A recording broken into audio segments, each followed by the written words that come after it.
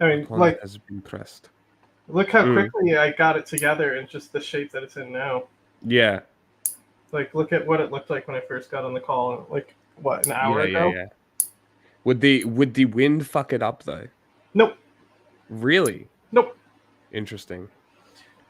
And That's it does. It's because there's no holding spray in it and stuff. Though it does need like upkeep, though. Yeah. Okay. Through the day. Yeah. But like that's what. So like I would do it in college because it would help me pay attention in class because I was just always doing my hair. Okay. Interesting. Like, it was like so it ingrained that tick on me. Yes. Know? Welcome to Democracy Now!, democracynow.org, The War and Peace Report. I'm Amy Goodman. WikiLeaks founder Julian Assange has returned to his home country of Australia, a free man, following a plea agreement with the U.S. government. Assange landed in the Australian capital, Canberra, today to cheers from supporters. His arrival caps a more than 12-year legal ordeal after Assange published classified documents detailing U.S. war crimes in Iraq and Afghanistan. Press freedom groups have denounced successive U.S. administrations for targeting Assange, who faced 175 years in a U.S. prison if he'd been extradited and convicted on espionage and hacking charges. On Tuesday, Julian Assange flew from London to the Pacific island nation of Saipan in the Northern Mariana Islands, where he's pled guilty in a U.S. district court to a single felony count of illegally obtaining and disclosing national security material. He was granted credit for time served during his imprisonment at London's Belmarsh prison and allowed to walk free. This is Assange's lawyer, Barry Pollack. The court today determined that no harm was caused by Mr. Assange's publications. You mean to tell me what happened is he finally went to trial and they said, basically, oh, well, you already served the time for the felony. You're free to go. You've been torturing yourself for years. Didn't I say that America was going to do this? Yes. We know that they were newsworthy. We know that they were quoted by every major media outlet on the planet. And we know that they revealed. That's the thing. Is just like, of course, these charges were never going to stick in a U.S. court, right?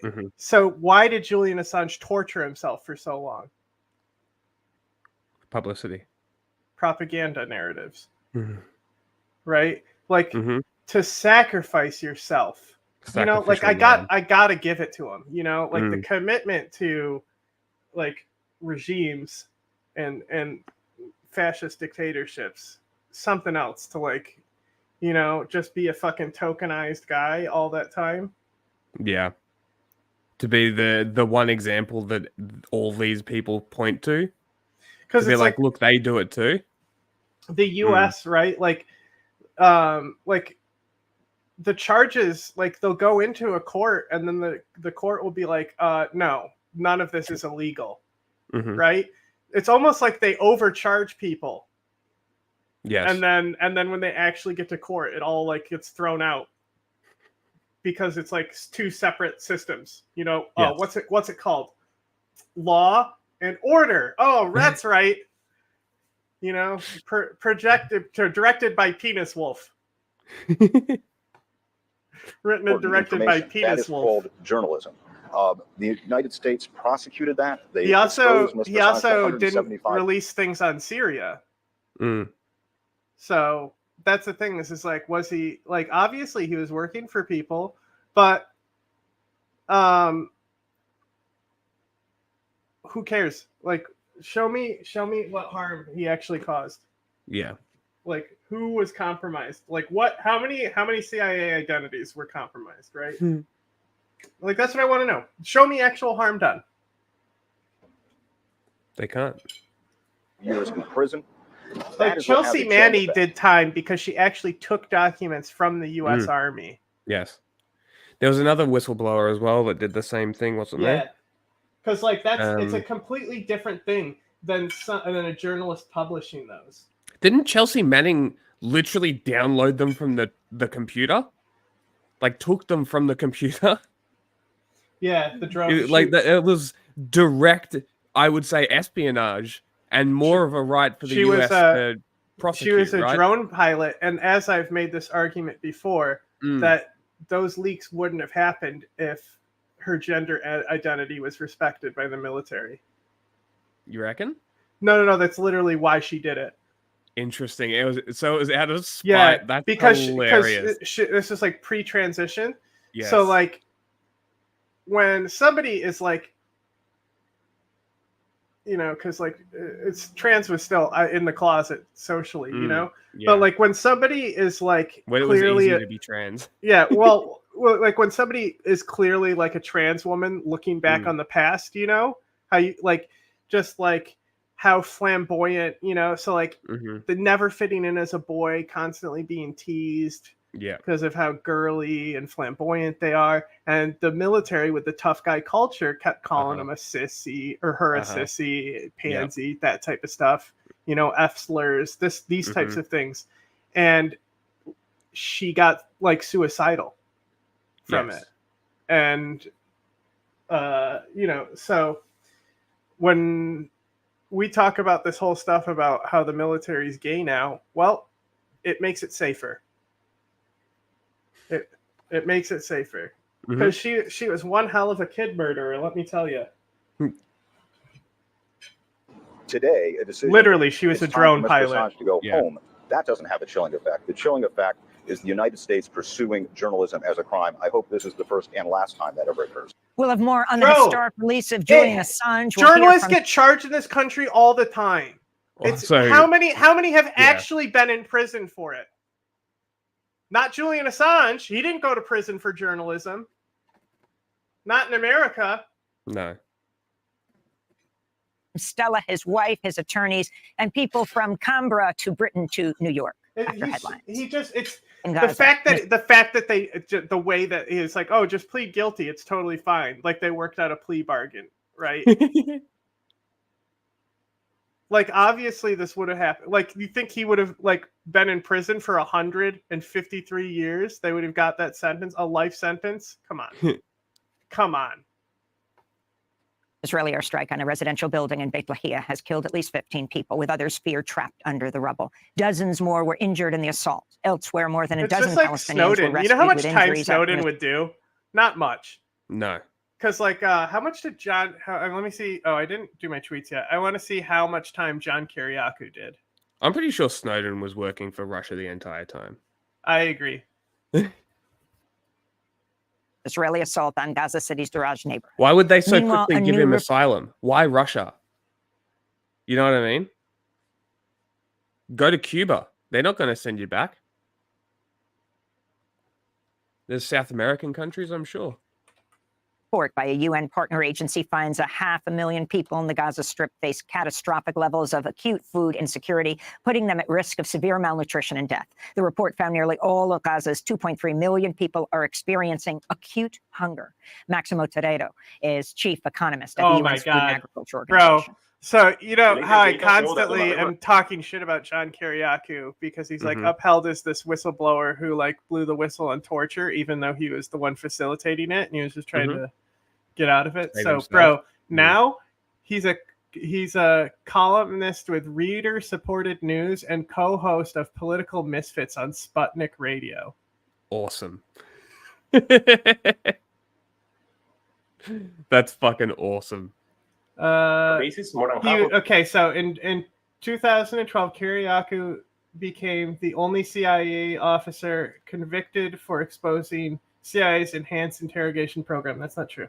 Having passed classified information to a reporter, he pleaded guilty and was sentenced to 30 months in prison.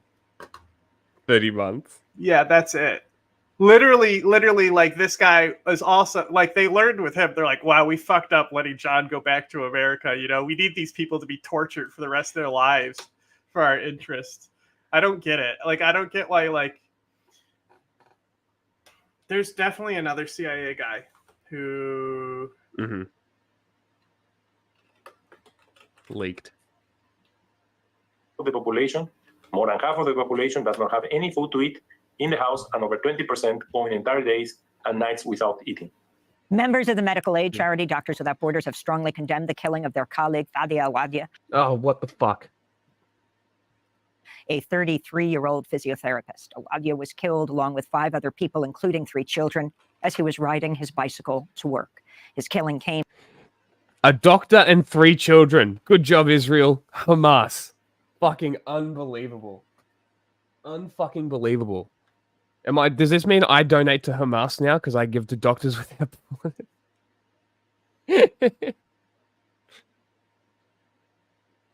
Oh well. It's a good cause. Fucking Israel scum. The United Nations warned it'll be forced to suspend aid operations across Gaza unless urgent steps are taken to protect humanitarian workers. Awesome. Meanwhile, a major new investigation carried out by dozens of journalists with a nonprofit Forbidden Stories has revealed at least 18 media workers were likely killed or wounded by precision strikes launched from Israeli drones in violation of the laws of war. At least 4 were wearing press vests at the time and were identifiable as journalists. The Committee to Protect Journalists reports at least 108 media workers are... Holy fuck. Look at that vest. The time and were identifiable as journalists. The Committee to Protect Journalists reports at least 108 media workers are among the more than 37,600.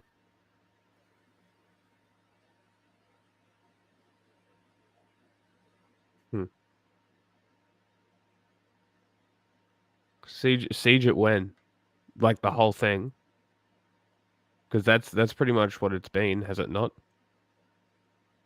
100 Palestinians killed by Israel's war on Gaza since October 7th, making it the deadliest conflict for journalists that the Committee to Protect Journalists has ever recorded.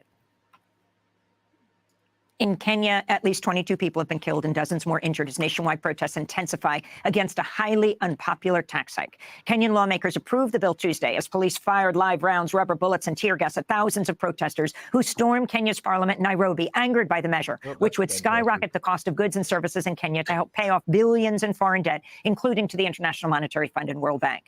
Demonstrations also continued in other parts of Kenya. These are protesters in the coastal city of Mombasa.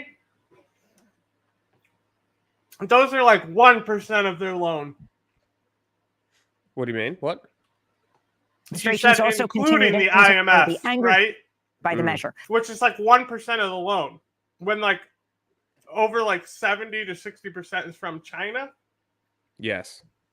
Why would you make it seem like it's just it's the IMF that's doing it when it's not? Because it's democracy now. Yeah, that's why I'm criticizing. But they're not immune to that kind of rhetoric either. You know, it's to be expected.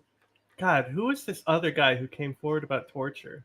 He actually wasn't a Russian agent, so he faded off into the shadows. Interesting. Which would skyrocket the cost of goods and services in Kenya to help pay off billions in foreign debt, including to the International Monetary Fund and World Bank. Demonstrations also continued in other parts of Kenya. These are protesters in the coastal city of Mombasa. The taxes are so high. We are being taxed our salary, and any other thing that you are going to buy with the little that you're remaining with is if only Australians rioted. So I think, let us just demonstrate. We don't want it to be amended. We want it to be rejected in totality. And let us just kill the snake before it lays eggs. We are fighting for ourselves because our future is in our own hands. If actually left them direct us on how we're going to on how they're going to direct in this country, is going to be war unto us, and we're not going to let that happen. And that is what today we have showed up in big numbers. Because they're very passionate, so it's hard to hear because of how fast they're already talking it, because they're fired up. Their heart rates are high, you know. We're not scared. We're going now to I can hear it perfectly. Today, tomorrow. We are fighting for ourselves because our future is in our own hands. If actually left them direct us on how we're going to on how they're going to direct in this country, it's going to be war unto us, and we're not going to let that happen. And that is why today in Mombasa we have showed up in big numbers. We're not scared. We're going to show up today, tomorrow, and even the next day. We'll have more on Kenya later in the broadcast. I don't know. We'll go to Nairobi. Kenya's people is like making me feel like it's got a better democracy than us. Yeah, I'm kind of getting the same vibe, honestly. Although the whole killing of protesters is kind of like, ugh. Yeah. To speak with, among others. Hot take. It was only 12, which is like amazingly low for 12. It was 22. Oh, okay. So 2 dozen, right? So like that's still amazingly low because like most protests, like hundreds of people are shot. Yes. You know? Yes. Like for the region, only 22 is very low. Yeah. Like fucking Euromaidan was 100. Yes. Iraq was a few hundred a few years ago. Imagine Syria how much Tiananmen still Square happening. was. Myanmar still happening. Mm-hmm. Yep. Like imagine how many people actually died at Tiananmen Square. You've seen the pictures, I'm sure. Well, like you can. Like, there's pictures of people bruh. and their brains aren't in their heads anymore. Yeah, it's fucking crazy. There's a lot of dead students there. Obama's half-sister, Alma Obama, who was tear-gassed yesterday by Kenyan police. This comes as 400 Kenyans who was to speak with, among others, President Barack Obama's half-sister, Alma Obama, who was tear-gassed yesterday by Kenyan police. This comes... It's a small world. Yeah, well, like, his brother is like a crazy Trump fascist. That's hilarious. Half brother on the Kenyan side. Fucking hell. He's just Kenyan now. Yeah, I bet. Get that bag. Soldiers arrived in Haiti Tuesday. It's the first contingent of U.S.-backed troops sent to combat worsening gang violence in Haiti. Many Haitians have opposed the mission, saying past international interventions have contributed to political destabilization and humanitarian crises in Haiti. Here in New York, Westchester County Executive George Latimer has defeated Progressive Congressmember Jamal Bowman following the most expensive primary race in U.S. history. Latimer was encouraged to launch his primary challenge for New York's 16th congressional district by the Democratic Majority for Israel Political Action Committee after Bowman repeatedly called for a ceasefire in the Gaza Strip and accused Israel of genocide. Outside spending in the race topped $23 million, much of it from pro-Israel groups like AIPAC. Other supporters of Latimer included Onward Together, Hillary Clinton's PAC, and Nelson Peltz, a Republican billionaire who's backing Donald Trump for the presidency. Awesome. Jamal Bowman spoke to supporters after his primary defeat Tuesday night. This movement has always been about justice. It has always been about humanity. It has always been about equality. And it has always been about our collective liberation.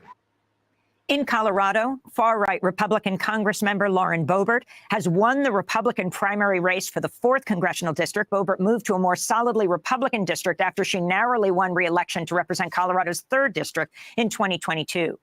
Lauren Boebert is a far-right Trump supporter and election denier and infamously vowed to carry her Glock pistol on the Capitol grounds. That was such a funny... Do you remember that? Officials accused of orchestrating missile strikes. Actually. I do not. I found him. Okay. Oh, you finally found him? I finally found him. So let's see what he was. Actually, he might not have been CIA. Let me check. He was a former intelligence officer. Okay. So he spent 20 years in clandestine field operations. Okay. So his book, right, a memoir which describes his involvement in the interrogation of a high-value detainee at a black site. Yeah. Tells the story of the brutal interrogation of a man who was believed to be a top Al-Qaeda operative but later turned out to be innocent. Who does that sound like? Sound like Abu Zubaydah? A little bit. Because it most likely was. Mm-hmm. He determined that the suspect was not who he was supposed to be. Found rendition stupid, bad tradecraft, and the operation to be a house of cards, like much of the war on terror. But yeah, like he snitched on all this shit.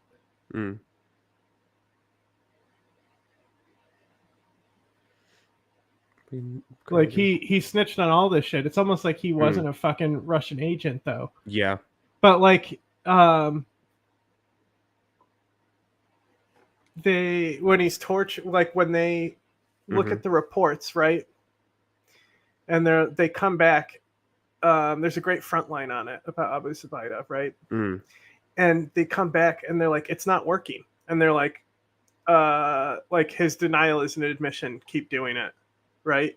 And so like this guy and whoever else was involved literally were like, it destroyed them. They still did it, but it destroyed them. They were breaking down into tears and stuff, right? They still tortured him. Some of the worst things that did happen to him happened from these guys, right? And he asked, like, what about the Geneva Conventions before the session start? And he goes, and the guy, his fucking boss, basically was like, what flag do you serve?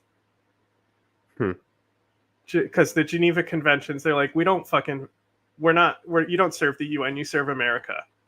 There is no Geneva Convention. This is basically what they were saying. Gotta love that. On Ukrainian electric power plants, which is a war crime. The ICC warrants against former Defense Minister Sergei Shoigu and military general Valery Gerasimov were welcomed by U.S. officials. Neither Russia nor Ukraine nor the United States is a party to the Rome Statute, which established the ICC. The Biden administration's attempted to discredit the court's jurisdiction as it's seeking arrest warrants for Israeli Prime Minister Benjamin Netanyahu and Defense Minister Yoav Gallant for possible war crimes committed in Gaza. Gallant met with Secretary of State Antony Blinken in Washington, D.C. this week and posed for photos together. And in Russia, a closed-door trial is underway in the city of Yekaterinburg for U.S. citizen Wall Street Journal reporter Evan Gershkovich. Russian prosecutors accuse him of collecting secret information about a military factory for the CIA, charges the Wall Street Journal calls baseless. Earlier today, Gershkovich made an appearance in a glass cage inside a Russian courtroom. His head was shaved. He appeared weird how we're not treating this guy like Assange, and he's barely talked Wilson, about. The U.S. Consul General at the U.S. crazy, Embassy in right? Moscow, said Russian officials have not provided consular access to Gershkovich. Have you managed to visit Evan? Here? Yeah. No, we have not. Are you going to? Is it allowed? I don't know. Oh, we put in a request. If convicted on espionage charges, Gershkovich faces up to 20 years in a Russian penal colony. And those are some of the headlines. This is Democracy Now!, democracynow.org, The War and Peace Report. I'm Amy Goodman in New York, joined by Democracy Now! Co-host. Okay. We start the day's other headlines with an unfolding situation in Bolivia, where the president says the country is facing an attempted coup. Armored vehicles have rammed the doors of the government palace in the city of La Paz. Tanks could be seen entering the city's main square, and armed military police with riot shields marched the streets. President Luis Arce took to social media, posting a video of himself, flanked by his ministers, to call for, in his words, democracy to be respected. Bolivia has seen increasing protests in recent months over the nation's recent economic decline. Israeli Defense Minister Yoav Gallant said today there's been significant progress in addressing the issue of U.S. weapons supplies to Israel. His comments came as he wrapped up a visit to Washington. Last week, Israel's prime minister frustrated allies after saying the Biden administration had been withholding arms shipments for months. U.S. officials said they'd only held back one shipment. Netanyahu also said he was committed to a U.S.-backed ceasefire deal after giving mixed messages about his stance. And today, Gallant affirmed that Israel fully supports it. We stand firmly behind the president's deal, which Israel has accepted, and now Hamas must accept or bear the consequences. We are committed to bringing the hostages home, with no exception. On the ground in northern Gaza, ambulances arrived today at the site of an Israeli airstrike on the Jabalia refugee camp. A hospital official says at least 13 people were killed in the attack. WikiLeaks founder Julian Assange is back in his home country of Australia. He arrived hours after pleading guilty to obtaining and publishing U.S. military secrets. Assange embraced his wife Stella, who had long fought for his release. His return closes out a 14-year legal battle, which included 5 years in a British prison. The White House said today it was not involved in the deal that led to his release. Today, the U.S. Supreme Court sided with the Biden administration over its... Hot take. We should care more about Abu Zubaydah's imprisonment than Julian Assange's. Julian Assange made a prison of his own design. He tortured himself. Nobody's speaking up for Abu Zubaydah. This is true. PBS did. No, PBS did as well. They also just made they made a movie with Adam Driver plays the guy where they exposed the torture report, and it's about the torture report. Yes, I've seen that movie. Yes, very good. It's Kathy Bates is in it as well. Kathy Bates is Dianne Feinstein. I think so. Because Dianne Feinstein was like instrumental, like she's the reason why that report saw the light of day. You know, I respect her a lot for it. You know, considering how poorly her fucking exit of government was.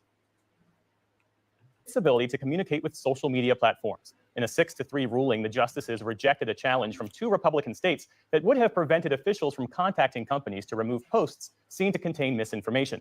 The White House welcomed the ruling, saying it helps the Biden administration continue our important work with technology companies to protect the safety and security of the American people. Seriously, devastation though? across the Like, Midwest and Central Plains. These laws are the so clear focus tonight is necessary. floodwaters. We really like Germany. It's funny that so much information warfare is headquartered out of Germany. That's on behalf of like Russia and stuff. Yeah. Because inside Germany itself, like they have the resistances to it because they hate free speech there, right? So they hate free speech, but they're a Western country, so they're practical about the policies that came into play that ended up countering information warfare. While I don't agree with all of them, of course, they need to happen. It's ridiculous. People live in like so much unreality now. Yes, they definitely do. Start to especially recede. with boomers with Facebook collapsed. AI. Streets and houses washed clear off their foundations. A house that we showed you yesterday, teetering on the edge of an eroding riverbank in Minnesota, fell into the rushing river overnight. The family had been evacuated beforehand. Parts of Nebraska, Iowa, South Dakota, and Minnesota have been swamped by torrential rain. Up to 18 inches of rain fell in some areas. Hundreds of people were rescued, and at least 2 people died after driving in flooded areas. Kenya's president said today he will not sign a controversial finance bill after protesters stormed the country's parliament yesterday. A human rights group says at least 22 people were killed in the violence. Today, soldiers and police patrolled the streets of Nairobi as workers cleaned up debris left behind. The unrest started as lawmakers passed a bill that would have raised taxes to pay off the country's debt. Critics argued it would have added further pain to Kenyans already living in poverty. In a televised address, President William Ruto acknowledged that the bill caused, quote, widespread dissatisfaction, and he called for national unity. And I am therefore proposing that because we have gotten rid of the Finance Bill 2024, it is necessary for us to have a conversation as a nation going forward. The White House has condemned the violence and urged the Kenyan government today to, quote, respect the rights of all its citizens. The Episcopal Church elected Sean Rowe as its new spiritual and executive leader today. The 49-year-old currently serves as the Diocese of Northwestern Pennsylvania. He'll replace presiding Bishop Michael Curry, who was the first Black leader in the church's 239-year history. Curry was an outspoken advocate of racial justice and LGBTQ plus equality. He rose to global prominence in 2018 when he delivered a rousing sermon at the widely televised marriage of Prince Harry and Meghan Markle. And Wall Street posted minimal gains today, even as Amazon's market value crossed $2 trillion. No, not the markets. In the day's other headlines, Israel's Supreme Court ruled that the military must draft ultra-Orthodox Jewish men for mandatory service. The unanimous decision ends decades of broad exemptions. It also deals a political blow to Prime Minister Benjamin Netanyahu and his governing coalition, which had long objected to this move. And it comes as Netanyahu's defense minister, Yoav Gallant, is in Washington for meetings with Pentagon officials. As the war grinds on in Gaza and fighting between Israeli forces and Lebanon-based Hezbollah intensifies, Defense Secretary Lloyd Austin said diplomacy is key to avoiding a second front. Hezbollah's provocations threaten to drag the Israeli and Lebanese people into a war that they do not want. Such a war would be a catastrophe for Lebanon, and it would be devastating for innocent Israeli and Lebanese civilians. In the meantime, UN officials told Israel they will suspend aid operations in Gaza unless urgent steps are taken to protect humanitarian workers on the ground. Kenya's president has vowed to maintain calm, quote, at whatever cost, after protesters stormed the nation's parliament today. Frustrations boiled over as legislators passed a finance bill that imposes new taxes. Television cameras that followed the protesters inside showed the seat of government ransacked and vandalized. Outside, police fired live ammunition and hurled tear gas to disperse the crowds. Health officials say at least 5 people were killed. Both the U.S. State Department and United Nations have condemned the violence. The International Criminal Court in the Netherlands issued arrest warrants today for 2 Russian officials. Former Defense Minister Sergei Shoigu and Military Chief of Staff Valery Gerasimov are charged with war crimes for targeting Ukrainian power plants. The pair are unlikely to be detained as Russia doesn't recognize the court's jurisdiction. It's Russia's so Security funny Council that like, blasted the the U.S. decision, gets calling to play it, it both quote, ways, where they're like, we're also, oh, good job, court. Also, we're suing you. Stop it. Leave our baby boy alone. He's done nothing wrong except kill a lot of people. The West's hybrid warfare against our country. A U.S. State Department spokesperson says the U.S. supports any and all prosecutions of Russia's actions in Ukraine. Putin? So we have made clear that whoever there have been in atrocities Russia committed by Russian forces. That's in not their hybrid illegal invasion warfare. of Ukraine, and that there ought to be. accountability for those atrocities. We support a range of international investigations into Russia's atrocities in Ukraine, including the one conducted by the ICC.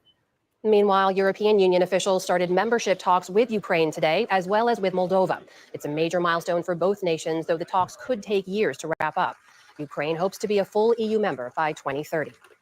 A New York judge has partially lifted the gag order on Donald Trump from his hush money trial. The decision comes just days before the former president squares off against President Joe Biden in the first presidential debate. Trump can now comment publicly about the jurors and witnesses in the case. Oh, really? Includes his former lawyer, Michael Cohen, and adult film actress Stormy Daniels. But he's still barred from speaking publicly about court staff, including the judge himself, as well as the prosecution and their families. Trump's lawyers vowed to challenge today's decision, saying the gag order should be lifted completely. Norfolk Southern withheld key information during the response to last year's train derailment near East Palestine, Ohio. That is according to new findings by the National Transportation Safety Board. Dozens of cars fell off the tracks during the February 2023 crash, some containing toxic gases. Company officials advised firefighters to release those gases from several overheating cars to avoid an explosion.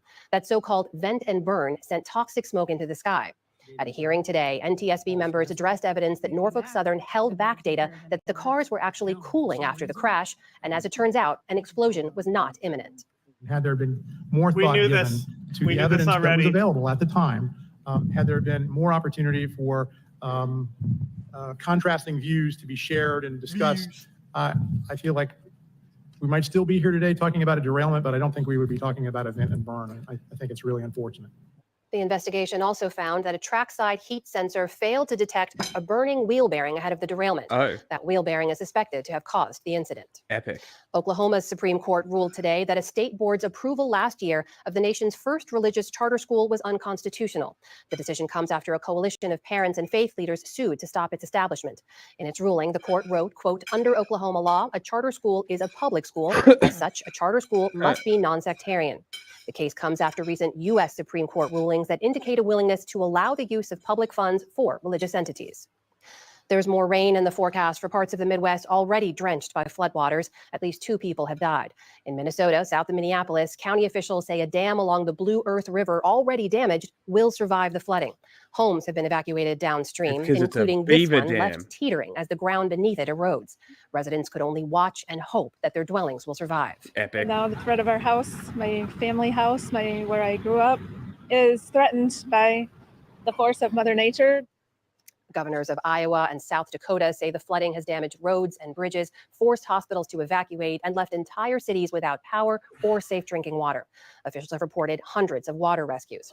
All this as the very same areas remain under heat warnings, many temperatures feeling 100 degrees or higher.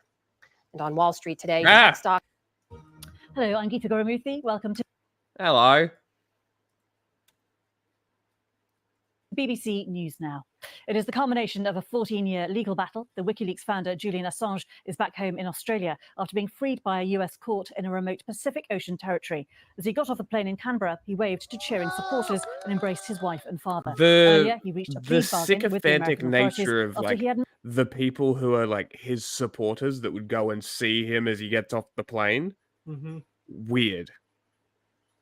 You mean Claire Daly? Weird. It's as weird as like. You mean Claire Daly fans? Like politician supporters and shit. It's weird. Admitted one charge of breaching the Espionage Act for leaking thousands of classified documents. The judge sentenced him to the time he'd already served in a London prison. He previously spent 7 years holed up in the Ecuadorian embassy in London, where he'd been granted asylum.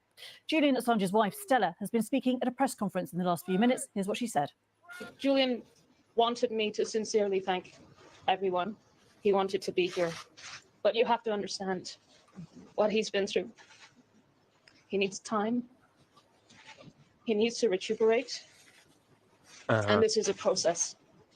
Everything that he's been through by choice. To give us that space, today is shown. to give us privacy, to find our place, to let our family be a family before he can speak again at a time of his choosing.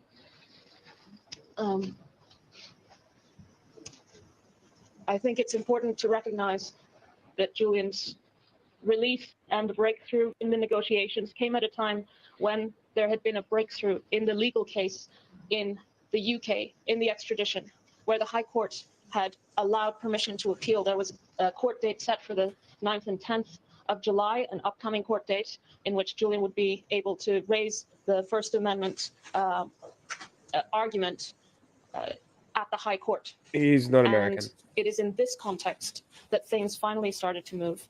I think it revealed if he was extradited, he would fall under American law. Because he'd be in American borders. I mean, that's just how extradition works. Sure.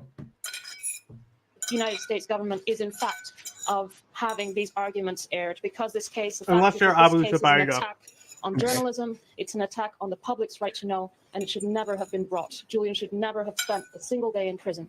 But today we celebrate because today Julian is free. In a press conference a short time ago, at that same press conference, Jennifer Robinson, human rights lawyer, talked about the conditions of Mr. Assange's release. We are absolutely delighted, after a very long and complex negotiation with the US government, that we've reached this plea deal that enabled him to come home to Australia as a free man. The agreement is that he will spend no more time in prison. The terms of the plea deal are, unfortunately, in order to win his freedom, Julian pleaded guilty to conspiracy to commit espionage for publishing evidence of US war crimes, human rights abuse, and US wrongdoing around the world. This is journalism. This is the criminalisation of journalism. Not really. And while the plea deal does not set a judicial precedent, it's not a court decision, the prosecution itself sets a precedent that can be used against the rest of the media. Well, I speak to Phil Mercer, our Sydney correspondent, for more on this case. Well, certainly Julian Assange has been a polarizing figure over the whole course of his WikiLeaks career, and that hasn't changed. He is now a free man. He's arrived to, in some... It's his fault Hillary didn't Australian win. capital, a hero's welcome, certainly among his supporters. But there are his detractors here in Australia. We've been hearing from some conservative politicians who believe that Julian Assange simply doesn't deserve this sort of special treatment. He doesn't deserve a phone call they're with politicians. The Australian They're Prime lower Minister than and, scum. those conservative lawmakers. I would rather have a beer with a normal person. Actually, no. Even better. I'd rather have a beer with someone from some rich suburb in a $20 million house than I would ever sit down with a politician. I'd rather have a beer with Assange than a politician. Yeah. There you go. I'd rather have a beer with Putin than an Australian politician. I wouldn't, because you're I'd all be scared trash. I've been poisoned. I would make him try the beer first. Then he's going to think you're trying to poison him. Them no drinks. Here in Australia points out that Julian Assange was not wrongfully detained in the United Kingdom. He was not a political prisoner. However, on the other side of the debates, you have people such as his wife Stella and many other people who believe that this was politically motivated. So really, in answer to your question, he was a polarizing figure, and he still will be. So quite clearly, the campaign to secure Julian Assange's freedom is now over, but the debate about what he did and what WikiLeaks did back in 2010, that debate will continue to rage for a very long time. And one journalist in the questions did raise the actions of WikiLeaks over Hillary Clinton's emails. Oh my God! Of course, oh my God! They're doing it. They're doing it. It's Hillary. It's his fault. It's not Hillary's fault she wasn't elected. It's Assange's. What they did and how WikiLeaks act. Hillary didn't do anything heard wrong. in the last few days from she was from perfectly Mike Pence, electable, former and then Vice Assange President, came who believes that along the and plea did deal the email that US server prosecutors scandal. offered Julian Assange, and one that he's obviously taken, was a miscarriage of justice. Phil Mercer, there, our Sydney correspondent. Well, we heard Phil discuss some of the opposition to Julian Assange, and the former US Director of National Intelligence, James Clapper, spoke to Nick Robinson on the BBC's Today programme earlier today. First, what he did was wrong and illegal. And wrong and illegal. Does that Does that mean that some wrong things that are legal, but who also determines some what's right wrong? things are illegal?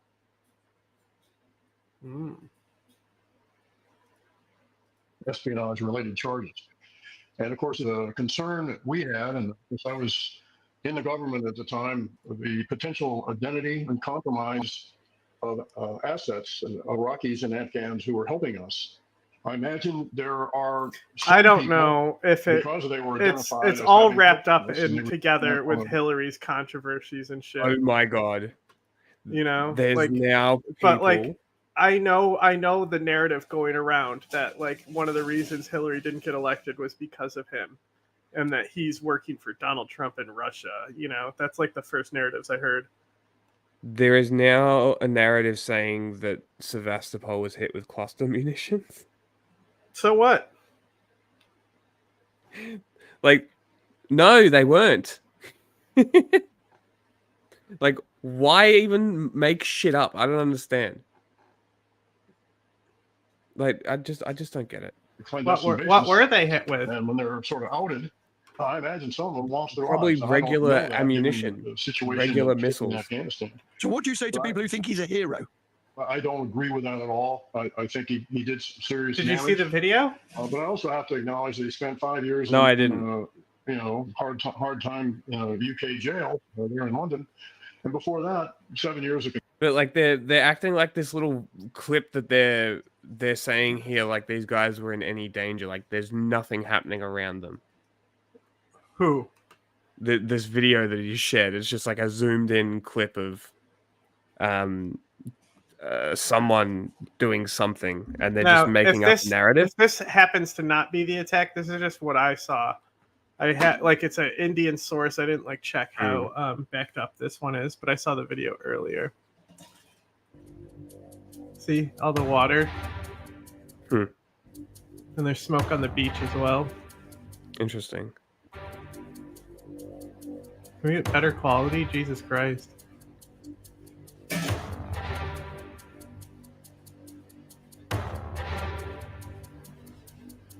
I see no indication Mhm. of anything. They could be literally anywhere.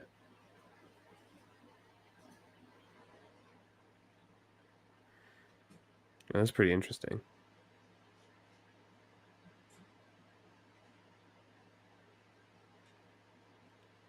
Like I'm gonna need more than just an one Indian source. Well, there's just a few videos.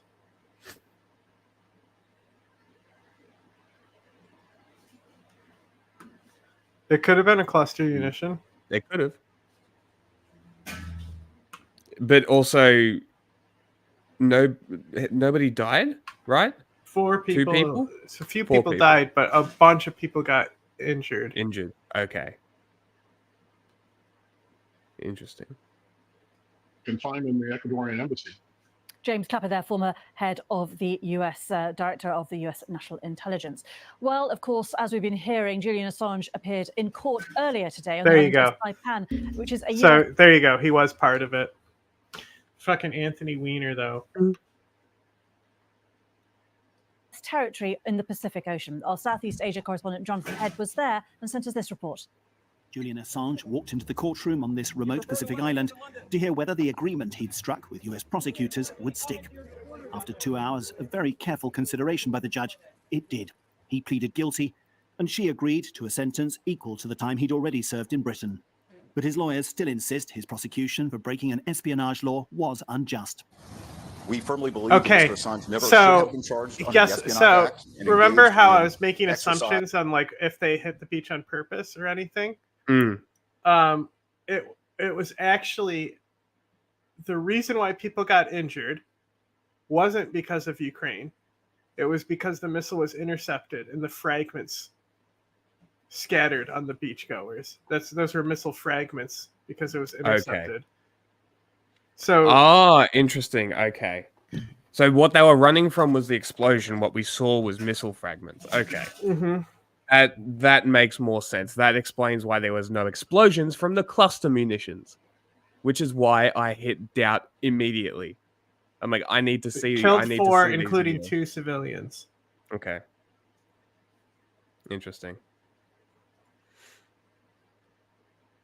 So there you go. Because like before we were like, you know, we were talking about like would Ukraine strike beachgoers? Yeah. You know, like you know, just not even looking up what actually happened, which we should have at the time. Yes. It's what we should have done first. That journalists I assumed somebody from Ukraine would be in the chat to tell me. That's why I didn't. Mm. that they do. Yeah.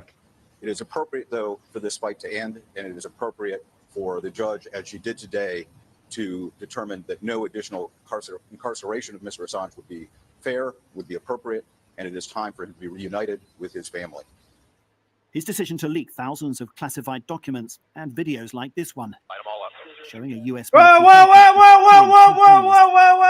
Oh, thank God they cut out the part where they shoot him.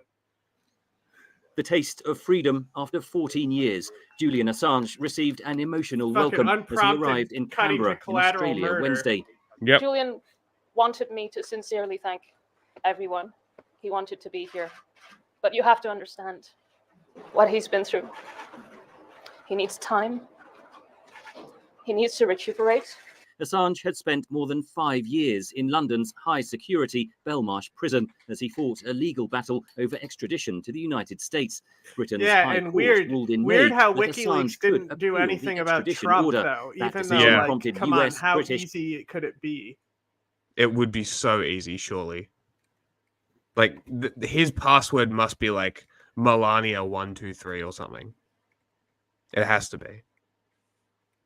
Actually, no, it'll probably be what's his daughter's name? The one he wants to fuck? Ivanka. My daughter, Ivanka. And Australian authorities and Assange's legal team to negotiate a deal that saw Assange plead guilty to one charge of espionage. He was flown on Monday evening from London to the US Pacific territory of Saipan, where a brief court hearing concluded the prosecution. The 52-year-old was sentenced to the equivalent of the time he had already spent in prison. He walked free on Wednesday morning. In order to win his freedom, Julian pleaded guilty to conspiracy to commit espionage, publishing evidence of we've US heard all the war crimes, takes. human It's just gonna.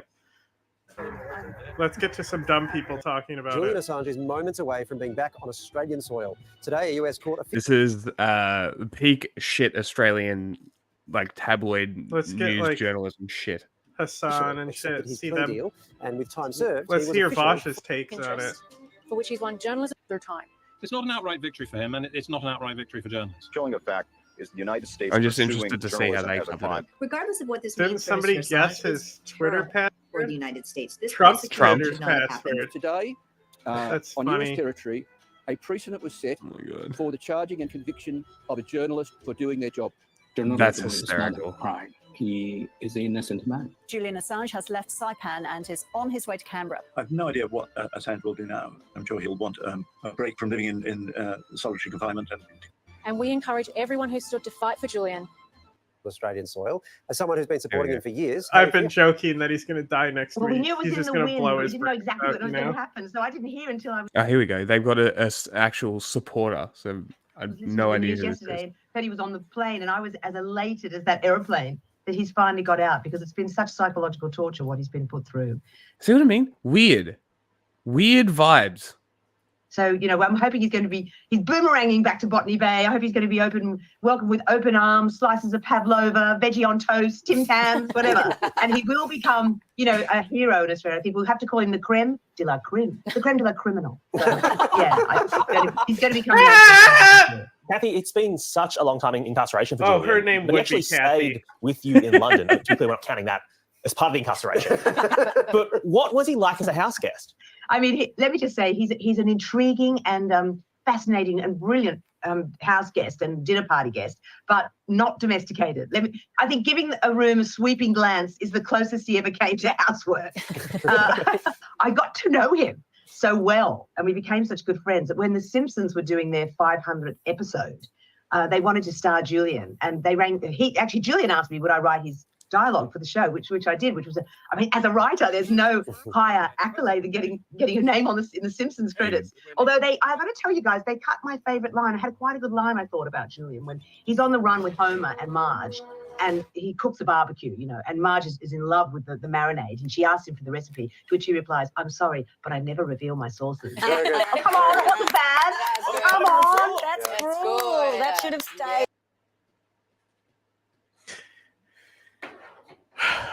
This is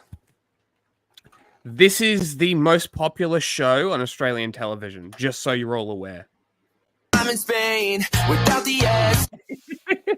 This is the Australian journalism. This is why Friendly Geordies is considered the best journalist in Australia. Is because this is who he's competing with. What are you talking about? News Baby is the best. Hands down. Welcome to the News Hour. WikiLeaks. Nobody holds a candle to News Baby. Oh boy. I bet you this guy doesn't even know who Abu Zubaydah is. Unbelievably, they actually cut a deal with Assange. Now, I've said this a million times before. I hate Assange. I think that he's a weaselly, disingenuous, like basically enemy of freedom and democracy. I think that like him being anti-American is obvious, but kind of a cover for his real principles, which is that in many cases he's like pro-Russian. Basically, he like there are so many. If you look both at his like personal comments and his overall behavior and the way in which he handled his leaks, like man was absolutely not like a an advocate for sort of freedom and transparency the world around. All that being said, we still support our whistleblowers, even if we don't support these whistleblowers. A plane carrying WikiLeaks founder Assange departed Bangkok after refueling Tuesday, taking him to Saipan to enter a plea deal with the U.S. government that will free him and resolve the long legal case over the publication of a trove of classified documents. We do want legal protection for whistleblowers because if they are prosecuted or hounded for the rest of their lives, it is a deterrent to future whistleblowers. We want we want them to be legally protected, even if he personally is an asshole. Imagine if it was a Boeing plane. Yeah, it's still possible. Boeing does work with the U.S. government. They could pull out a hat trick. He's expected to plead guilty to an Espionage Act charge of conspiring to unlawfully obtain classified national defense info, according to the U.S. Justice Department, a letter filed in court. You'll still see jokes about Firestone tires, right? Like yes, Firestone, Boeing. Yes, like that's so significant. The Firestone tires, and also was it the Pinto, where if it got rear-ended, it would explode? It would blow up? Yes. Yeah, it was the Pinto, yep. So, like, Firestone, anytime I see a commercial for Firestone tires, all I can think about is that, right? Like... Wait, what happened with Firestone tires? Oh, the tires were defective and were, like, basically catching fire when you hit the brakes. Oh, cool. They were causing accidents. There was a whole recall of Firestone tires. Oh, crazy. It's funny that they were called Firestone. That's very funny.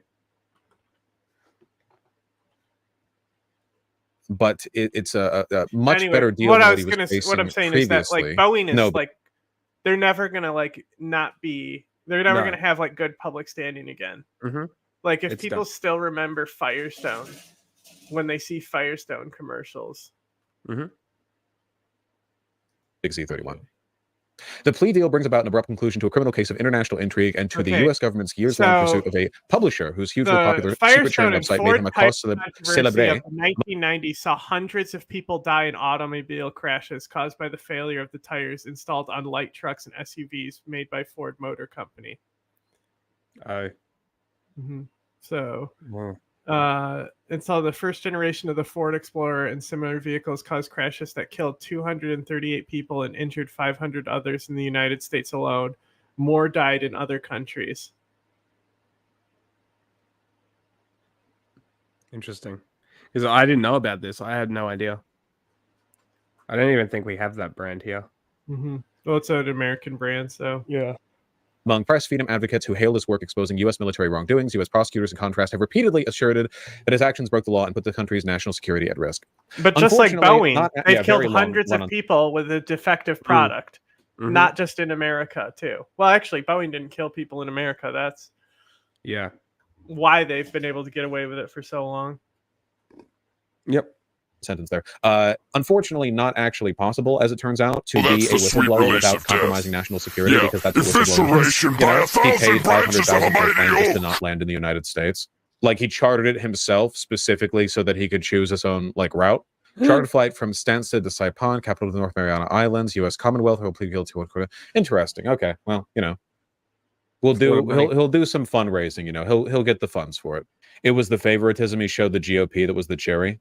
Yeah, I mean, I fully believe that he's effectively been acting, at least at times, an agent of the Russian government. Yeah. And people take that phrase so seriously. People go real crazy with that. It's not like a secret that there's tons of financial ties between right-wing parties all around the world. And the Russian. I thought he was going to say talking about the word agent because people don't understand what that means.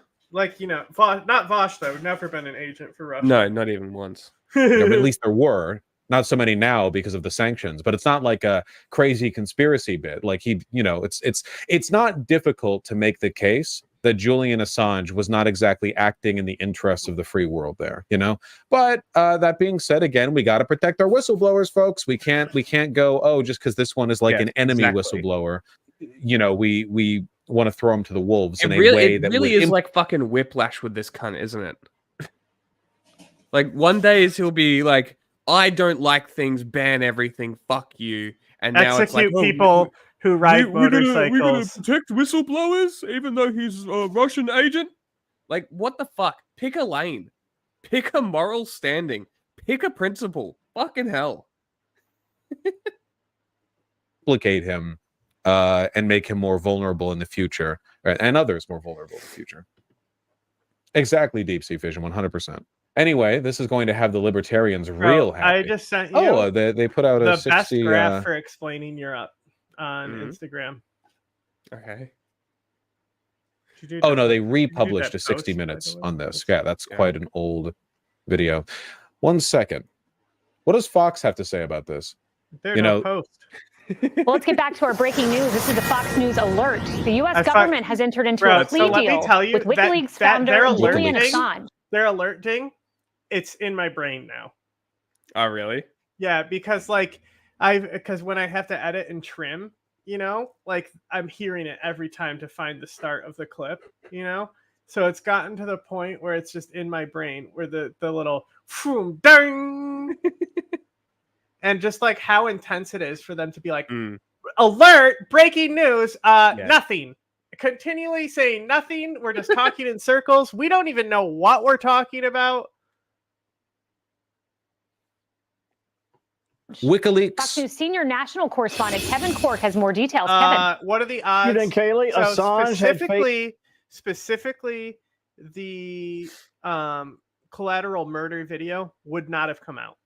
It's known, like the U.S. was already in legal battles with those journalists' families that the Apache shot, right? Saying that like, nope, didn't happen. He must have been with insurgents, right? Like gaslighting his family when they knew and they had it, right? And they had it put aside too. Like, why did they put that aside, huh? You know? So the fact it wasn't destroyed is pretty amazing. Like if they had torture tapes. If they had destroyed it, would they have been able to prove that it was destroyed? I feel like that would be easier. Yes. No, they would. So like anyway, with because the fucking Palpatine, John Rizzo, okay? You got to look at him sometimes. That's lawyer for the CIA who literally is the reason why torture happened. Very cool. So like he's literally exactly like Palpatine, but he's like talking about how he's like, don't destroy the tapes of the, you know, because he was saying because he's arguing that the tapes will show that the torture wasn't bad or something, you know. And he's like, and then they faxed me back. They said the tapes were destroyed. I was devastated, you know. And it's like, you mean the evidence that implicates he was destroyed? You're torn up about that? Seems kind of sus, Palpatine. I'm sure you didn't order them destroyed. He's just fucking covering his ass by saying, I definitely told him to not do it.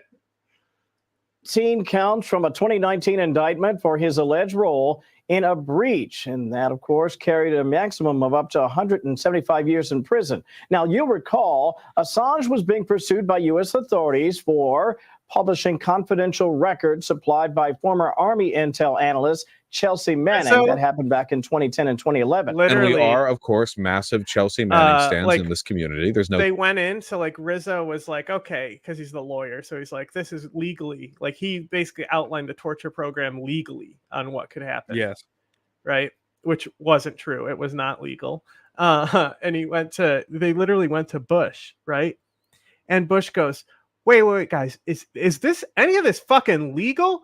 And Rizzo literally was like, I will make it legal. Like, I'm not kidding. He is straight up really actually Palpatine in real life in the flesh. Wild. Okay. So getting around that, no two ways about that. You know, we are in fact Chelsea stands. U.S. officials allege that Assange goaded him or them into obtaining thousands of pages of unfiltered U.S. diplomatic. Fox News fall into woke. I like the half compromise there, where they didn't want to call Chelsea Manning he, but they also didn't want to go with she, so they were like, they. Cables that potentially endanger confidential sources. The material also apparently included U.S.-Iraq war-related activity reports and information related to Guantanamo Bay detainees. But tonight, Assange has agreed to plead guilty to Go back a to the felony Guantanamo charge. thing. do more of that. And as part of a deal with the DOJ, he will avoid imprisonment here in the U.S. Now, under this new deal, DOJ prosecutors will seek a 60. Is Chelsea Manning trans or something? Yes, Chelsea Manning went like, yeah, I am going to like be complicit in revealing the crimes of the U.S. government, and then while public scrutiny is on me, perhaps more so than anyone. Like at that moment, like the center character of this entire dynamic, I will also announce I am now transgender. And then she like survived all of that, and she plays games on Twitch sometimes, doesn't she? She literally like fucking Grimes ended up befriending oomphs and like what was she playing, like Paradox games or something? We doing some Victoria 3 playthrough. I don't know what she played. She had dated Grimes, you know, just like the main character of transgenderism. At least for a time. I think she's been quiet for a bit. God bless her. Give her a chance to rest. 2-month sentence, which is equal to the amount of time that Assange has already served in London, allowing him to immediately return to his native country of Australia. Now, this deal still has to be approved by a judge, a federal judge, but it would appear tonight that Julian Assange may be on his way home. Oh my God! What if a federal judge says no? Surprisingly neutral coverage. You know, I don't know if you guys remember, but Obama hated Assange. Trump hated Assange. You know. Got another Fox News alert for you. WikiLeaks founder Julian Assange is leaving the UK after accepting a plea deal agreement with U.S. authorities. He is heading to a U.S. federal. I really want to point out that Trump crying fucking Ross Ulbricht. If you really actually believe that he's going to do anything, why did he not do anything about Assange? Why would he do anything about Ross? On things like he's to do with the Silk Road, like it's drugs. Well, Trump is not pro-drugs. The reason why he didn't do anything about Assange is because clearly nothing needed to be done. The dude just needed to show up to a fucking court date. Sure, but he could have pardoned him, is the point. At any point, yeah. he could have. Well, no, I agree. He could have. That's my point. What I'm saying is, it was like so beneath the level of. Yes, but you're overanalyzing it. It was a political point. It was a promise that he made. It could have been an easy political win for him. They were like, he goes in there. He's like, "Can we pardon this guy?" He's like, "He's just got to show up to a court date. We're gonna let him go." Oh, okay, okay. Maybe we'll pardon somebody else then. Let's see some rappers.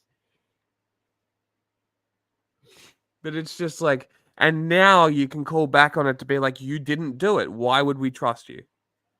But clearly, Trump supporters are that dumb that they'll cheer for any buzzwords that he says. So, federal court in the Northern Mariana Islands, where he will plead guilty to espionage charges. David Spun joins us live from Washington. Clinton hated him as well. Yeah, everyone hated him. Everyone hates him, you know? The White House. David, we didn't see this coming. You know, we really didn't. And this ends a nearly 15-year legal saga with Julian Assange of WikiLeaks. As Ainsley mentioned, he is heading right now to Saipan, the Northern Mariana Islands, which is a U.S. territory. In about 12 hours, guys, he will enter, or I should say expected to enter, that guilty plea. According to court documents released late last night, Assange will plead guilty to a charge of conspiring to unlawfully obtain and disseminate classified information relating to the national defense of the United States, which is part of the Espionage Act.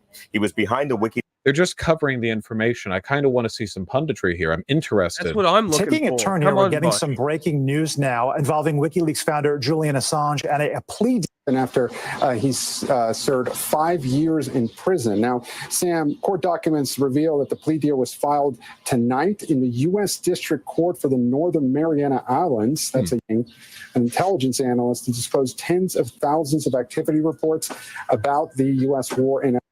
A huge development. Sort of complex Swedish authorities linked to rape allegations, flees to the UK. 2012, the UK says he can be extradited to Sweden. Assange bolts to the Ecuadorian embassy in London. He's there until he's extradited.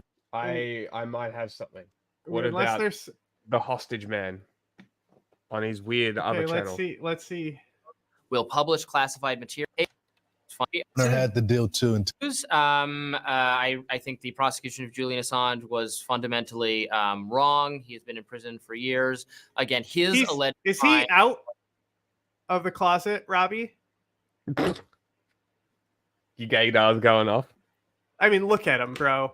It looks like he's got yoga pants on. Just publishing the information that he got from a third party, which information that he thought was in look, public come on, interest, look at him. That Come on. casts a negative light on he's like the US gay Michael Cera. You know, and Michael Cera is already fucking gay as hell. You know, so to be gay, Michael Cera, you're pretty fucking gay. Unusual behavior. Journalistic organizations like the New York Times and the Washington Post will publish classified material if they obtain. It's more of bottom energy. Interest. So nothing abnormal happened here. Where are you gay? The government went after him vigorously, forced him to live under in hideout in an embassy in Britain, and then he was eventually captured and in prison. Libertarians, even progressives, and many, frankly, on the right. Tucker Carlson was a big champion of freeing Julian Assange, and so have other people on Fox have been asking for this outcome and had put pressure on Trump to do so when he was in office. But it's finally happened under Biden. Yeah, I do think one of the claims was that he was basically egging Chelsea Manning on to hack into government computers to take the information, but it's obviously still not a justifiable reason for them to go after him the way that they did. And it's clear that the reason that they decided to try to prosecute him was because he. It's funny because they call it reason, and she can't pronounce the word. Or the support of a mainstream corporate media outlet. He did not have the institutional backing that so many of these journalists do. And I think it's an important reminder that citizen journalism and independent journalism in the United States. The goal is to have the universal news voice, and she doesn't have it. I can actually, because it's news. You have the universal voice that everyone has. Or you get back into that fucking control room like me.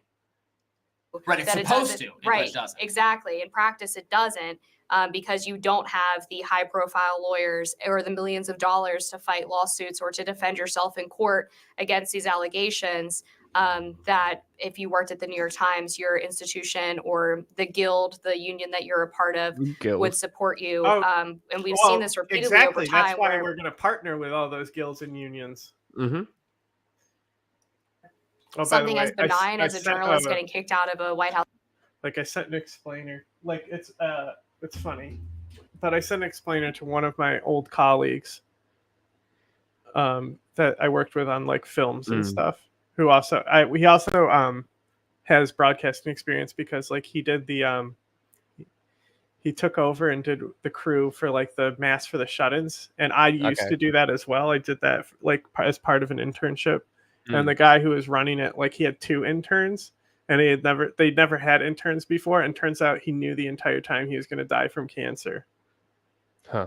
And like this guy, this guy literally is like not married, probably still a virgin, like, but he did the Catholic TV, you know, and he was good at doing it, filming that Mass for the Shut-ins. He was a real nice guy. You know, he reminded me of the guy on Instagram who says, "I'm calling the cops about the girl in the yoga pants." His videos. or getting kicked out of an event at the Rose Garden is a major cause for crisis. And you have the White House Correspondents Association coming out to defend them. And there's all of these people going on CNN and Fox and MSNBC to defend each other and talk about how unjust it was. But then somehow on Julian Assange, there were a bunch of journalists who were silent about his plight. Yeah, it really did get forgotten for several years, and there were not enough people talking about it. And then again, it's progressives, people on the left, including members of Congress, and then pull up the message Rand Paul type people on the Republican side, and Tucker and others who've kept that alive. We've obviously written a lot about it at Reason Magazine, closely followed his case. The timing is interesting. So like I was like I was like just catching up as part of the catch up to like because I was approaching him because I wanted because he's local and he already does like independent media stuff, right? Yeah. So I was like, oh, we basically want to do like Voice of America stuff without a profit motive. And he responds, if it helps Ukraine, let me know what I could do financially or physically. And then I sent him like a long thing, like explaining like what our future goals are with organizing unions and like how everything ends up helping Ukraine, because if we're going to African countries to support journalists there, because Ukraine is the breadbasket of the world, prices are rising because of the war in Ukraine. It's not something that people in Europe feel, right? But to really present that the war in Ukraine is making people suffer globally because of Russia, that's not something that anyone is really presenting, because the Euroids are fine. They're not really fucking feeling consequences like the world is. No, they're not. They have luxury. They can afford to not starve. Because Donald Trump was asked about this while speaking at the Libertarian National Convention a few weeks ago, and I think he said he would look into it. And he had promised to look into Ross Ulbricht, who is another who's is a libertarian affiliated, sort of lightly affiliated person who was imprisoned for. But it's just funny. Before I even really did the pitch or asked him if he was interested in being a part of it, he was just like, "I'll throw money at you." Marketplace where some illicit substances could be sold, and many libertarians feel that the way that was handled, I don't care. On it, reason was I'm very, bored. very wrong. That he has life in prison and he should be. This is fair. Okay, these guys suck. Let's get to some people dying. Let's. I want dead babies. Let's get dead babies. Dead babies. I'm calling the cops. Our second story about who is going to college. Enrollment among young Americans has been... Bro, no. Hang on. If it's about who is going to college, and then it cuts to a dog on campus. And it's like Air Bud, Air Bud goes to college. No, he's in college. That decrease mostly... There's no Air Bud lacrosse. Have you seen Inside Job? No, the animated show Inside Job. It's an animated show. It's excellent.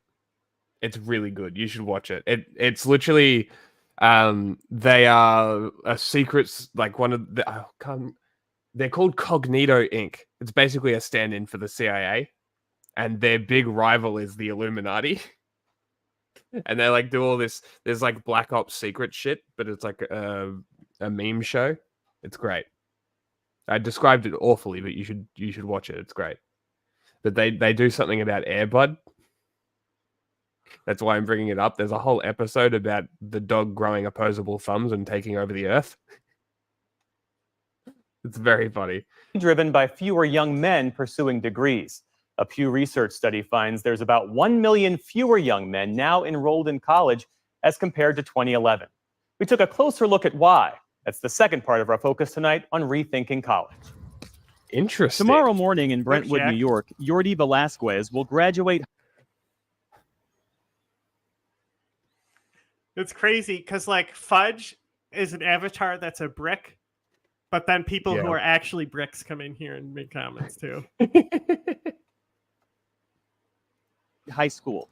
But like a growing number of young men. The thing about all these people is it's very easily solved with one hero taking the choice to put a bullet through their head. That's the best part. Is all of this can change with one person who wants to sacrifice themselves for the greater good of humanity. That's the best part. Could happen in China, could happen in North Korea, could happen in Russia. It happened in Japan, am I right? And if Putin goes, that oligarchy is going into chaos. Nothing's coming out of that. He won't even let people close to him because of all the poison. It's insane. I'm actually curious about the line of succession with the CCP. Although they would actually they would probably collapse because he's centered it all around himself so much at this point. He is the center point. They might actually vote to a degree. They might come together to argue and have a discussion on who it should be, and might actually do a vote. Yes. So when I say collapse, the party as it sits right now would collapse. It would go back to what it was, because what we've seen over. Look, bro, do you know that they couped Ukraine? Guess who was there? Me. I was there on the ground. Oh my god. Hold on. I have a. And also, no, we're not aligned with the U.S. government. Crazy. I have a soundbite for this. I know more than you. Yeah, exactly. College isn't in his immediate plan. I started looking into college. He's fucking anyone who comes in oppositional, they can only go A/B thinking pattern. Yeah, it's only ever if it's this, it's this. If it's that, it's that. Mm-hmm. And fucking if you don't believe this, you must align with this. I think Breakthrough News is live at the moment. You can go watch them. They might suit you're thinking a little more. Decide on what I wanted to do. I didn't know where I would get the money from. It's just funny because it's just funny because the shit with Al Qaeda and me is just it never makes me not laugh when people try to make that accusation. Yeah, it's so funny. I just think it'd be better if I started working immediately. Raised by us. Well, yeah, and this is basically what I'm saying is that Xi is essentially another Mao. He's creating uncertainty and chaos within the party, and people are just closing ranks around him because it's the easiest thing to do. They just want to maintain their power. They don't want to lose their cushy upper class management class role, right? They want to retain their standard of living. So they live modestly. It's not modest. They just don't flaunt it, and then they project morals onto the society by knocking down influences and stuff that are getting too big and start flaunting their wealth and are like, haha, this is like America. We can't do this. Meanwhile, the Chinese government is literally doing that. So it's just like the whole thing is centered around him. There's so much chaos in this is my opinion, right? There's so much chaos. They also purged somebody who could succeed him, who was the predecessor. Yes. They always purge people, and always the last 5, 6, 7, 8 years, probably since 2012 actually, right? 2008. When was Beijing? When were the Olympics? Oh wait, I think it was 2008. No, you didn't address that comment. You can't take it down if you didn't address it. I will address it. I'm just so since 2008. So what's that? 18 years, nearly 2 decades. They have centered the party around Xi Jinping, his fascist policies and control and all of this stuff. I think if he was to go, realistically, they would just revert back to pre-Xi taking over. They would realize what's been going wrong, and they would start opening up. I think you would see a lot of civil rights come to China, is basically what I'm saying. They would become a bit more like Vietnam. It would be. It's just how like it's like it's like the Star Wars. They rhyme, So it'd be like because he's reflecting Mao, the next guy will reflect Deng. It would be like the it could possibly go it'll that be way. like the next Deng. Could possibly. Okay, you ready?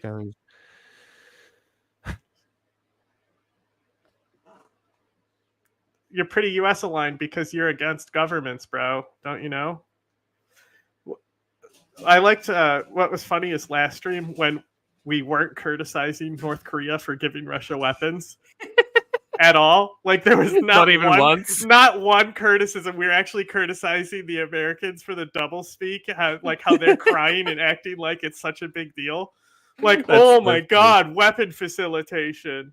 Yeah, it's like, oh my God, states selling weapons to each other. Wow. Such a big deal. As for this, I don't want the Chinese leadership gone. I want Xi Jinping gone, specifically the fascist in power. Just like I want Putin, the dictator of Russia, gone, so the people of Russia have a chance to thrive.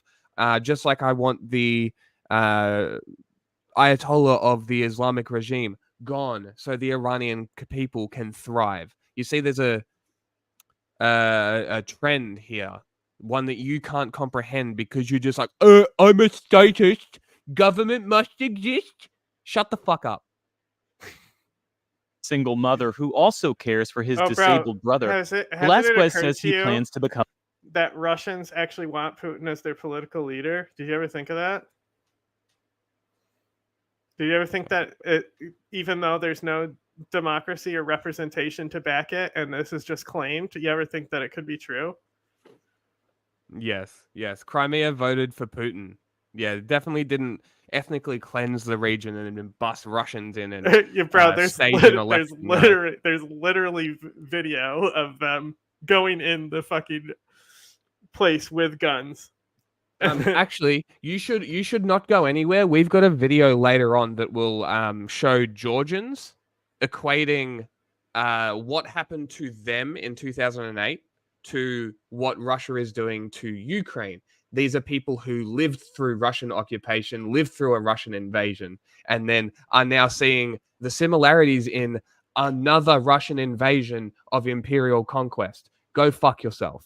We're actually gay, but whatever. Technician. He hasn't ruled out going to college one day, but says it simply doesn't make sense right now. People of Russia just the fact that I'd have to pay. Sure did, bro. Yeah. What were the results again? 98%. Yeah. Notorious democracies vote 98% in favor. Sounds like it. Even though I don't know what I want to do, and that I might not even get a job in the field that I want. He's not alone. Last year, among high school graduates in the U.S., only 57% of men have enrolled in college. At least that's compared to 65% of women. Holds elections. You know?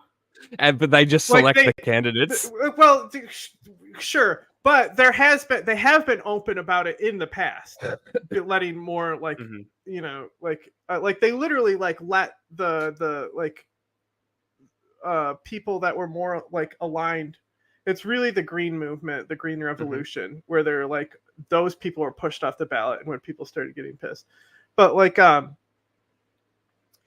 like with like by no means is Iran a democratic country, right? It actually might be as high as Russia on this biased chart, this biased website that can just give us a grading on a scale. Anyway, there's no like you don't see like footage of people going to the polls. Like when we cover every election globally, right? We cover India elections. All it is people at the polls. Yeah. Russia, it's staged things at polls. Stuff like that. It's not an abundance of footage that's clearly showing a democratic process taking place. Yeah. Iran, on the other hand, can show that because they actually have people that do go out and vote and they don't rig it. Like they actually do, because it doesn't matter because the supreme leader has authority anyway. And it's like, what's stopping Russia from like having the prime minister like under Putin like have some democratic like process? They disqualified him, and then what was it? They yeah, but fuck Alexei Navalny too. No, I know. It's not the point. But you suck. Maybe the problem is the state. Remember when Russia used to use dioxin? Classic, those were the days. Yeah. They fucking used it on the president of Ukraine. No, I know. I'm saying they probably still do. Oh, no. They only use the fucking sarin derivative now. They're too classy for that shit. Yeah. No, they do use other poisons too. So, because like the first time they poisoned, because they poisoned Navalny twice. Mm. The second time was with a nerve agent. I don't know what the first one was. And then I wonder what they poisoned the president of Afghanistan with. Mm-hmm. Navalny was an intelligence asset. Who cares? He was a fucking fascist. Yeah, exactly. I don't give a shit who he worked for, regardless. Navalny was Fuck a piece him. of shit. Fuck that him. guy. He's dead. Good. I still don't think that anyone should have nerve agent used on him. No. Like do cyanide or something less painful at least. Yes, bullet to the brain. Fine. Anything, yeah. Yeah. Back nearly 3 decades. Every year. Oh look, Ukrainian Nazis. Like have we hit them all yet? Wait, where did Fudge said? Was it Fudge? Yeah. Crazy. Yeah. Look, we're hitting them all. What's next? What's next? Crazy. What point are we hitting next? I actually got to interview those Nazis. The right sector. Oh yeah. Mm. Yeah, he's Here talking about 1996. He probably doesn't even know what right sector is. Well, I mean, Women have entered they're non-existent now. No. College at higher rates than men. The education system as a whole doesn't seem you to ever be look working at the quite voting as well rates of the for Nationalist boys as Party it in is Ukraine? for girls. Richard Reeves is the author of Boys and Men, Why the Modern Male is Struggling, Why It Matters, and What to Do About it. Men are falling behind in education. The education gap is bigger now than it was back in 1972 when Title IX I'm just passed. doing What Wikipedia accounts for because that? it's organized. The main reason for that is that it's through the education system. Okay. Girls are Check outperforming this boys. out. So you can see it from the beginning, from kindergarten. So this is the literal, it's literally basically a fascist party. It's a proto-fascist, light fascist-esque party, right? Yeah. So 2012, before they overthrew the government, 2 million votes, 37 seats gained. Yeah. But look since then, right? They're now down to 1 seat. They literally, at the year after the coup happened, the Nazi coup that turned Ukraine into a Nazi country, the Nazi party lost 31 of their seats, and then they lost the next 5 in the next election. Not only that, you see how it has a little A here? Because they had to actually form an alliance with National Corps, Right Sector, UVA, an organization of the Ukrainian Nationalists and Congress of Ukrainian Nationalists. They literally, the fascist parties were getting so bad results and nobody liked them that they literally had to form a coalition just to attempt to hold together to get as much of the fascist vote as they could, and they still only got 1 seat. Literally 2%. That's low for fascism. That's fucking low. What did the APD get in Germany? Go check out how fucking many votes fascists get in other countries. It's not 2 fucking percent. Yeah. This is an anti-fascist country, I mean, look at Italy, literally running the country.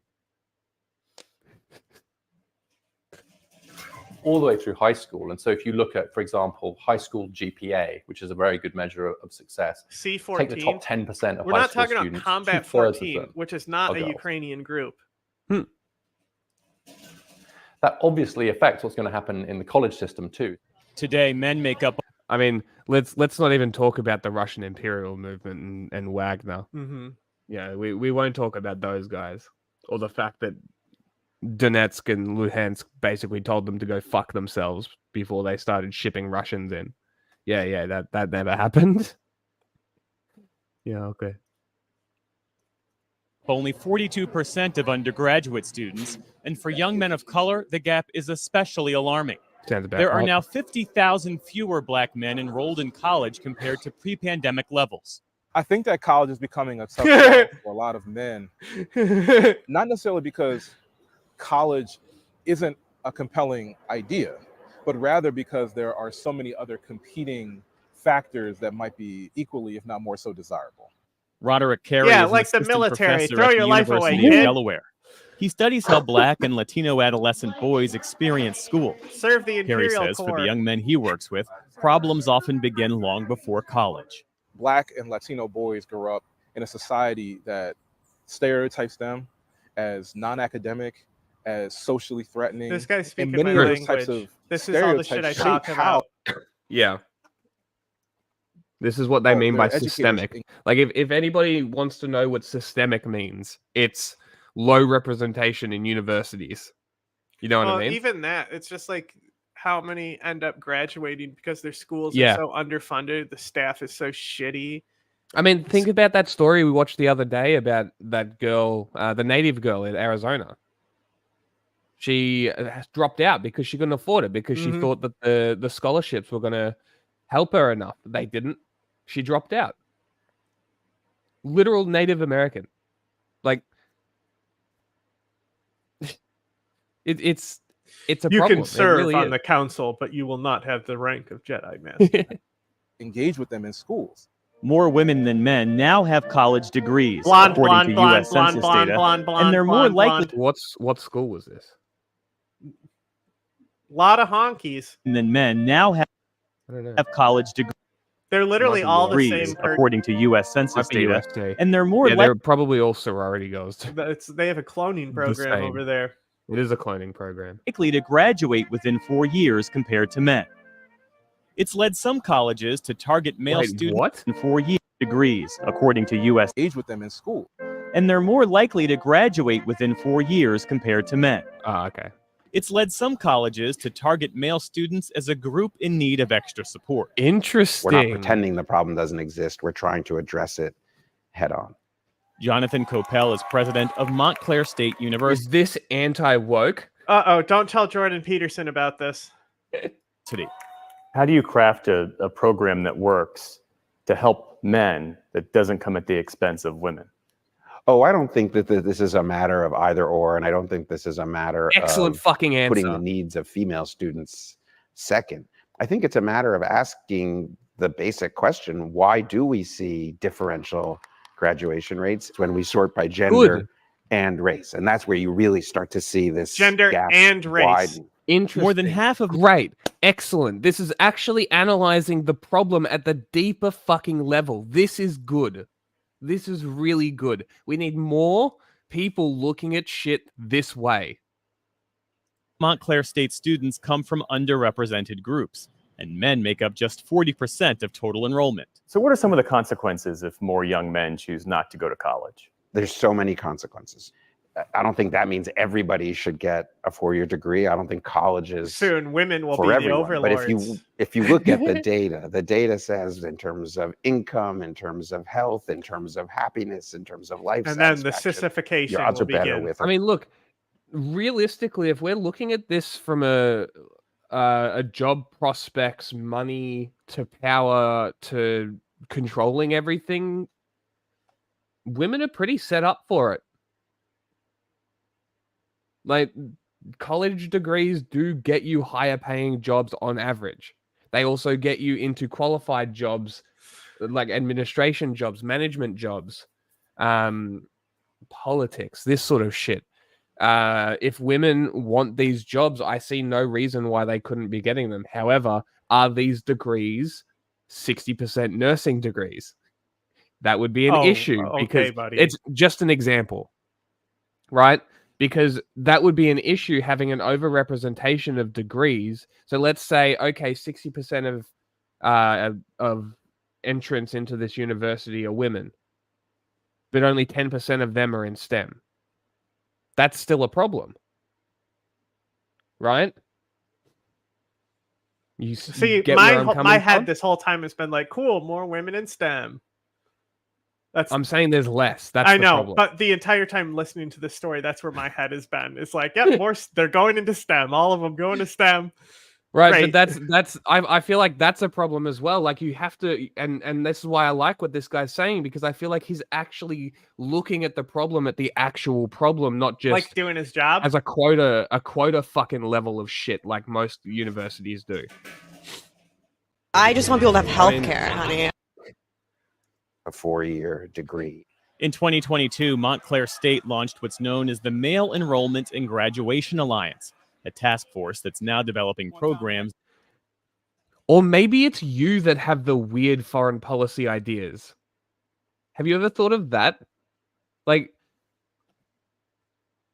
wow, it's crazy. Is this a genuine question, right? Is this the first time you are hearing this opposition outside of like establishment channels? Because we've been saying this shit since the Ukraine war started, before America's State Department even got involved. Actually, I was able to tell Jack the war was starting before it was started. Remember? Yeah, I was convinced it wasn't going to happen. I was too. But like 30 minutes ahead, I said the invasion is happening. And then boom, 30 minutes later, I was right. Yeah.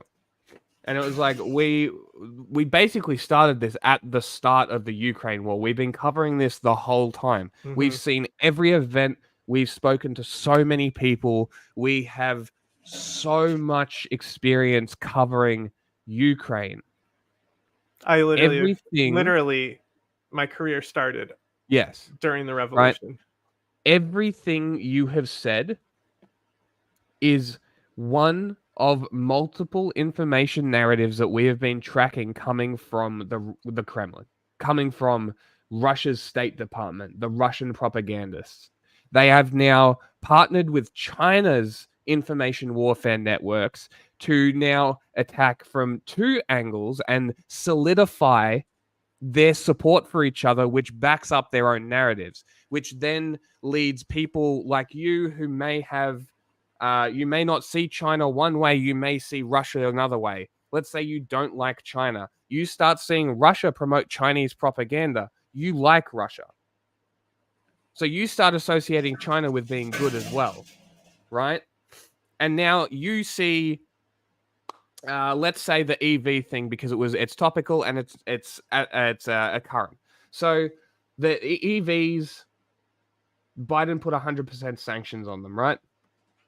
China instantly comes out. All of China's state propagandists, their paid shills, all of these people start coming out. Sanctions. It was like 100% tariffs. Were they that much? Right. It was 100%. Yes, on EVs. Yes. And they should all be 100%. Like perfect tariffs for the EVs, because the cars are paid for. Right? Yeah. I haven't seen anyone else be able to like talk about what the issue actually is. Like I can't think of any other journalists who are able to like dissect that the way we have to like talk about what the actual state issue is. Yeah. And it's like you start saying this, and then you start saying China's propagandists come and be like, oh no, it's bad, it's evil, they don't want China to. He's doing it, isn't he? Fuck me. Never mind. No, they didn't. Wealth disparity has continued. Just because the rich got richer and the poor got poorer, which resulted in the medium income raising, doesn't mean that medium income exists. It's just an average. It's not a stat that's actually real. And you're going to bring up, it's the World Bank or whatever statistic. It's not a fact. Actually, it's not a fact. It's a median number. Yeah. When the poverty rate has been plummeting, just because the rich get richer and the poor get poorer does not mean the economy is better. America is evidence of that. Let me see if I can find this graph that I pulled up the other week. China published a map that showed parts of Russia which it stole from China under Chinese control. Because it's literally like the other thing is China's poverty rate was $1.20 a day. That is 70 cents a day under the literal global standard for poverty, which is $1.90, which is still fucked. So even if hypothetically, let's say, so what if Janet Yellen there? The Chinese yuan literally hit its lowest mark ever today. Who cares if she went there? Like, that's like, oh no, the fucking person who is in charge of the economy for the federal office went to one of our like largest trade partners by volume, but not by cost. Like, oh no. Wow, it's almost like their overproduction is fucking up basic supply and demand chain economics. Literally, the global economy, it's fucking up. It's. I use this example a lot because it's perfect. Government cheese. It's China government cheese. You don't know what that is? Fucking look it up. Yeah, that's what's happening. You want to learn some shitty stuff the U.S. did? Yeah, there you go. There's some anti-US propaganda. Speaking of which, have you seen the Chiquita banana shit yet? No. Well, there's just like they're facing consequences for the shit that they did for starters. But what's funny is like the Chiquita banana defense. They said something like, they needed the military and shit there because they were being attacked by radical Marxists.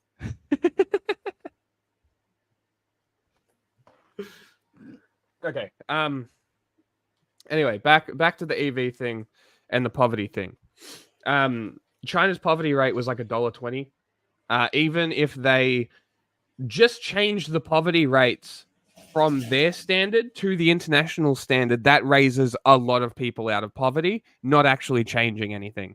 Now let's look, for example, after the Mao period when money started coming into China.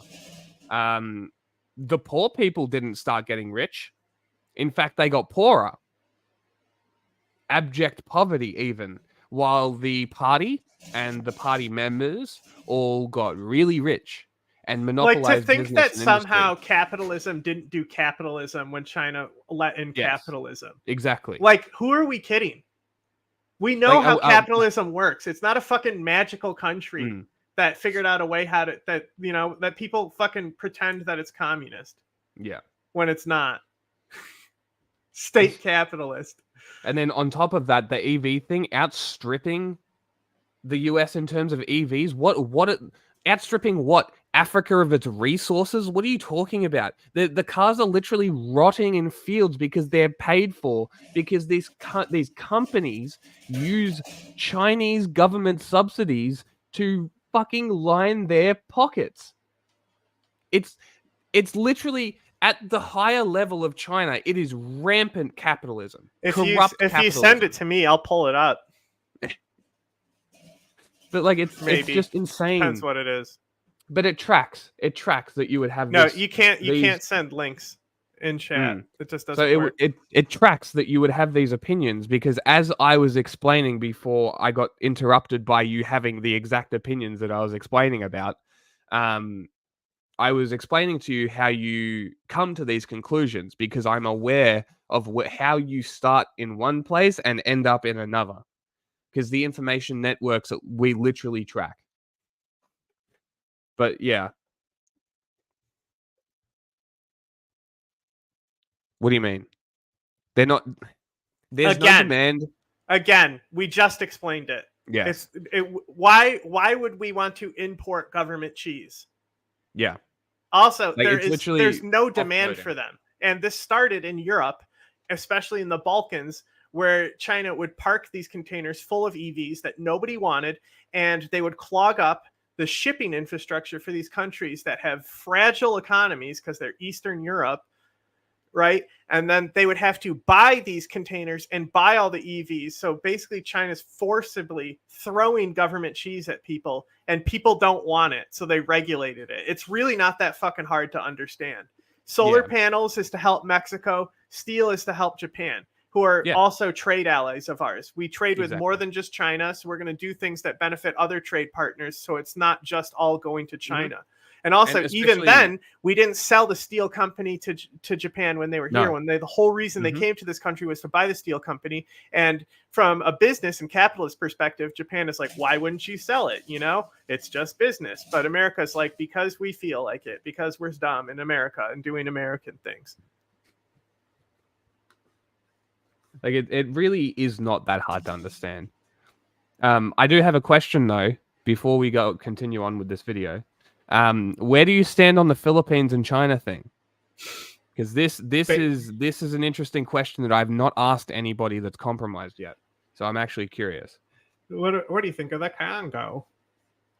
That aim to recruit and retain more men. So if you're experiencing any level we literally just had a tier list where we rated world leaders, and we put Joe Biden on the same level as, like, we put him above Kim Jong-un.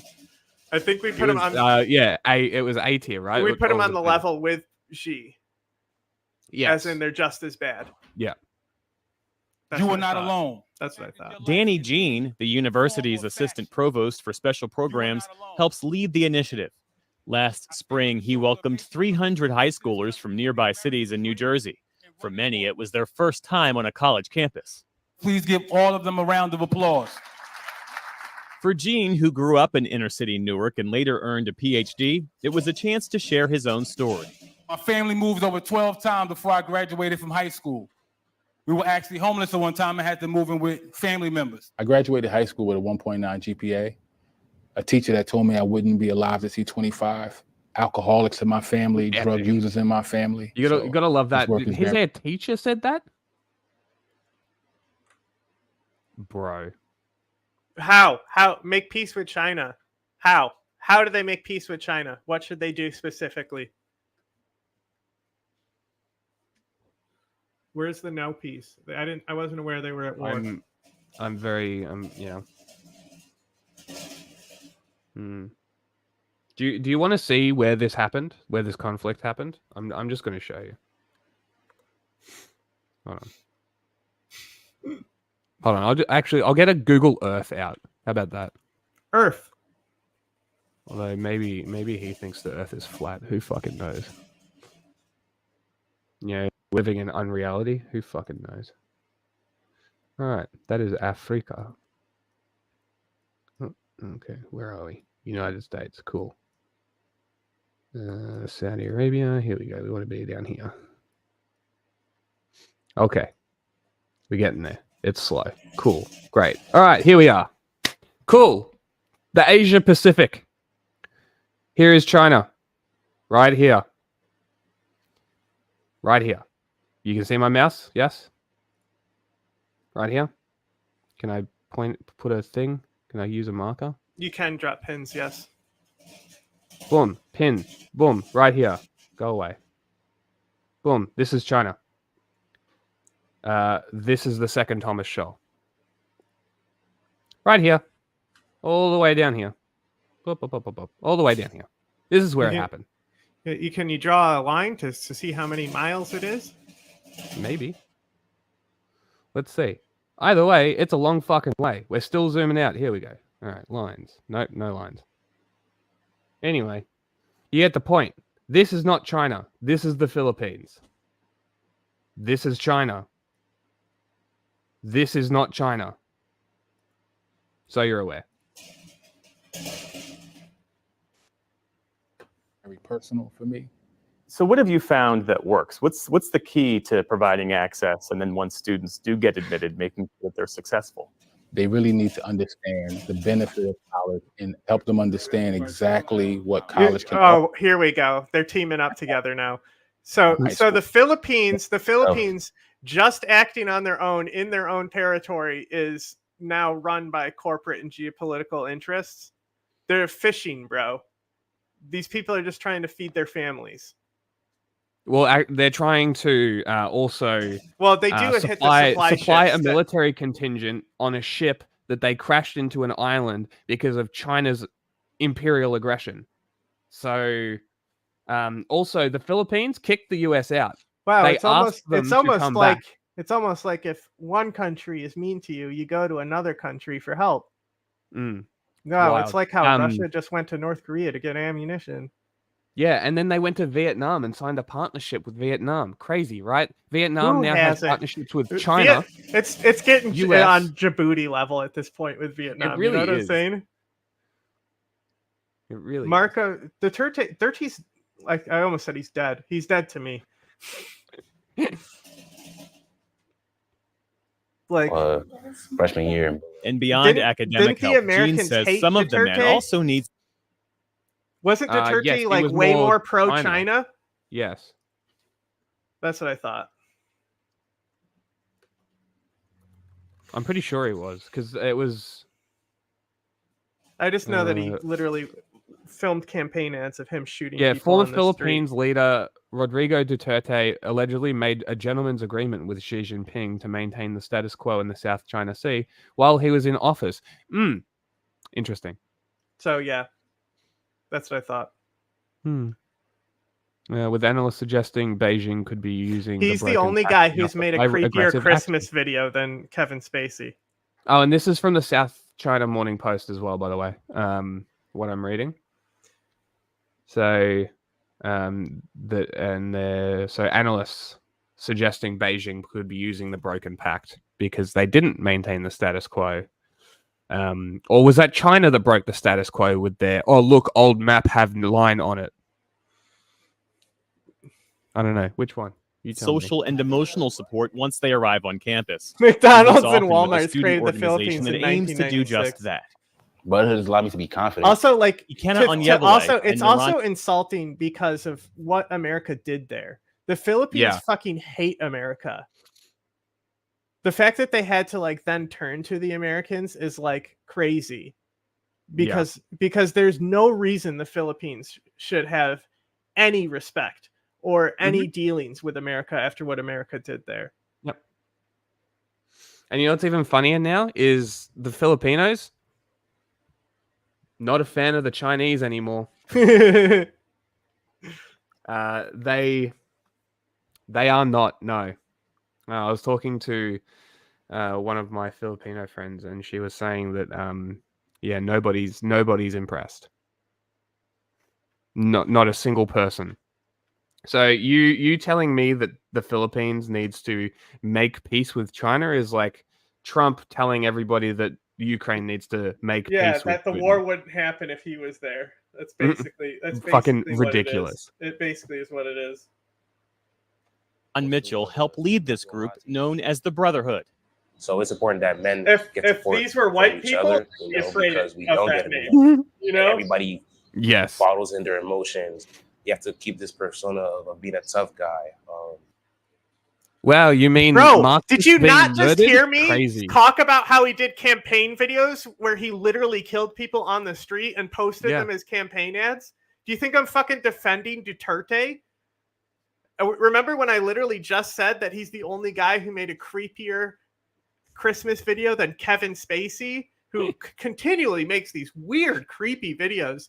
Like, literally, he made, I'm pretty sure, if I remember correctly, he pulls out a rifle and he's like, leftists, you know, the day of the rope is coming for you. Like, what the fuck? I swear to God, it's really that bad. I swear to God, he specifically says Marxist. It might be drug dealers, though, because he really took the war on drugs to a whole new level.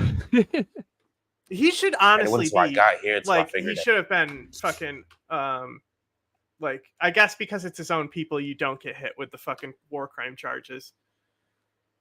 They don't, you know, as long as it's your own people, you can do whatever you want to them. Yeah. That's not the way to go. In the future, I want young men to realize is it's okay to come out your comfort zone. When you come out your comfort zone, at the end of the day, when you walk in that stage in May, you're going to be grateful for it.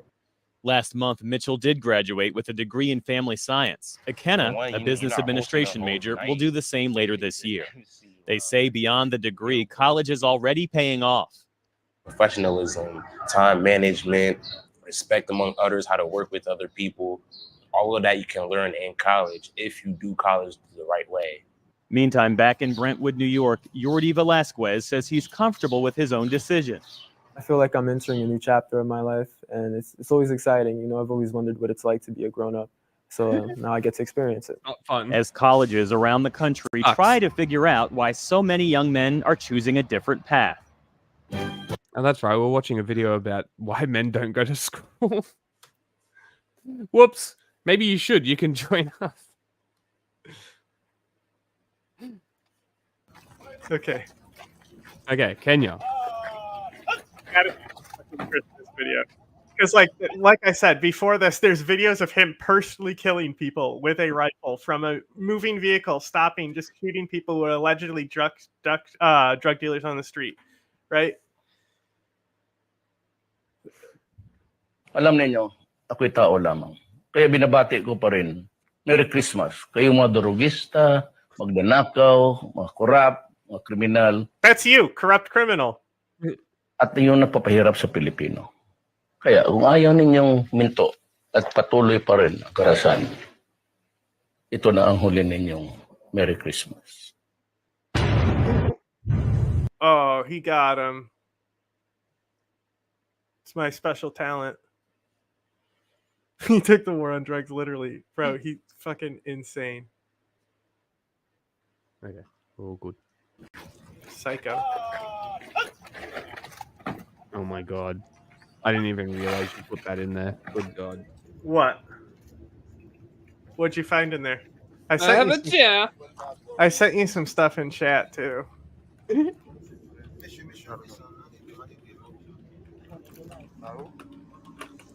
Why do the police look like a military?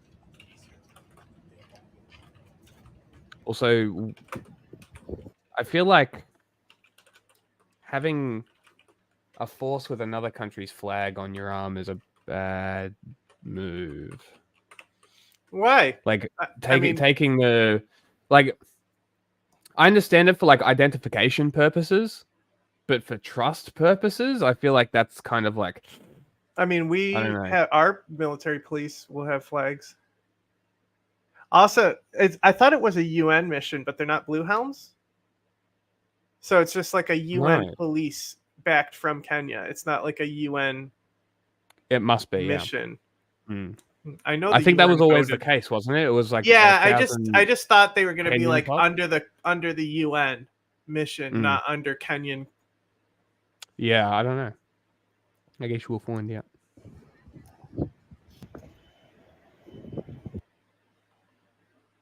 These are the first Kenyan police officers deployed to tackle gang violence in Haiti. This contingent. See, these were actually the good ones that don't shoot protesters. That's why the protests went south. Peacekeeping force arrived in the. Or these ones are the ones who actually do shoot protesters, and that's why the numbers were so low. Oh, that's a good point too. No, because like Kenya doesn't have that. Kenya doesn't have like a fucking. No. The history of like government brutality, really. I mean, look up like Kenya government brutality on their own people. Could be wrong. I'm actually not sure. Caribbean country on Tuesday. Haitian Prime Minister Gary Conille promised that, little by little, control of the country would be regained. I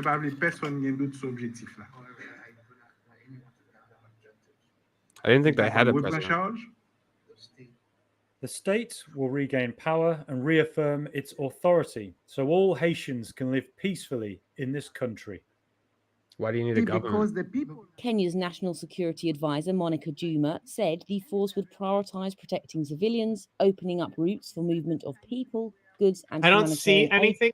And protecting state institutions. People of Haiti deserve peace. Deserve security. Deserve sustainable. But I did find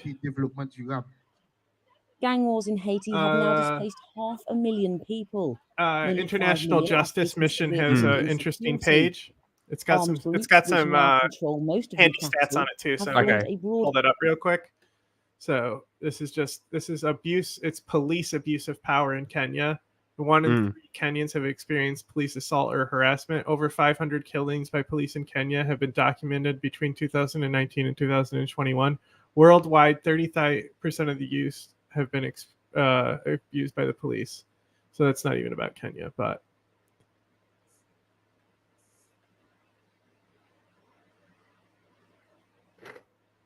police abuse of power. So like That's really all I see is that it's really just the police that are the issue, which is like talk about a modern country's problems. Am I right? Yeah. As uniformed Kenya police disembarked from a Kenya Airways plane in Port-au-Prince, a different kind of chaos was erupting back in Nairobi. Kenyan police opened fire on anti-tax demonstrators who were attempting to storm parliament. Several protesters were killed and dozens wounded. A Kenyan security source said the Nairobi violence was unlikely to disrupt plans to send more Kenyan police to Haiti. It has, however, led to some questions about Kenya's ability. So, 400 Kenyan police officers are set to leave the country tonight for Haiti as a deployment of 1,000 police officers from the country to the troubled Caribbean nation to lead peacekeeping efforts begins. There's 5 million subscribers. What is going on? For much of the officers to leave the country comes after weeks of reconnaissance tours between top security chiefs of both countries in a mission to be spearheaded by Deputy Inspector General of Police Nur Gabo. And as Kamau Mwangi now reports, President William Ruto officially handed the Kenyan flag to the troops leaving tonight.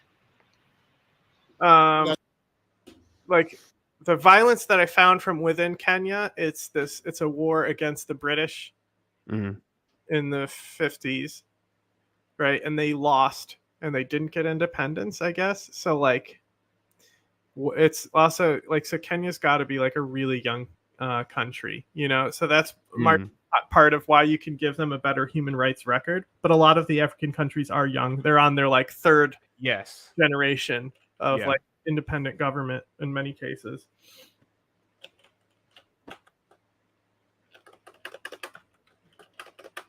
The speculation of when, and I quote, in a few weeks would be for the men and women in uniform from the National Police Service to fly out to Haiti. That's why they got independence. That's when the state was founded, yeah. And lead forces from other nations in bringing order to the troubled Caribbean nation has been put to rest. Our Heavenly Father. President William Ruto flagged off the first batch of 400 police officers set to leave the country on Monday night at the National Police College in Embakasi and set foot in Port-au-Prince in 15 hours' time after takeoff. Reports indicate that the 400 will tag along 100 other essential personnel such as medics, with the next batch expected to join them at a later date. You are undertaking a vital mission that transcends borders and cultures. Your presence in Haiti will bring hope and relief to communities torn apart by violence and ravaged by disorder. The officers drawn from the General Service Unit, GSU, as well as the Rapid Deployment Unit, RDU, the Anti-Stock Theft Unit, and the Border Patrol Unit, BPU, of the Administration Police Service have undergone intense training from Haiti gangs, Haiti's history, as well as human rights. The next contingent of your colleagues will be joining you soon. Proceed with the assurance that... So theoretically, we should be seeing 0 issues from this force, if what they're saying is true. Right? I'm reading. Your deployment will quickly reach the required optimal numbers for you to undertake this most critical, urgent, and necessary mission. That these officers, we trained them since October last year, and they have undergone various training, United Nations training, and also Kenya's they have undergone most recent a field atrocity at Magadi. So, in 2007-2008, Kenya crisis was a political, economic, and humanitarian crisis in Kenya. So basically, the incumbent president was declared a winner, and supporters of the opponent alleged that it was voter manipulation. This position was widely confirmed by international observers. This as being perpetrated by both parties in the election. So both were rigging. Even the head of the Electoral Commission himself confirmed that he did not know who had won the elections, despite announcing the incumbent as president. So Now, in part due to ethnic geographic diversity of Kenyan politics, no singular narrative can explain the reaction of opposition supporters to the announcement, right? So there eventually is a lot of targeted ethnic violence through here. And in the 2 months that this crisis happened, between 800 and 1,500 were killed. And up to 700,000 people were displaced from the crisis. Pretty shit. Like, that's pretty bad crisis, but still not that bad for in the area, for the region. Your Excellency, these officers, we were able to take them through a thorough medical checkup, which have been provided by our sister service, the National Intelligence Service. Their presence in the country will come at a time the nation's gang leader, Jimmy Cherry's Elias Barbecue, has time and again boasted that the gangs in Haiti were ready to engage any security forces into the country. Can we go back and look at Barbecue's vest? This is how we know he's not to be fucked with and he's a professional. Because he's wearing it properly. His chin can touch the top of his plate, okay? Boasted that the gangs in Haiti were ready to engage any security forces into the country in peacekeeping efforts. Deputy Inspector General of Police Noor Gabo will lead the Kenyan force, jointly working with troops from Jamaica, Chile, Grenada, Paraguay, Burundi, Chad, Nigeria, and Mauritius in the UN-backed mission. Like UN style, but helmet, but in white, and then other ones have the whatchamacallits. What do they call the new helmets? I don't fucking know. The system helmets. The ones that's got like rails on the side and shit. I don't know. Special helmet name? No, they call it something. Kamau Mwangi, Citizen TV.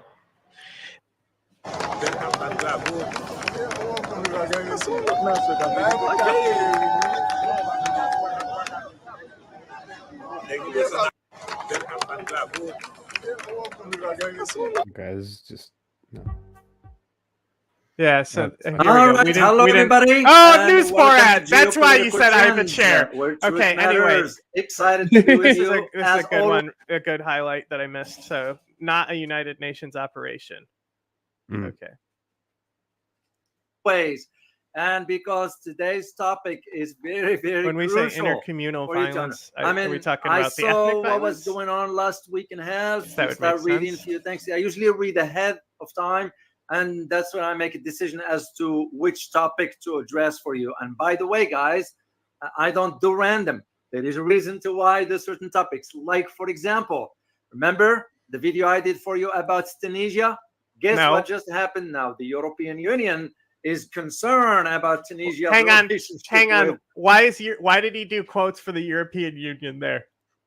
What is he implying? That the European Union isn't real? Like it's run by a cabal or something? Why did we do quotes on the European Union of all things? Concerned about Tunisia's is he saying that it's the European Union, but it's America? Oh, okay. What do you think, the lizard people are in charge? No, what do you think? Relationship with China, Russia, and Iran. So there's a reason to why I do certain topics. So today I'm going to be talking to you about what's going on in Kenya and really what's behind the scenes. Media is saying, oh, this has to do with the government imposing taxes. And at least you give the Kenyans credit for taking stand. Now, some of us might disagree about how they went about it. Just think about this, right? You saw how accessible the Kenyan public was, right? In all these interviews. If we have prior resources, cells, and agents in Kenya, all this shit where it's like behind the scenes, we could literally have people on the ground actually like taking temperatures. Yeah. You know? And I'm not talking about COVID.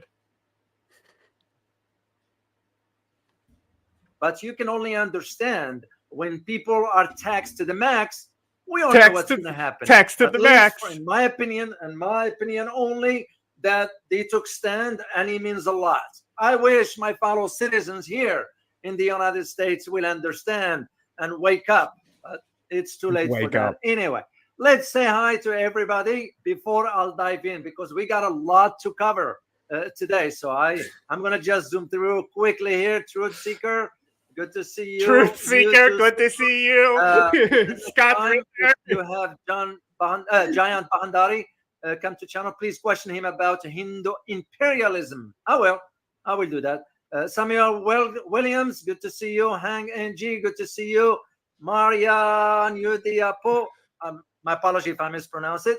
YT, John Black, Francis Tango, Hamed Sidi. That's US. I'm going to read off That's every US. person. I'm going to read off every name of the person in the chat. I am in chat. IMF. Nothing happened. What was that about the IMF? Oh boy. Oh, here we questions, go. guys.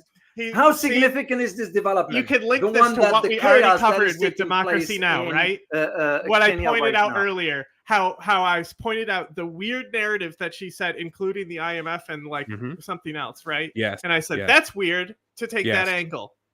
Look here. It's almost like she's in the same circles because she's like a general, based socialist.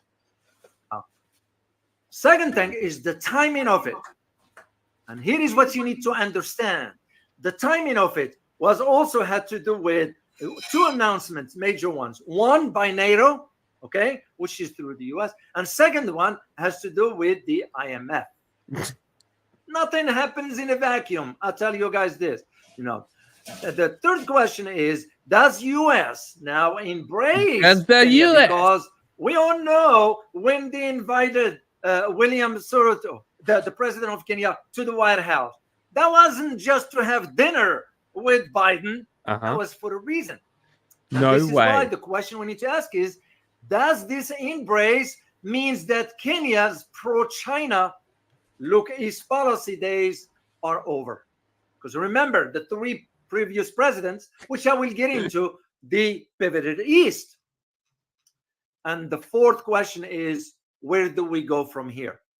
What you are noticing and what you are seeing right now, and I'm going to provide you details that mainstream media is not disclosing. What you are seeing is the idea that those demonstrations and so forth, the riots and and all this is a reaction to a particular policy. And I have articles. I'm going to share them with you, but here we they go. are not detailed. Why they're protesting? So let's get in briefly here on. I'll give you an intro as to what the topic is. Of course, what happened is with as Kenya descends into chaos, civil unrest, because that's what it is. A lot of people died because that's to me a chaos, 100%. So as protesters burned the parliament building. And of course, why? Because the anger after a new finance bill that forced the locals now to pay taxes. This is what I'm saying. You admire them for taking stand. Now, some will agree and some will disagree about the way how they want to express that. Okay. I'll let you decide. I can't speak for you. So, and this is where we're gonna have to think in terms what do IMF, EU, NATO, the US have to do with all this? And that's exactly what we're gonna get into. But briefly, I'm gonna do geography. Oh my God, get into it. Having an analysis about this particular topic. So let's start with geography first. Just some people will know where west. You guys know. I'm the sound and all this. I'm back now. Anyway, what I wanted to talk about northwest. So this to the west. So like, I'm obviously not pro-China, right? But like, I've continually advocated like that the whole like debt trap narrative is just such horse shit, like everything is a debt trap. Like 2008 financial crisis put a lot of countries in debt that are being fucked over this year, just from America alone. And the thing is that even these people who are so pro-China can't point out that like a lot of the debt is held by China, and that might be a good thing. Like you can literally, like I can do it better than you because I can still be honest and like talk about a positive aspect here. Like these loans from China really did help Kenya in the short term, right? And Now with the debt, China has done tons of debt relief throughout Africa, but they're probably just like spiteful because Kenya is also like doing a lot of relations with the West because specifically with like the web infrastructure and shit, right? But like who's building their buildings? China. Like you're the one who's building the buildings. Like you have this deal, they have that deal. Like it's irritating. Mainly because they won't point out that China has done a lot of debt relief and they could present it as a good thing that China is holding the debt. Yes. They could, but they don't. And they can say that we should push China to do more release that debt if they actually gave a shit about these places, but they don't. All the fucking narrative, bro. And east, respectively. In other words, Ethiopia bordered Kenya to the north, South Sudan to the northwest, Uganda to south, Tanzania and the east. Which country was it that they found the Chinese-built building was full of bugs? Was that Kenya? Oh, it was like an embassy thing. Right? Yeah, was that Kenya? It might have been. It was like a diplomatic like office, right? Yeah, and it was completely tapped. Oh no, it was full of bugs. Nobody ever does that. Right? No, but like it's literally Chinese made, full of fucking audio surveillance and shit. Like, how many buildings have they done of this? Like, how many have America done? That's what I'm curious about, right? Chinese building with audio. African Union building had the bugging.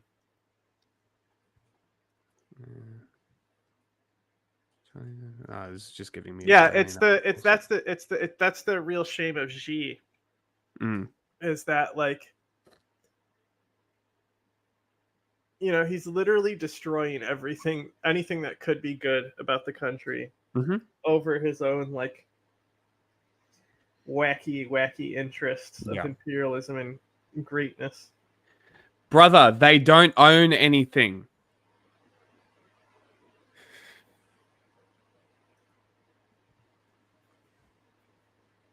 You cannot own property.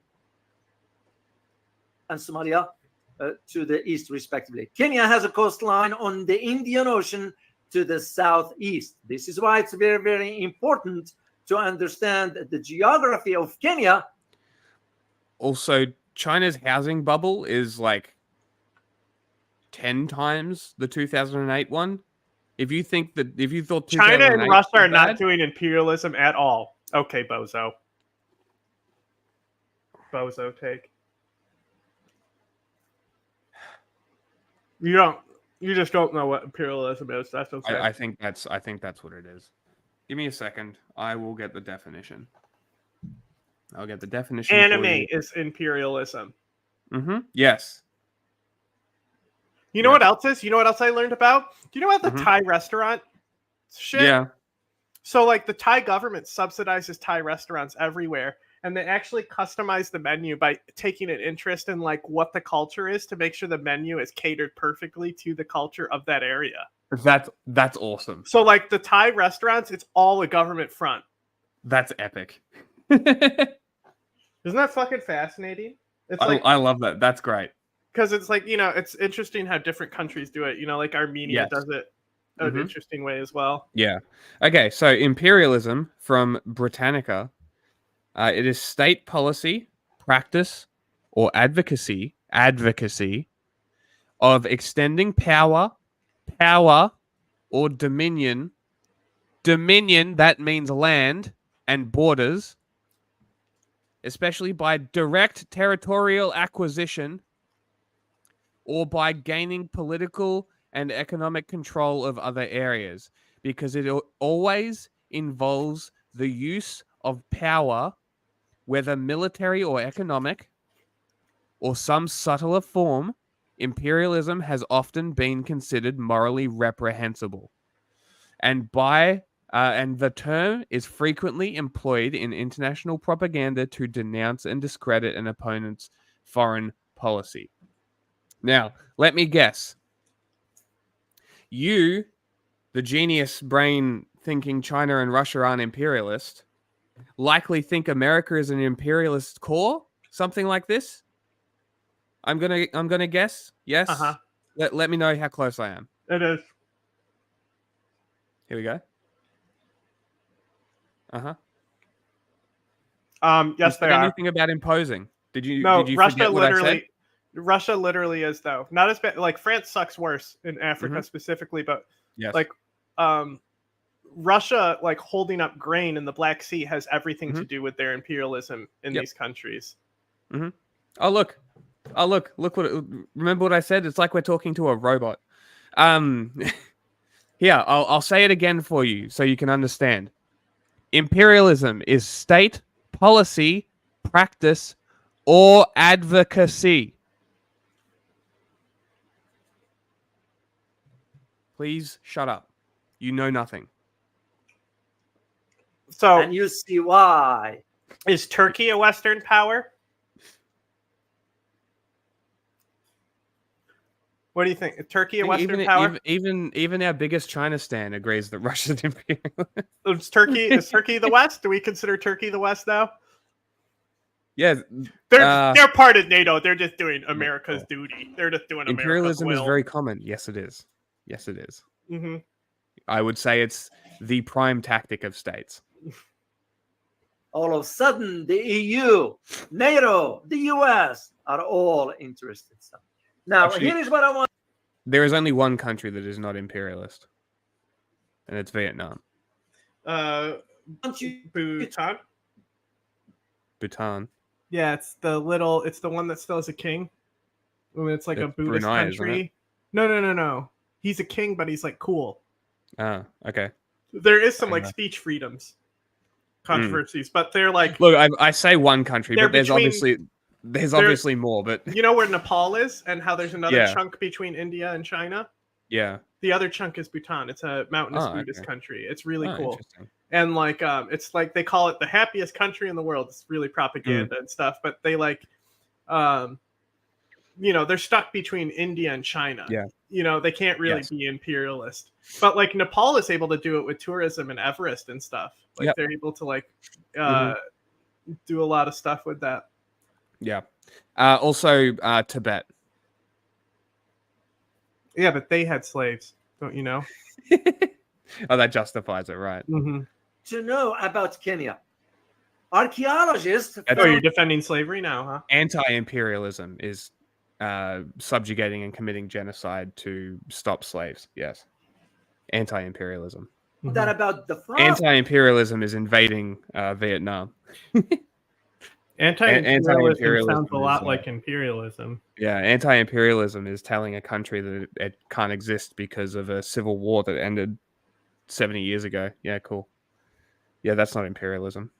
Fossils found in Kenya, in East Africa in general, not just Kenya, no, whole East Africa. It suggests that proto-humans roamed the area more than 20 million years. That's great news, Borat. I don't care. He really does. Oh my god, he's still on the fucking geography. He's really all filler, like because there's no actual like. He said he even teased it like I talked to the people. I know the real secrets behind what's going on. But first, let me teach you about a map. Now I'm gonna put this is a continent I don't need to. Africa. I'm gonna put the map just for you guys to see. But now you know where Kenya is located geographically, and it will make more. That was 15 minutes. You want to see where Kenya is? Mao I'll do it in 30 seconds. Mao had really interesting imperialism. And a lot of it was to counter Russia, mostly. Most of the time it was because of the Sino-Soviet split. Look, here's Kenya. Look, that was quick. So look, Kenya is right here. Haiti is over here somewhere. Here, this one. There, look, I did it that quickly. Go on. So yeah, like there's the Philippines Maoists that are based, even though they're technically terrorists. And like all these Maoist groups are kind of like the IRGC where they function independently. They weren't run by Mao, right?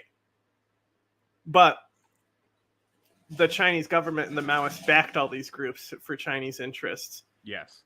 And a lot of them, because like when you look at the Cold War, pretty much any revolutionary, whether they were fucking capitalist or communist or anything like that, normally not the best guys. There are exceptions, of course. But when it comes to like weighing everyone's sins and who was like the most ethical out of like all these factions, like the Maoists keep coming out on top. Like it's rare that like you'll find like a Maoist group that is like boiling babies. It's because they're actual communists when the Marxist-Leninists are fascists. And also the whole the Maoists have this really strong idea of the whole like unified front. So they're able to, in crisis, they're able to coalition build very well. And in Afghanistan, it was even like they even had a coalition with Mujahideen, which was cool. And now like those parties, those communist parties in Afghanistan still exist today, technically, even though there's not a government anymore. More sense to you as to why it's very, very important. Now, here is the thing. Put in my geopolitical analyst hat. I have to look at this from so many angles. You know, Put it on. I'll start with the foreign policy aspect of it. Why? Because now we're going to be asking the question, what kind of foreign policy Kenya is going to embark on? Or even I'll go as far as saying, what kind of foreign policy is characterized within the political and economic moderation that Kenya is trying to go. Because remember, only a few years ago, Kenya shifted towards China. China's presence in Kenya is massive from an economic aspect. And I'm going to tackle that one. I agree. As well. I agree. From an economic aspect, it is. Mm. But think about also like what these like pro-China sources need to point out is like just how much the American like infrastructure shit is like just to like shit on the Belt and Road to make sure it doesn't happen. Yeah. Like it, like you could easily portray this without being too much in bad faith as like the Americans like being dicks and fucking over the people. Sure. Instead of just doing what was right, like China wanted to do. I mean, you could make that argument. Mm-hmm. He won't. Kenya's foreign policy is characterized now by political and economic moderation and continuing reliance on the Western world. They also rely on China. Understand. France, UK. Who? Kenya. They rely on both. Yes. Yeah, of course they do. I think it's just him now. I don't think there's anyone else on his channel. I think it's just him. Oh, no. This is a different channel. Oh, is it? Yeah. This is because this is what is this one called? What's the channel called? Geopolitical Trends. Yeah, so that's his show. The it's Geopolitics in Conflict show. Yes. Yes, in show. Yes. Geopolitics in Conflict show. It's so funny. The US, NATO, and now the EU. All of them are getting involved. If you recall, guys, there's one of my videos I would have mentioned the G7 a year and a half ago. Somewhere instead around of listing all that. And I mentioned when I would the have just gone Secretary into the of Treasury, G7. I mean, I did it went last to year Africa, and when the policies were introduced. Like I have a whole LTEC report on the G7 and the imperialism, because it is imperialism, whether it helps or not. Yep. Also, I don't know if this is a hot take or not, but communism is inherently, or at least like vanguard communism, Leninism, is inherently imperialistic. It has to be. The ideology of communism is inherently imperialistic. Dude, capitalism, dude. Sure. Okay. We didn't say it wasn't. No. I know. I'm just saying that, like, just if you actually think about it, the inherent nature of communism, the fact that, and it's like capitalism as well, right? For it to work, it all needs to work. Therefore, you need to spread it. So, if communism was the successful faction, it would be just as imperialist. Mm-hmm. That's the overwhelming point that I wanted to make. It's almost like the problem is the nation state. Yeah, it's crazy, right? Going back to what I said, that it's the core tenet of a nation state. You want to see is a sick imperialism? Quote? I'm gonna go find a sick quote really quick. They've never seen anything like this before. What started out as peaceful protests on Tuesday quickly turned violent when hundreds of protesters invaded Parliament. Police fired tear gas, water cannons, and live bullets. Several people were killed and many injured. But on Wednesday, President William Ruto bowed to the pressure and has withdrawn the bill. Listening keenly to the people of Kenya. It fucking worked. Who have said loudly. What worked? We want nothing to do with these. They told him to pull the bill. He pulled the bill. Finance bill. Yeah, well, because if he didn't, the protests were about to get a lot worse because cops killed people. Mm-hmm. That, like, so do you think it was the protests or the actions of the police that did it? I mean, I think it was both, but it's the worry about what would happen tomorrow. We have not. It will be later on. I concede, and therefore I will not sign. Check this quote out. Can't see it. Capitalism and the nation state represent male dominance in a more institutionalized way. Mm-hmm. It makes sense. Finance bill, and it shall subsequently be withdrawn. And I have agreed with these members. You want to know why communists actually don't like anarchists? It's because anarchists don't want to retain power. Communists do. That's the difference. And when I say communists, I'm talking about socialists because there are no communists. That becomes regression and underdevelopment. Where was that presented? When I'm advocating, I've been sitting here advocating that it's good that China built up Kenya's infrastructure. Yeah, he's not listening. What are you talking about? Karen Duko Motesia says that will. And when I say there's no communist, any communist with a brain is an anti. I mean, like, maybe not even a civil war, but a crisis could form easily. I mean, people have already died.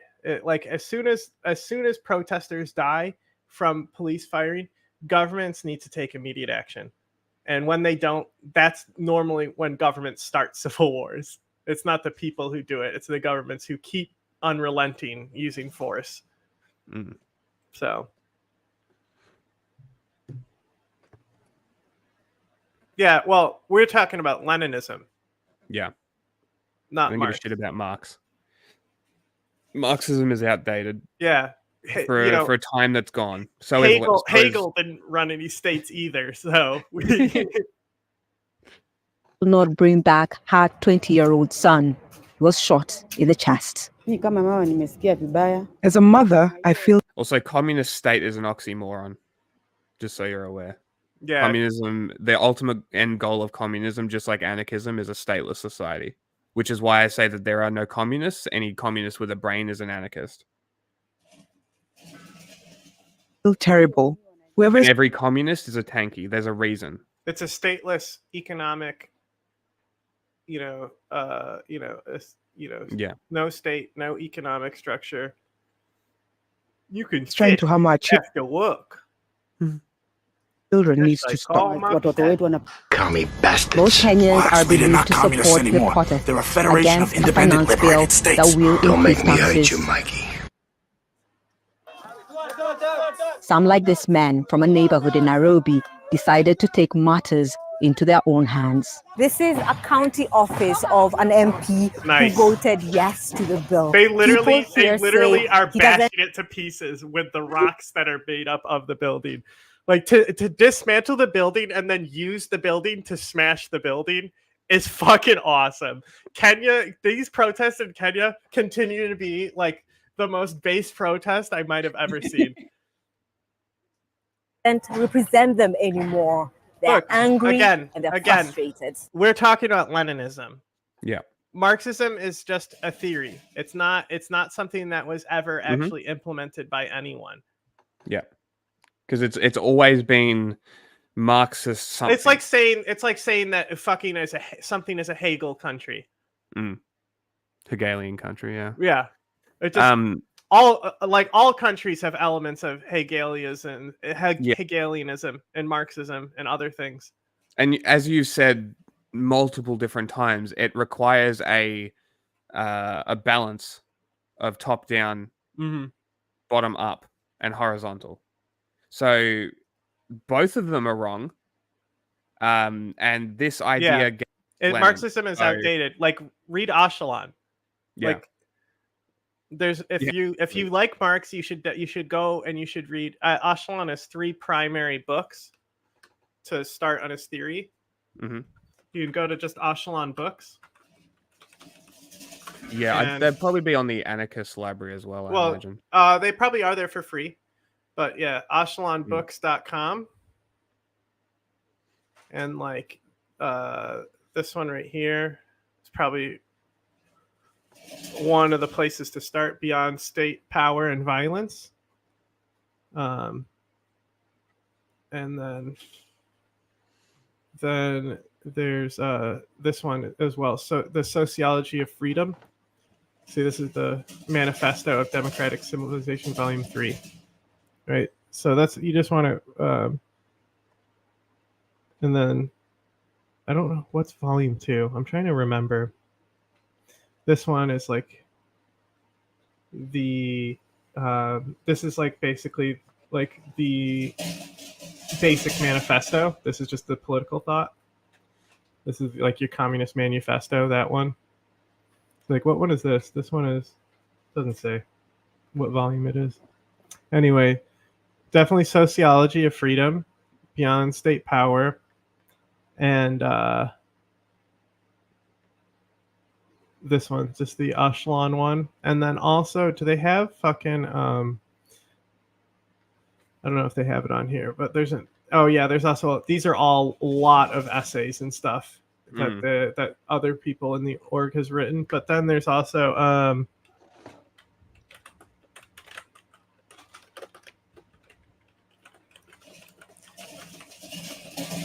Every day of my life was a struggle.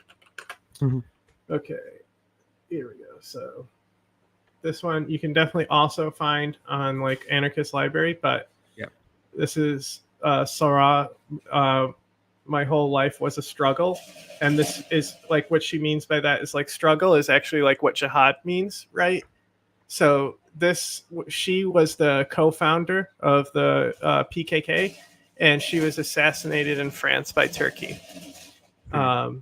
So she's also like, wait, you mean Turkey assassinated? Not only that, on the 10-year anniversary. On the 10-year anniversary, they killed 3 more people in a similar attack just to show, just to swing dick, and show how much they control, how Kurds have no rights anywhere. Yeah. So this is also a really good book, especially for like seeing the woman's perspective as a revolutionary, which is very rare, because like all these revolutionaries are like, while they do, especially communists, they do tend to accept females in their ranks, like the TPLF, for example. Original TPLF. Well, the new one definitely still does too, but that's beside the point.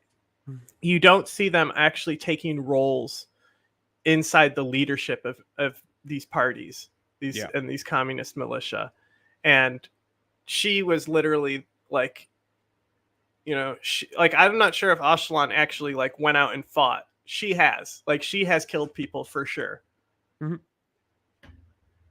And fascinating story. Yeah.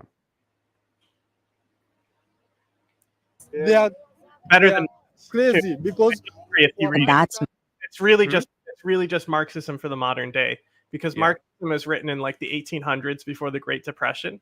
Mhm. So he's like, they're still Marxist, because it would be like saying that Marx isn't Hegelian. Yeah. So even though they have rejected a lot of their classical Marxist principles that they founded on, their new ideology, I think, is like probably the most solid modern socialist ideology, and every day we've been seeing it implemented with success, unlike other socialist revolutions. Yeah. very clear. lazima uhongane. You have to bribe for everything. When you finish, Isn't it funny that the ideology is based in the idea that the nation state is the problem? Crazy, right? Mm-hmm. That the only successful one is based in reality. Crazy. school, you still have to pay a bribe to get a job. Umeenda kuomba kazi. Bawaru and his neighbors say the county office is supposed to Well, help them. it's but at even this beyond point, that. It they're all- distills it down to male dominance within the nation state. Yes, that the yeah. nation state exists because of males' need to dominate and subjugate others. Yeah. It's very interesting analysis. their own. Catherine Soy, Al Jazeera, Nairobi. And live to another of our correspondents in Nairobi, Malcolm Webb. Malcolm, Ruto rejecting this finance bill now, withdrawing it. The at thing is, least. with It's his Leninism, own- it doesn't matter, because he didn't rule by the shit that he wrote. Exactly. Like, it's like Gaddafi with the Green Book, even though it's gobbledygook. Like, they were all liars. They ultimately sought power into the nation state. This whole Leninism thing where he's like, you can't have like a disorganized revolution. It needs like a central leader, so that way I come out on top when we do our revolution. Like that, like that's like a Dantonism, and fucking that's the root of fascism is Dantonism. Yeah. That's where it starts. Mhm. It's the same ideology as Danton. Yeah. I mean, it's no surprise at the end of the day that they are so closely related, the two ideologies. Yeah. They're both collectivists. They're both central powered. They're both replacing with a revolution. They're essentially the same fucking thing. Which is why It's just like fucking hate both the of them. romantic national happens in the opposite direction. Yes. You know? Like it's like tachyons, you know? Yeah. Fascism, it's going to the past. Communism, it's going to the future. Yeah, it's like it's still romantic nationalism though. It's like, oh, the future will be great. You just need to trust me. Mhm. And that's the thing is like Danton had to invent the nation state so he could unite the people and like the people he literally saw as farmers and peasants, you know? But he said like, oh, they need political education, aka indoctrination, and they need to like romanticize the nation. Because nobody recognized nation states until then. Yeah. It was all kingdoms and monarchies. How is this being received? What's the reactions? Ruto's comments have been met with quite a lot of skepticism on social media, which is where this movement began before it brought people to the streets just 8 days ago, and the numbers of people rapidly grown since then up to the demonstration that took place on Tuesday. But people are expressing that just because President Ruto says something, you can't have a revolution without a vanguard. You must kill everybody that does not agree. This is basic Leninism. And that's why I think that like anyone who I encourage people to just read some of the Echelon stuff if they're that into theory and shit, because like I said, Lenin was a hypocrite. He didn't live by the book, but like every day they continually to evolve their process on how to represent the people. There's people who don't agree with the model who still participate in the model. Like there is no need for pogroms or anything like that. And because they continue to live by an example, and you can see where they take and they said, here's what went wrong when we implemented this. Yeah. You know, like in the future, here's what we plan to do. Even in the past, like Assange wasn't too pro-gay. And now he's evolved more like because of modern gender science and stuff about like the death of gender type stuff, right? So they still like they still have like almost like solid gender roles, but don't at the same time, you know, like they segregate the units, like women are women, men are men. Except for the special forces. Yeah. Which I guess is an admittance that everybody has a useful position, but at the same time, the YPJ and the YPG are both highly effective at doing what they do. So it's like, you know, what really can we criticize here by their methods? Yeah, like, and also it's like people incorrectly state it's like a military government, right?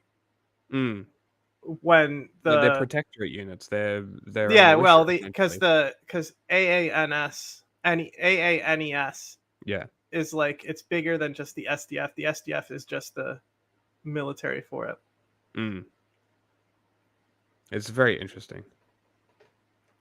Yeah, that's the thing. I still think they need to evolve a little bit more on the gender science. Yeah, there's a few, but also reclaiming femininity is important in the region. So, yeah, it'll be an interesting clash of ideas when they eventually have to deal with this. It will happen. There's also a great deal of anger being expressed about the people who were unarmed protesters who were shot dead by security forces using live gunfire. Armed protesters were shot dead by security. Anger being expressed about the people who were unarmed protesters who were shot dead by security. What is that? What's it say? I want to know what it says. It could be actually, you could be seeing the reverse side of it, and that's the marker bleed through. Possibly. Using live gunfire, and about President Ruto, it is. I'm like, white flag, black writing. That's a weird flag. It did look a little jihadi, but I don't think they use Arabic letters, even though it looks like Arabic letters. So I think it's just. It could have just been a trick of the camera. Yeah, no, I think it's marker bleed through. Why it looks I think you're right. Weird. 7 people died when the Kenya Medical Association. It is now at 22, by the way. 22 people have died. From what I've heard, from what I think the reports earlier. And others had said hours before that at least 23 people had been killed. The doctors' union here told us that the government had asked its leader had been killed. It said hours before. Is that a fucking rifle grenade?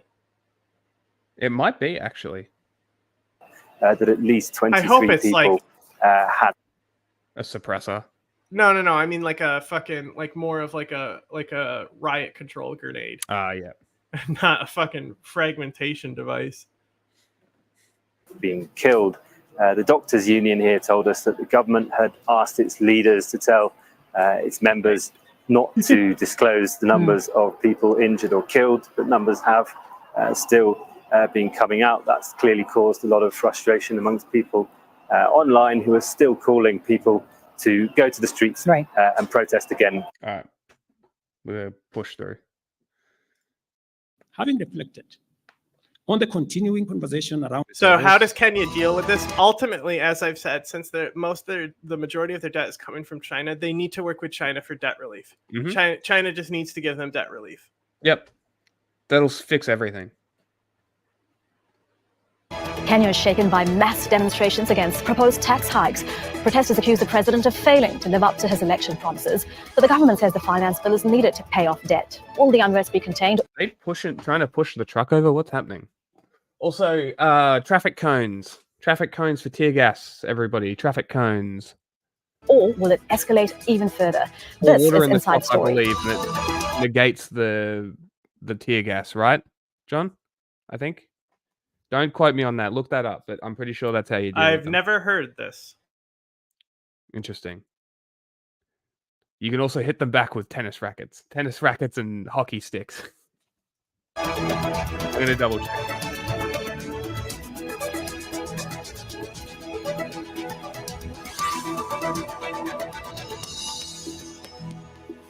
Hello, and I was correct. It was the Hong Kong protesters that did it.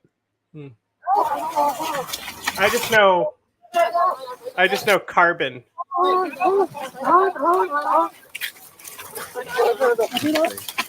They contained it with the traffic cone and then poured water on it to neutralize it. That's very interesting. And then they put it in a bag and sealed the bag. Interesting.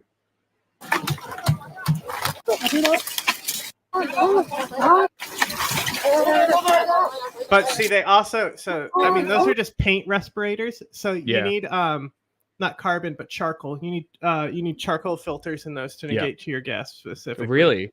It still works though?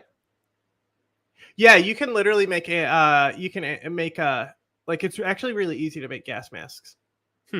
You can make them out of literal like 2 liters. No shit. But like it's not there's not like a there's not a comfortable way to secure it to your face, right? Yeah. But it has, as long as it's covering your eyes and your mouth and there's a tight seal on it, like it doesn't need to be that tight. Some tear gas will get through, right? Yeah. But if you're dealing with something more advanced than tear gas, like it's gonna fucking chew through the plastic anyway and probably absorb through skin. So, but yeah, you literally just like you make them out of like the 2-liter bottles where you just take you can take dryer sheets or coffee filters, and then you literally take like burned wood, and because protests often have fire, it's readily accessible to have like a carbon filter that you can make right there. So so even if they didn't have access to carbon filters, they could put carbon in the mask itself. Yes. The charcoal in the mask itself. It would still work the same. Interesting. Yeah, I knew that I'd seen this or heard this somewhere.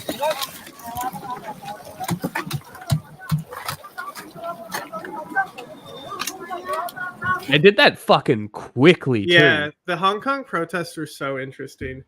And also, like, I've seen them be able to, like, they use the umbrella to open it, and they've been able to launch it. Like, they catch it and launch it at the same time. That's fucking awesome. welcome to the program. I'm Elizabeth Puranam. It all started with peaceful protests against a finance bill tabled in Kenya's parliament that includes tax increases to raise extra funds the government says it needs to pay off public debt. The protest. Well, I mean, it just shows how powerful the CCP really is that they were able to completely stop it and completely take over Hong Kong and instate their fucked up draconian laws over it. Like it just shows you how powerful they are. Intensified. Crowds stormed the parliament compound and the military was deployed. Security forces used live rounds, killing and injuring many. A defiant President William Ruto called the demonstrations treasonous and promised to take a tough stance on what he called anarchy. We will discuss what options the Kenyan government has. Anarchy means violence. Grows. But first, this report by Ibtisam Genford. Protesters calling on President William Ruto to resign from inside Kenya's parliament. They stormed the compound where MPs passed a controversial finance bill that includes tax increases. Local media say MPs were evacuated through an underground tunnel. Moments later, one of the buildings was ablaze. Demonstrations have begun peacefully, organized on social media and led by young people. Our future is in our own hands. If actually let them direct us on how they're going to direct in this country, it's going to be war on us. Emily, protester. Oh, it just has her first name. I can't see. Emily, protester. I bet you I can do it. I've done. Go for it. If you can, go for it. Crazier things. Direct us on how we're going to, on how they're going to direct in this country. It's going to be war unto us, and we're not going to let that happen. Police responded with tear gas, water cannon, and live ammunition. The military was deployed, and the president described some of the protesters as treasonous. Petitioning of public authorities by a section of law-abiding citizens of the Republic of Kenya. You hate your country was because you don't want to be poor. And hijacked by a group of organized criminals. The government says the finance bill will bring in much-needed funds to pay off public debt, currently at 70% of gross domestic product. It hopes to raise $2.7 billion. But critics say ordinary people are paying the price for the heavy spending by state officials, and that raising taxes on property, fuel, and small... These guys just chilling on the signpost. The price for the heavy spending by state officials. Yeah. And it's one of those four-way ones, right? Kenya is a fucking chill protest country. What can I say? Raising taxes on property, fuel, and small businesses will only worsen the cost of living crisis. Everyone is coming out, because they don't care about people your are cost tired, of living. people are hungry, people are unemployed, and you keep pushing the punitive taxes. No one is sponsoring this. Okay, you cannot sponsor this much anger. The anger is organic. More mass action is planned, and protesters say they anger won't is settle for organic. It's a weird thing to say. No, anything that's less just than the so like real, like because he's saying that there's infiltrators. Yeah, I mean, and she's maybe that no, question we actually was have a prompted. reason to be angry. That's Yeah, why we're maybe here. that question was prompted too, because they didn't get the question. Well, yeah, because that's you do, and then you just take you don't fucking you never in packages include your question. Because you just need to get people's responses. You say, what do you think about the president saying the protests were infiltrated? No, the French do all right when it comes to protests. They just don't get anything done because the French government doesn't give a fuck. They I just feel like, the meme where it's like the people where it's like, oh, here they come, and it's a bunch of guys that run in the room and they're just shitting all over the place. And it's like they're like stick figures, the meme that I'm talking about? I don't think so. You'll have to find it. Bill being scrapped once and for all. Ibtisam Genfood, Al Jazeera for Inside Story. Today, protesters stormed Kenya's parliament. The ICC issues an arrest warrant for Russia's ex-defense minister, and Iran prepares to hold its presidential election. From TLDR News, this is your daily briefing for Wednesday, the 26th of June, 2024. Violence erupted yesterday in Kenya's capital of Nairobi, as youth-led protests turned violent after lawmakers passed a controversial finance bill as part of a new IMF loan. The Kenyan parliament was quickly stormed and set alight, leaving hundreds of MPs stranded in the building, which led to security forces opening fire on protesters and a subsequent internet blackout. At least 5 people have died and 200 are currently injured. Aligned with the IMF's recommendations, the bill aims to raise $2.7 billion in additional taxes to reduce Kenya's high budget deficit and state borrowing. To help cut public debt, I didn't find has that, proposed new tax Emily, measures but check out this one. Pretty cool. the bill, which include new levies on basic commodities like bread, vegetable oil, and sugar. An eco-levy on almost all manufactured goods, including sanitary towels and diapers, is also on the cards. In addition to the new taxes, the bill proposes increasing existing taxes on financial transactions. Protesters want the government to abandon the planned tax hikes, which they argue will choke the economy and raise the cost of living for Kenyans who are already struggling to make ends meet. Now, we should mention that Kenya's president, William Ruto, has dropped some of the more contentious proposals, particularly on basic commodities. However, some controversial measures remain untouched. These include a 16% tax on goods and services used by specialized hospitals, an increase in the general import tax from 2.5% to 3%. Protesters fear changes could result in higher healthcare costs and higher prices for imported products. Now, this is not the... It's been this way with LinkedIn forever. Yeah, but when I clicked it in the link dump I just sent, it made me need to log in. But when I found it through a Google search, it didn't. Send me the Google search. The first time a finance bill has met with some resistance from citizens. Whilst Ruto was elected on a pledge to reduce poverty back in 2022, he has spent his first 2 years in office introducing a series of unpopular taxes. Nicknamed by citizens as Zakayo, Swahili for the biblical chief tax collector Zacchaeus, Ruto last year used the finance bill to introduce a housing tax and to raise the top personal income tax rate, sparking anger, street protests, and court challenges. Whilst these measures have caused chaos on the streets and widespread dissent amongst ordinary Kenyans, the measures have appeased international investors and the IMF, which has urged Kenya to address its heavy debt, which currently stands at 68% of GDP, higher than the 55% of GDP recommended by the World Bank and the IMF. In a public statement, the IMF said the bill is an important step in correcting Kenya's course. And in February, Kenya finally tapped international debt markets after years of being priced out of them. Now, whilst IMF structural reforms have in the past caused multiple protests across countries in the global south in the late 80s to the early 90s, Kenya isn't the only recent country to witness such demonstrations. Last year, Pakistan also saw protests triggered by IMF-recommended austerity measures. Now, there's more on the way, but remember to subscribe and ring the bell for more daily briefings. Just type in, wait, it's in the link, isn't it? Briefing tomorrow. Plus, if you want to support the channel like Camilo Pinto, then consider joining the new TLDR membership program for just $1.99. The International Criminal Court has issued arrest warrants for former Russian Defense Minister Sergei Shoigu. Yeah. Pretty interesting, huh? It is pretty interesting. Onions, peppers, tomatoes, and larvae. Inside this orphanage in the Democratic Republic of Congo's capital Kinshasa, children are being fed thick white worms known locally as pose. Edible insects, including larvae, are increasingly being studied for their potential as a sustainable alternative form of protein to meat. And some say they could help address malnutrition in the West African nation. Okay. Around 1/4 of Congo's 99 million population is facing a food crisis, and 1/2 of all orphans are suffering Talking about from food and malnutrition. bugs, I'm gonna make food. That's according to the World Food Programme. Kinshasa-based non-profit organisation Farms for Orphans provides protein-rich larvae to local orphanages to help feed deprived children. Agricultural engineer Francois Lucadi runs the organisation.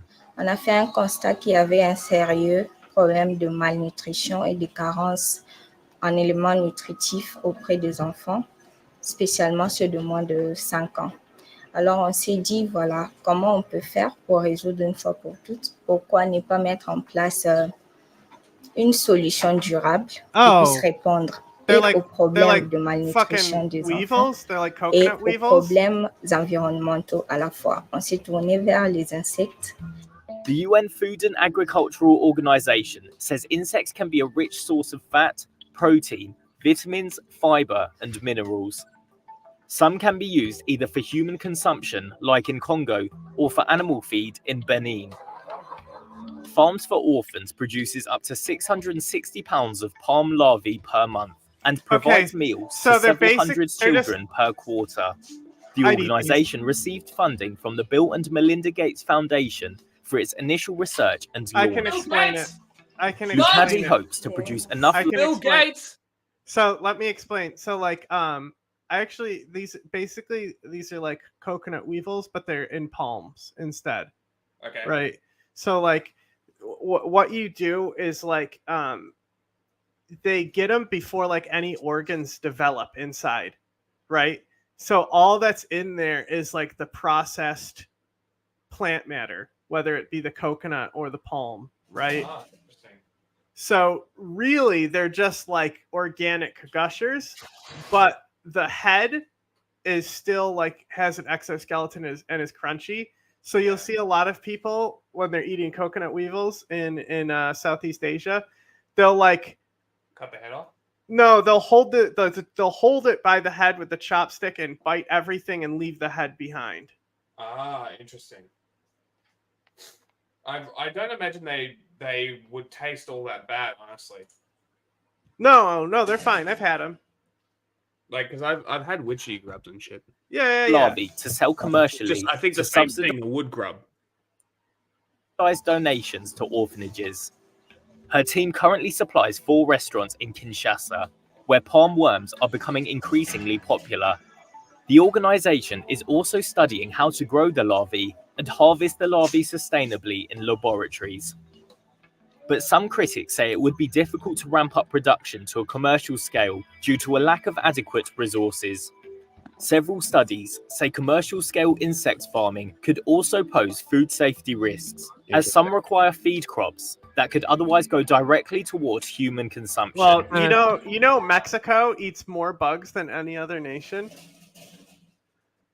and more than a quarter of America. The big popular thing is these Mexican ants, right? And they have the fucking formic acid in them, right? They're spicy in a weird way. I think you've shown us this before. But the other thing is that they take the ant eggs, and that's it's like a Mexican omelet or something. Mexican caviar is what they call it. Interesting. But it's they're supposedly really good. They taste like buttery. See bugs. Z-bugs. They make you eat salads, and they're not very delicious. Z-bugs. All Z-bugs. They're too big for this guy, though. Americans now claim no religious affiliation. That's according to the Pew Research Center. That group now comprises the largest bloc of Americans and follows decades of declining attendance among white Christians as well as Black Protestants and Jews. Judy Woodruff reports that for white Christians, there's also been a growing political divide within some faith communities. It's her latest installment of America at a Crossroads.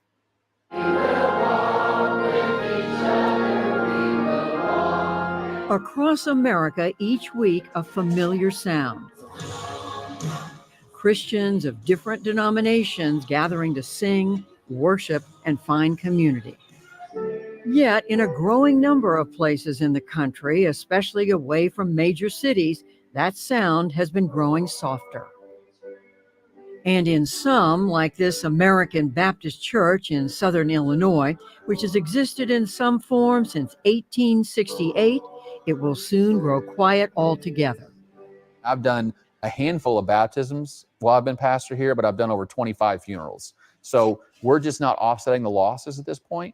And once you get to a certain point, it's almost impossible to pull out of the nosedive. We've had a bunch of birthdays because we haven't been really meeting the last couple of weeks. For more than 17 years, Ryan Burge has been the pastor of First Baptist Church, ABC, in Mount Vernon, one of the many mainline Protestant denominations that once dominated the nation's cities, towns, and countryside. Yet, since 1972, even as the country's population has grown over 60%, the proportion of white... This is not what I picked. Yeah, but I'm interested because it's about Actually, no. This was my bridging video. I'm confused. I'm like, so what we is can start happening? killing I'm the like, Protestants. No, Michael, that's not what this is about. This is my bridging video between the next topic. Americans attending churches like these, Protestants are or taking even L's. identifying as a Christian, has fallen precipitously. Good. This church will close for good in July. Religion is just not a central part of life for lots and lots of people. Today in America, about 25% of people report weekly church attendance, which puts us on par with a country like Italy. We were above 40% at one point. Italy's Amongst super Catholics, Catholic. 50% were weekly mass attenders in 1972. It's 20% today. So we're seeing a decline in... We can't scam silly people to give us money for their donation tins. So we need more people to be indoctrinated. Yeah, but this guy has like 8 people at his church. He's not really scamming anyone. No, I know, but that's the vibe I'm getting. Is like, we don't have money. We need money. Can we see the outside of his church again? Did it look like an old country buffet? Not just Protestant, but also the old Catholics people think they're Jesus going answered into the very truly, country I tell buffet, you, and no then they're one- like, In addition to "Wait, being a where's the food?" pastor, Burge is also a political scientist, teaching at Eastern Illinois University, where he studies the intersection of faith, politics, and the data behind it, describing these broad trends in his 2023 book, The Nuns, about the growing share of Americans who identify as atheists, agnostic, I think that's a pretty or nothing in interesting particular. and clever title because it's like It is. because nuns are also like a religious thing. Yes, that is a very clever title. 90% of Americans used to identify as Christians in 1972. It's about 65% today. You mean when Billy And the share of Graham was Americans who are up there white- talking about how Hitler had the right ideas about the Jews? That era, Christians is now that's the below Christians half. we are saying, we used to be real Christian, and Billy Graham used to be around. The nuns have gone from NONES, have gone from 5% of America in 1972 to almost 30% of America today. Amongst young people, it's over 40% of America. Wow. So it we're sounds facing like an entirely it's a different melting religious pot. landscape today than we did even 30 years ago. What is your best understanding of what's happened? Of why? Just ask the question, why should I care? Well, what's interesting That's- is like Korean churches, right? They still have that. It's like they're very political, but it's also like, it's like the mahjong stereotype where like all the drama happens around the mahjong table. why fewer and fewer Americans feel some connection with a church or with a faith? I think a lot of it is that Americans are anti-institutional now. And if you look at data and trust in institutions, we don't trust anything today as much as we trusted it 40 years ago, whether it be banks or unions or the media or religion. They're not seeing the value that religion plays in You think part of it might be what? Capitalism? Maybe. That's definitely part of it, all right? And It's then very like surprising that it took trust in 3,000 years for people institutions, to you know? realize. And this is the thing, is like, because America is so evil, and like they don't hide it, right? And because we actually have like the First Amendment, people are just like, hey, did you all see that? And everyone is allowed to say, we did. We indeed did look up and saw it. So, of course, trust in the institutions are down. Like, the CIA tested sarin on Americans. Mm-hmm. Like, fuck the institutions. Lives. And they're also thinking, and I think this is the thing that I push back against the most, that religion is only about belief. Religion is also a social enterprise. You come here, you sit next to people who are different than you. You learn how to volunteer. You learn how to run meetings. You learn how to fundraise. Cut back to his attendance at Mass. They were all the same lady. They literally were identical ladies. They cloned her. The Bible, but you also learn that other people are good people. Bible. How about some pulled pork? Just a few miles away, some of those volunteers are helping the needy at this once-a-month food pantry. This is just what old people do. On The fucking wifey, right? She's like, you know how like the girl in Fight Club, how they go to all the meetings and stuff, even though they're not part of something. Yeah. So she likes to do that kind of stuff, but she's obviously like not insane. Yes. So the other day she was like, I'm like already like an old lady because all I do is volunteer and like I'm not working right now. This is old lady thing. It was pulled pork. A block of pig. where they provide free food, clothing, and help with expenses. The population of Jefferson County is shrinking as it ages, and its politics have swung further to the right. In 2000, what does that voting mean? 54% in favor of George W. Bush, to nearly 72% in favor of President Trump in 2020. Those are two very different here joined from across things. local denominations. Both of those are very different political parties. Which one is the right one? Mm-hmm. What do you mean by swung more right? Is Trump more right than Bush? I would say no. I would say no. Bush, especially if we're applying the whole like Christian conservative aspect of things, like Bush was the evangelical president. Trump is just a dipshit. Their mainline denomination in steep decline. All the United old people. Methodist Church has fallen from 11 million people in 1967 to half of that today. And in just the past 2 years, lost about a quarter of its churches over issues surrounding same-sex marriage and LGBTQ clergy. Wait, you mean churches are closing because the Baptist Church are cunts? I guess we found their problem. Stop being the Lord's table is the place where the distinctions between rich and poor, powerful. You can't simultaneously exclude people from your church and then complain that your church is losing members. I have no sympathy. Fuck you. The powerless are in the picture from the website. The kid's literally using, I think, Resolve on one of them. Oh, that's funny. The other one doesn't look like Resolve though. They have a erased though. They're not a nonprofit. No. Recent Sunday morning, though, First United Methodist pews were mostly company that one girl worked at. You sent me. She works at this one specifically. Yeah, because this one, because it said she was in Italy. This doesn't look like Italy. I know. It says project manager at this place. But does she think she works remotely? Maybe. It could be a previous job. I don't know. All her entire page is in Italian, so yeah. Don't know. Full, with more joining online. And a full choir leading the congregation, including Keith and Cheryl Cox.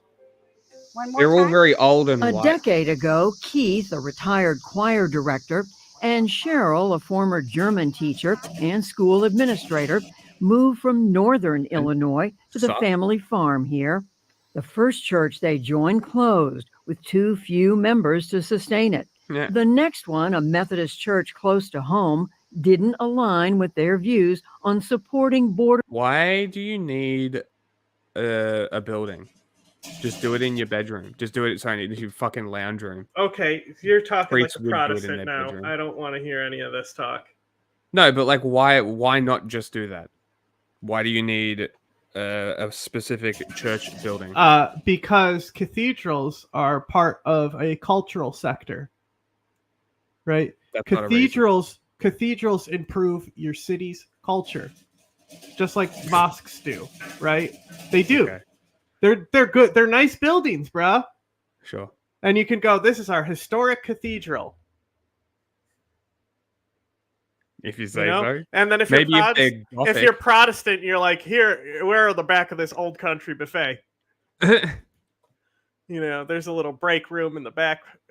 They let us borrow it today. Like the ability to like build temples, even not even like some of those are the only buildings that like still exist, like Athena, right? The Temple of Athena. Sure. The Temple Wall in like Israel. Like shit. Yeah, I mean Notre Dame. It improves the culture. Sure. That one's in Melbourne. If it gets, it improves it even more if they get abandoned and run down. Then they get spooky. True. I like the spooky church. The spooky ones are cooler. This one is not spooky. King in the castle. King in the castle. This one is literally in the center of the city. I've done a few filmed at the cathedral and stuff. And they all have, it's all remote cameras that are like installed, so we can just like set up shots in advance at like crazy angles and shit. That's cool. It's actually really fun to work at the cathedral. They used to do talking about cultural impact of like cathedrals and chapels and shit, right? There was a thing that they used to do in Australia with live music. When Lady Gaga was starting was basically when it finished. Called Live at the Chapel, where it was literally just maybe 100 people inside a church building, and a massive artist would play music. And obviously the acoustics would be fucking amazing. I'll send you Lady Gaga's one after we finish this, but it's fucking I've seen it. Awesome. I know what you're talking about. Paparazzi. I think you've shown it to me. I may have. It's great. But like that I think we should repurpose church buildings for. Yeah, it's actually really good. Like, there's that one, the Daughter song. It's from the soundtrack from the Life is Strange games that the depressed girls play. Okay. But it's I haven't played that game. Well, because you're not a depressed girl. Sure. But yeah, she sings in the cathedral on that song, and that song is cool. Like fire. I've sent it to you before. Yes. Migrants through UMCOR, the church's relief agency, and the decision to close churches during the COVID-19 outbreak. When I was on the church council and I heard the church leaders in that council being very unhappy about the fact that UMCOR was helping migrants and that the bishop was a terrible person for trying to keep people safe, that truly troubled me. And so I was not as interested in being a part of that church at that point in time. Now, Keith and Cheryl. The church wasn't racist, so I left. Twice a week to sing. The in the church choir believed in and helping worship. human beings that weren't white. Classic fucking Protestants, bro. at First United Methodist in Mount Vernon. It's the best 45-minute drive that I have on a regular Oh my basis God. because I do feel uplifted when I go to the church. And I can't say that that's been true even at the other Methodist churches that I've been to. And recognizing people like wifey go to chiropractors by choice. So if this guy wants to drive 45 minutes to go to a Protestant church because it makes him feel better, sure. There's like, honestly, I would say there's more scientific evidence backing up God than the industry of chiropractors.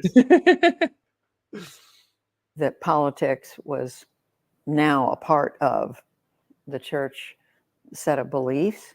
How did that make you feel? I think politics has invaded schools and healthcare and just about every aspect of our lives. So I shouldn't be surprised that it is invading in some ways in the church. But I just want people to did have it make me healthcare. feel uncomfortable? Absolutely.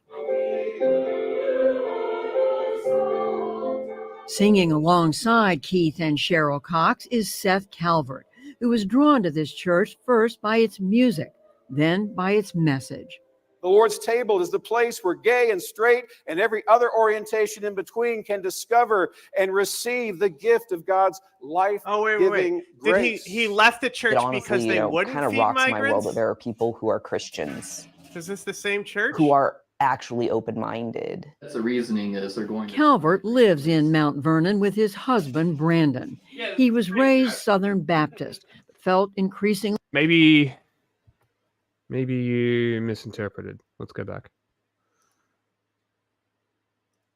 Views on supporting the decision to migrate close to home didn't align with their views on supporting border migrants through UMCOR, the church's relief agency, and the decision to close church. Okay, so they wanted to help migrants. The church didn't, and then they shut down during COVID, so they bailed.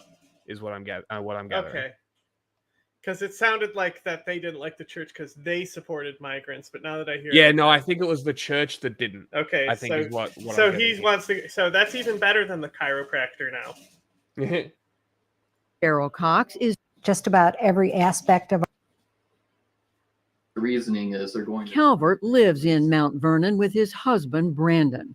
He was raised Southern Baptist, but felt increasingly uncomfortable with that branch as he aged, especially as he heard things from the pastor that conflicted with his realization that he was transgender. One of the examples that actually was the reason I ended up leaving that church was he was going on a way to tangent go, about, PBS. how You PBS found doing it, the as per usual. You found is that like the shape up behind her looks kind of dick shaped, huh? On the right-hand side. Yeah. A little bit. Trans rights was all bad and all that. Way to And go, he PBS, said- finding the most interesting niche public interest piece you could about the decline of churches. Like, way to go. Like this is fantastic. Imagine if fucking capitalist news networks put this much effort in. Oh no, they need to do it fast and cheap, like a fucking Shin fabric. Crazy. Crazy. I can't believe The civil rights I can't movement- believe the faith in institutions has declined. was a mistake because now we have the gay rights movement. And it was like, that's wrong. You were hearing that, and then what were you thinking? I had been taught, if you see things going wrong, you always stay there and try and fix them. And that's what I was trying to do for years and years in that church. And then it got It's to the point that crazy it's like, because like there's they're no way literally I can fix mandated this. that they There's can't no way. like have a political agenda, right? But yet like my foundation of my founding philosophy and what I think should be the golden rule of journalists, a lot of people are not taught it anymore, is that the golden, it's like the oath, oath of office or the Hippocratic oath, except it's not a real oath. And it's that you have to inform the public of all the facts so they can make informed decisions, because it's the public's right to know all the facts so they can make informed decisions. So it's it's by doing good journalism, doing good and actually staying out of like your biases and presenting things from multiple perspectives. It's literally preserving people's natural human right to information. So the fact that the media today is against this, they're against informing the public. They're literally depriving us of civil rights. You just need to tell the truth. Is going to be and look what happens. You become a commie because you watch PBS because they're forced to tell the truth. And that's what happens.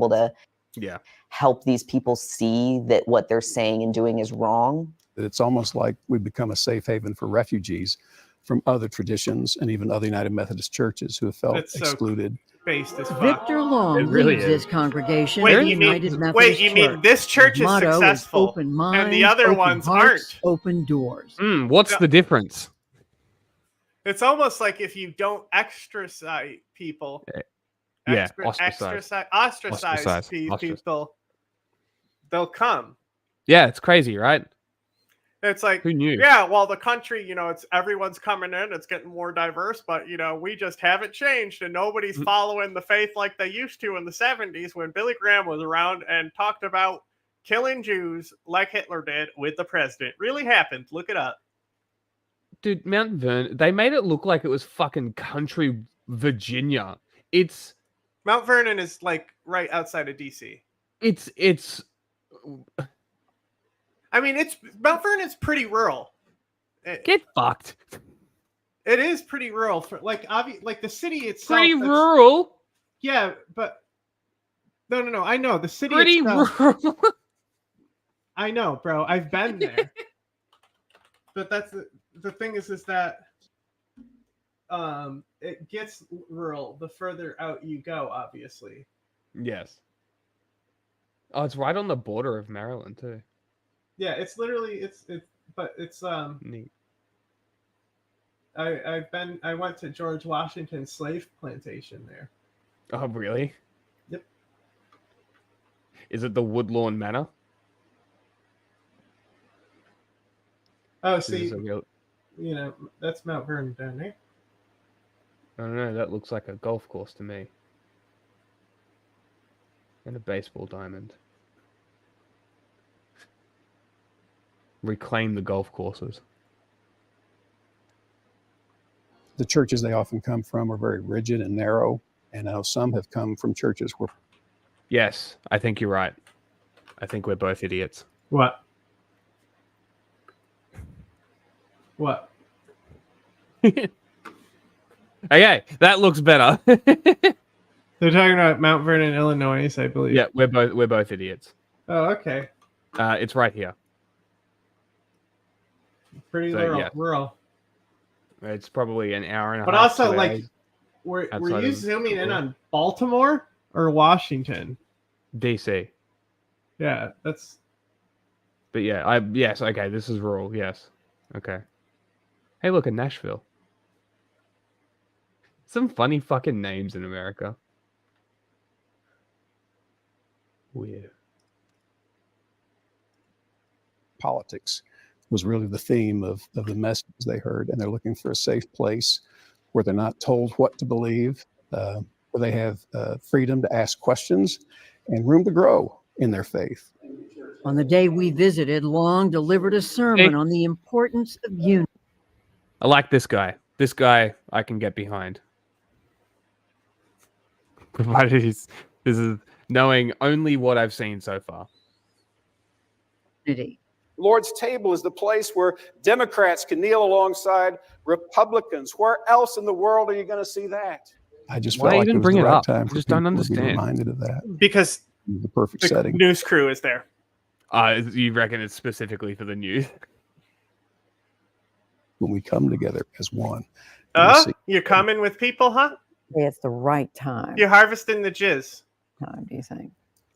Because all the other voices that get airtime in the church are about division and how do you find a thing like this, a story like this? from one church, a couple who's left multiple to find this one specifically, or did they find this church and ask people what their story? The thing is that this would be like if everyone operated with the same standards, like PBS would be like under par. Yeah. Like the stories that would come out like daily on other networks. Even because it's even like you really need it. It really comes down to how many people have you got in your network. Like you know how like TikTok actively makes Instagram Reels worse. Yes. It's like the TikTokification of news is what's happened because of capital. Yes. Yeah. Yep. 24-hour news cycle. That's exactly what it is. All because of that fucking plane. It was wrong, and we need to leave. Was that the first time round-the-clock coverage happened? Yep. I know. I learned it in school. Really? Okay, interesting. Yep. Because I didn't learn that was the first instance of it, but that makes total sense. I believe it was CNN. And they started doing 24-hour around-the-clock filming like the ocean or some shit, being like, and then they still saw haven't how found much money it. they made. Yeah. Like imagine doing it with the fucking sub that went missing. Like they're just out there 24 hours. Unbelievable.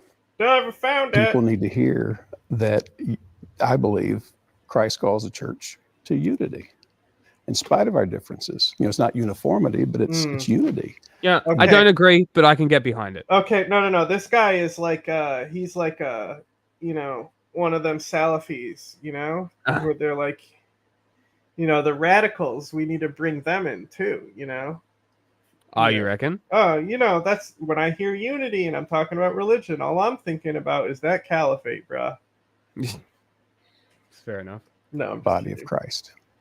Long says his congregation includes Republicans, Democrats, and everything in between, a hallmark of mainline Protestant churches. But that is becoming increasingly rare, according to Ryan Burge. For a long time, we always thought that religion was the first lens and politics was downstream of that. So, what party I voted for, I looked at the Bible, I think about my theology, how I view the world. And so I thought that religion was the first lens and politics was downstream of that. So you're a dickhead. Yeah, that's how that's how these Christians actually do. Like if we're God really, has to be first. Like if we're really thinking about it, culture, politics, religion. At a stretch, religion is culture. Religion is second, right? Religion is culture. I disagree. It is though. I think religion as an institution should be separated from culture. It's not though. It's part of culture. Only because they force it to be. No, it's just because people go to church. I fundamentally disagree. If we look at the people getting given a choice to go to church or not, how many people are going to church? 30% of the country are down from 70? The ones where church is part of their culture. Yeah, but you're overlooking the fact that I'm saying that it's forced in. It's not. It's not a natural part of culture. Religion is not a part of culture unless it forces itself in there, unless it's specifically placed there. I don't know. I think when we look archaeologically at cultures, religion is one of the most important things that can tell us about that culture. It's like inherently natural. I just so disagree. I just feel like that's such a narrow thing to view culture as. To say religion is culture is just so. What do you mean narrow to view culture as? Culture is more than just religion. Yeah, so that's what I'm saying is to view religion as culture, to tell you about how a group is very narrow-minded in the sense that there's clearly more. So we're missing aspects because people want to focus on religion so much in the last 3,000 years. the archaeological evidence is there for. Sure.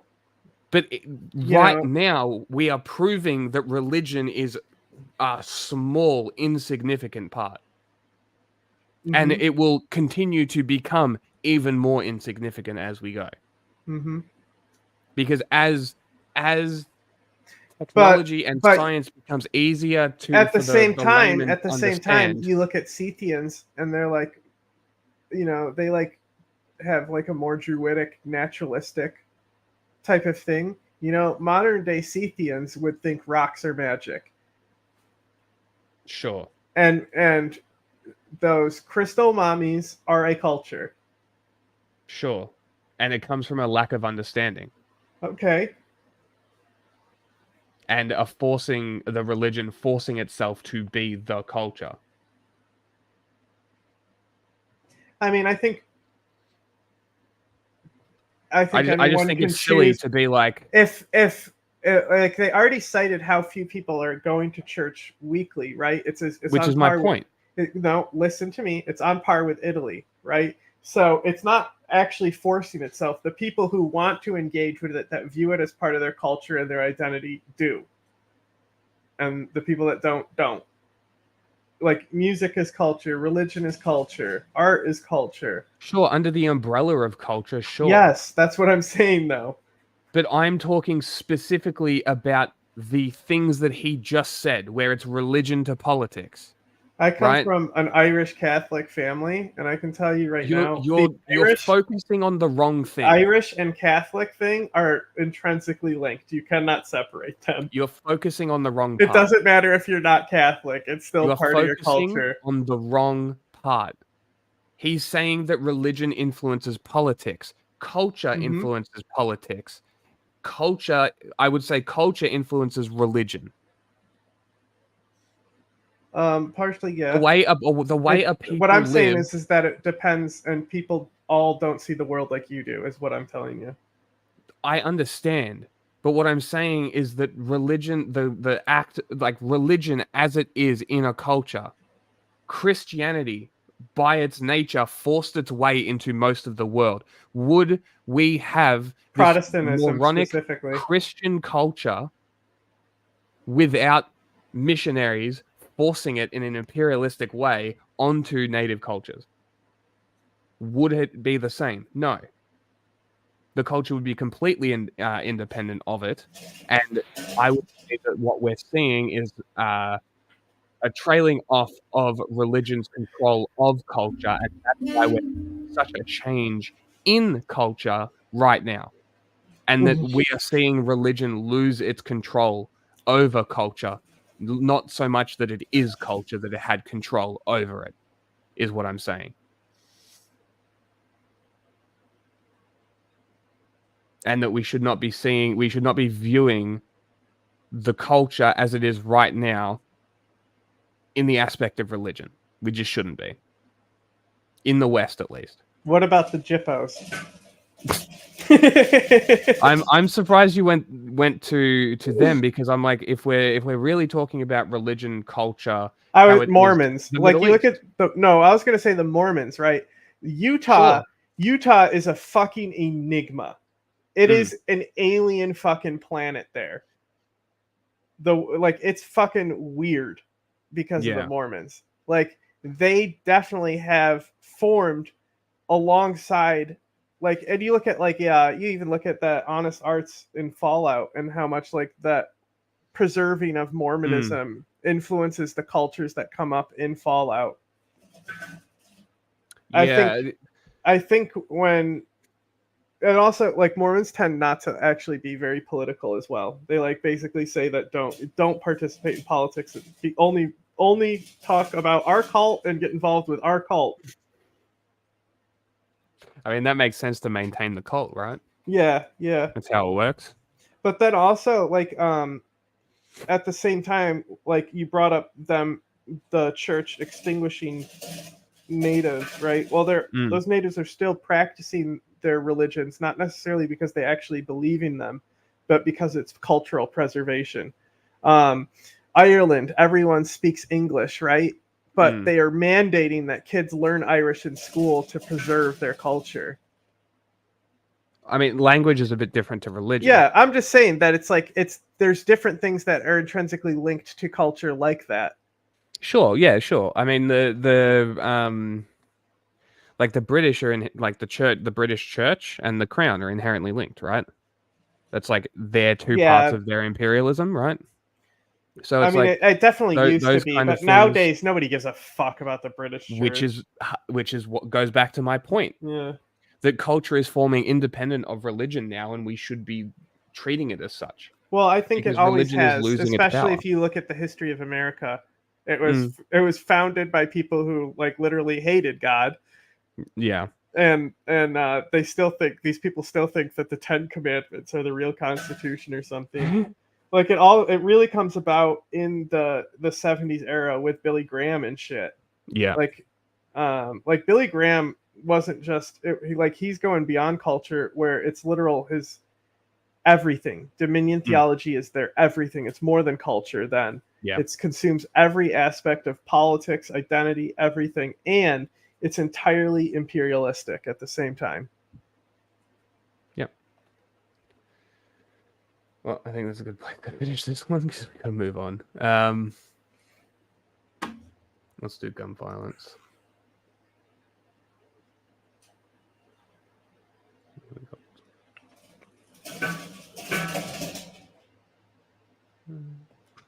Yeah, there is a whole philosophy side to it and everything.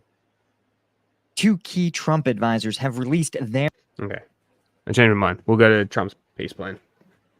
their peace plan for Ukraine. But almost everybody thinks this is absolutely awful. Just why is every side mad about it? And what would a better plan look like? I'm Paul, U.S. Army combat veteran. Let's talk about it. Okay, so this is a really interesting story. It originally got scooped by Reuters, which does very, very clean, legitimate reporting. But it's paywalled, so I have to use the Newsweek summary. But this is Ukraine faces ultimatum in Donald Trump's advisors' peace plan. Now, I point this out because these are two former senior advisors to Donald Trump during his first administration, General Kellogg, and let's see if I can find exactly who we go. Lieutenant General Keith Kellogg and Keith Kellogg and Captain Crunch. Kellogg is both these guys are actually older than dirt. Keith Kellogg was literally born in 1944. He was a platoon leader in Vietnam. And his only high-level diplomatic experience was in the Coalition Provisional Authority in Iraq, which you guys know is considered now by most historians to have been an absolute disaster and basically set the conditions for the subsequent Iraq War. He then was in the private sector, and Kellogg then got brought in as originally like a deputy national security advisor to Trump, and then in the and then as the national security advisor, I think for like 3 years. So again, it's got some real old dude super boomer energy, right? Like every presidential candidate and administration at this point in the country. But here's the outlines of the plan that I think are here's the outlines. I'll share my thoughts later. Okay. Essentially, it is a ramp up, ramp down type of plan, right? Ukraine will only get additional U.S. military aid if it enters into peace talks. And if Moscow refuses peace talks, Ukraine will also get additional U.S. aid, right? And this is meant to create a sort of incentive structure. The idea is that it creates an incentive structure in which there's an incentive for people to come to the negotiating table in good faith, right? But the plan also involves a ceasefire based on prevailing battle lines during peace talks. So it requires both sides to say, good enough, we're going to stop trying to advance, and we are going to then Ukraine would get more aid. There is only a single winner from this peace plan. I go and get drink. There is only one. Only one person wins from this. This is awful. I'm trying to explain, and literally me explaining the plan is exposing the holes in it. I'm trying to explain the plan and then hold it out later, but it's hard. You're probably thinking the same thing I am, right? Now, of course, the Biden administration says this is kind of a terrible plan. So do a lot of folks. And again, I think without seeing the full document, which, to be clear, we do not have the full document. That has not been publicly released. And the Trump administration has said, if it doesn't come from us, from an official administration spokesperson, or the Trump campaign, excuse me, the Trump campaign spokesperson, do not treat it as official. So this may be, honestly, an effort by these guys to put forth an unsolicited policy proposal in order to kind of get media attention and to get to sort of curry favor or to show that they're eligible for an advisor position. This is actually not that uncommon in U.S. politics in general, where you have these think tanks or other advisors who will roll out policy papers that are kind of drafts of a future administration policy, and then they'll circulate them among either kind of DC intelligentsia or in the media generally to kind of build support. And they say, hey, if you want this policy, you also... I wonder who pays them.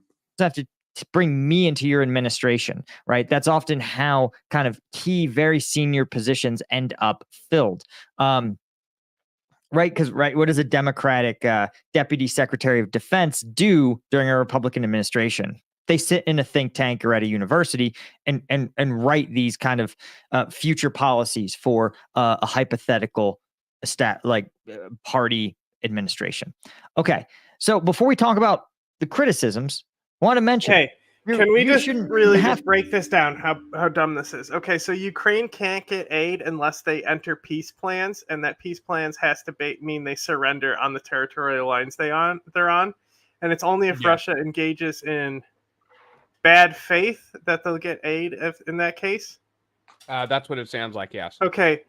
Or so, that they straight up refuse talks. So no, how does like that means that you're basically just not giving Ukraine aid. You're just dressing it up. Yes, that's exactly what this is. This is you're not only are you not giving them aid, you're incentivizing them to surrender. Yeah, and you're also incentivizing Russia to say yes, so you don't have to give them aid. Like, this is such a fucking retarded plan.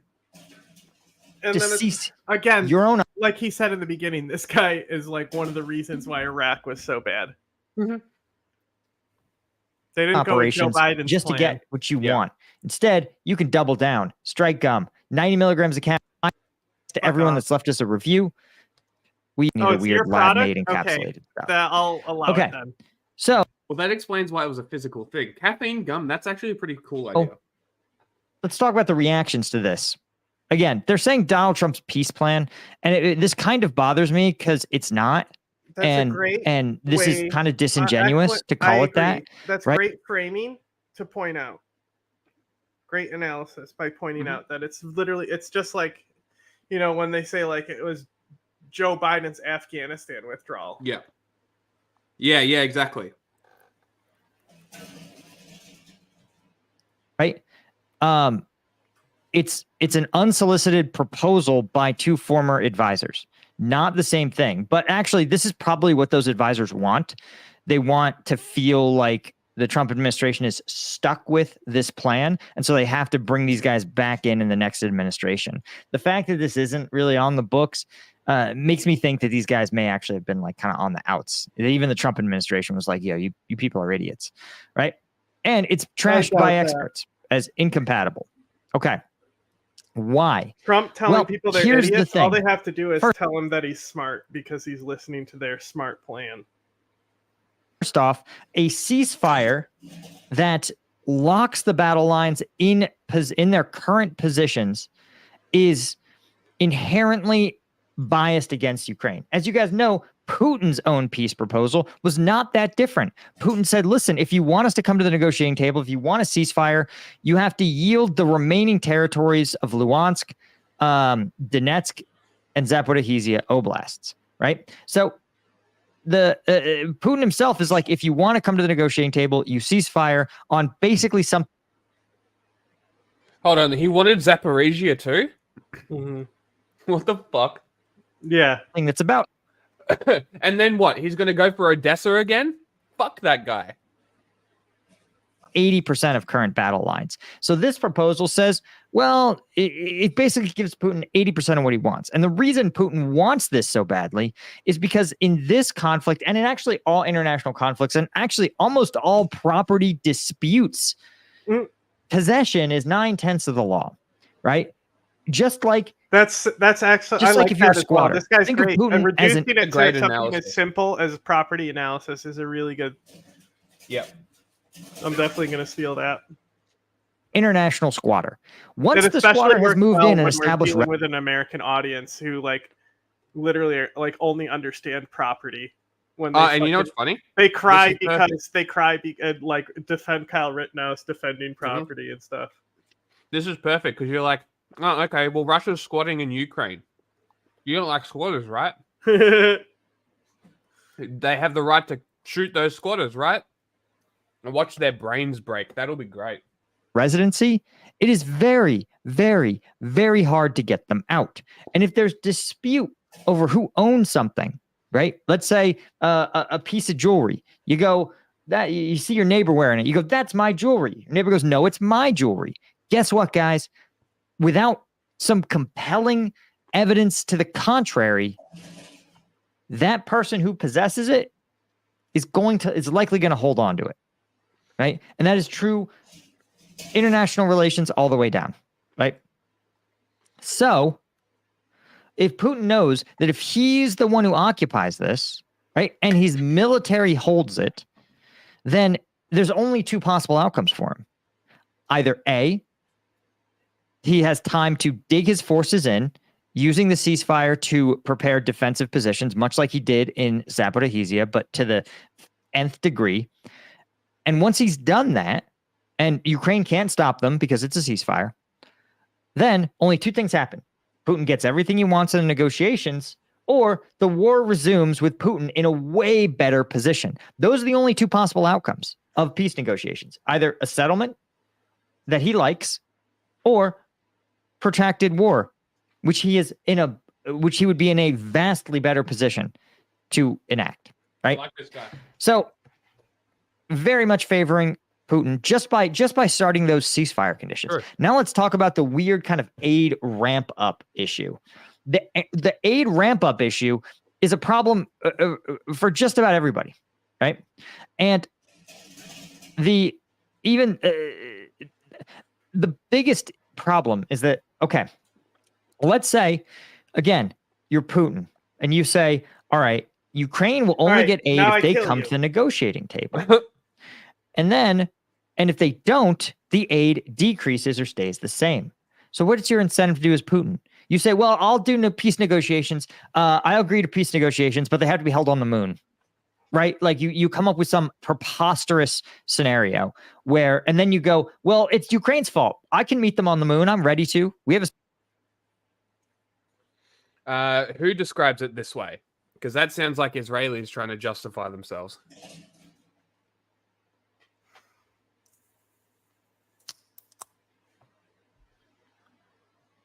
Yeah, that sounds like the Israelis justifying themselves. I just had to reread it. Am I reading that wrong? The space program, right? Or something other, like it won't be that ridiculous, but it'll be that unrealistic for Ukraine, right? Or they'll say, oh, as a prerequisite to negotiations, you have to withdraw from Kharkiv, right? Like leave your second largest city, and then we'll have. So then the U.S. goes, well, technically Ukraine's not in peace negotiations, but then they also say, well, if Russia refuses peace negotiations, right, then the aid ramps up again. Well, that means all you've created, all you're going to get is no negotiations, and he said, she said. That's it. That's what's going to happen, right? Because in that scenario, right, or that's what Putin is going to concoct. He's going to concoct that scenario, right? And that's sort of the problem. This guy, pretty good. And Ukraine knows that even the ceasefire isn't going to happen, right? They cannot he's allow way better than Russia that one time to ex-soldier that the Majority Report brought on to talk about how great Hezbollah was. And then, like, I looked up to the guy, and there's like stolen valor accusations, but I can't verify anything because he deliberately trolls Zionists and the IDF. So all the stuff is like sourced from like them, and like, yeah, you know. So either way, I can just tell you that like what I took from that is like just explaining like soldiers are not experts. No. But like they're not meant sometimes, like sometimes I almost wish I was in the military just because I think it would like benefit my analysis. But then I also think no, it wouldn't. It's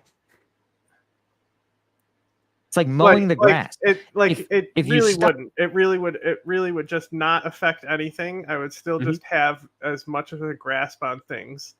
You would also know how to and use I would have guns had to slightly. like done imperialist shit. So yeah, machine guns though. But like, you know, I see a lot of people able to transition from the military to the journalist intelligence field. Yes, and that's why I think it's like, is that would that be better to go to college as in an occupational college, you know, by doing intelligence for the military? I mean, maybe I could have I really actually could have done easily done ROTC because of my family history. I basically not free ride to West Point, but like I basically can get in because of the credentials and history in my family. Yes. I just need to mowing your grass for the grades to do it and the money. As per usual. 3 weeks or for a month. It's going to become, at some point, the grass can get so tall, you can't mow it with a lawnmower, right? At some point, it's going to be like grassland, right? And you need you see what I mean? And that is Zelensky's fear. He goes, listen, if we do the ceasefire and we can't get to peace negotiations, we're going to be super screwed, right? Because Russia will build itself back up. Because remember, Russia doesn't need Western aid. Russia's already beating the sanctions. Their economy is growing in the face of these sanctions.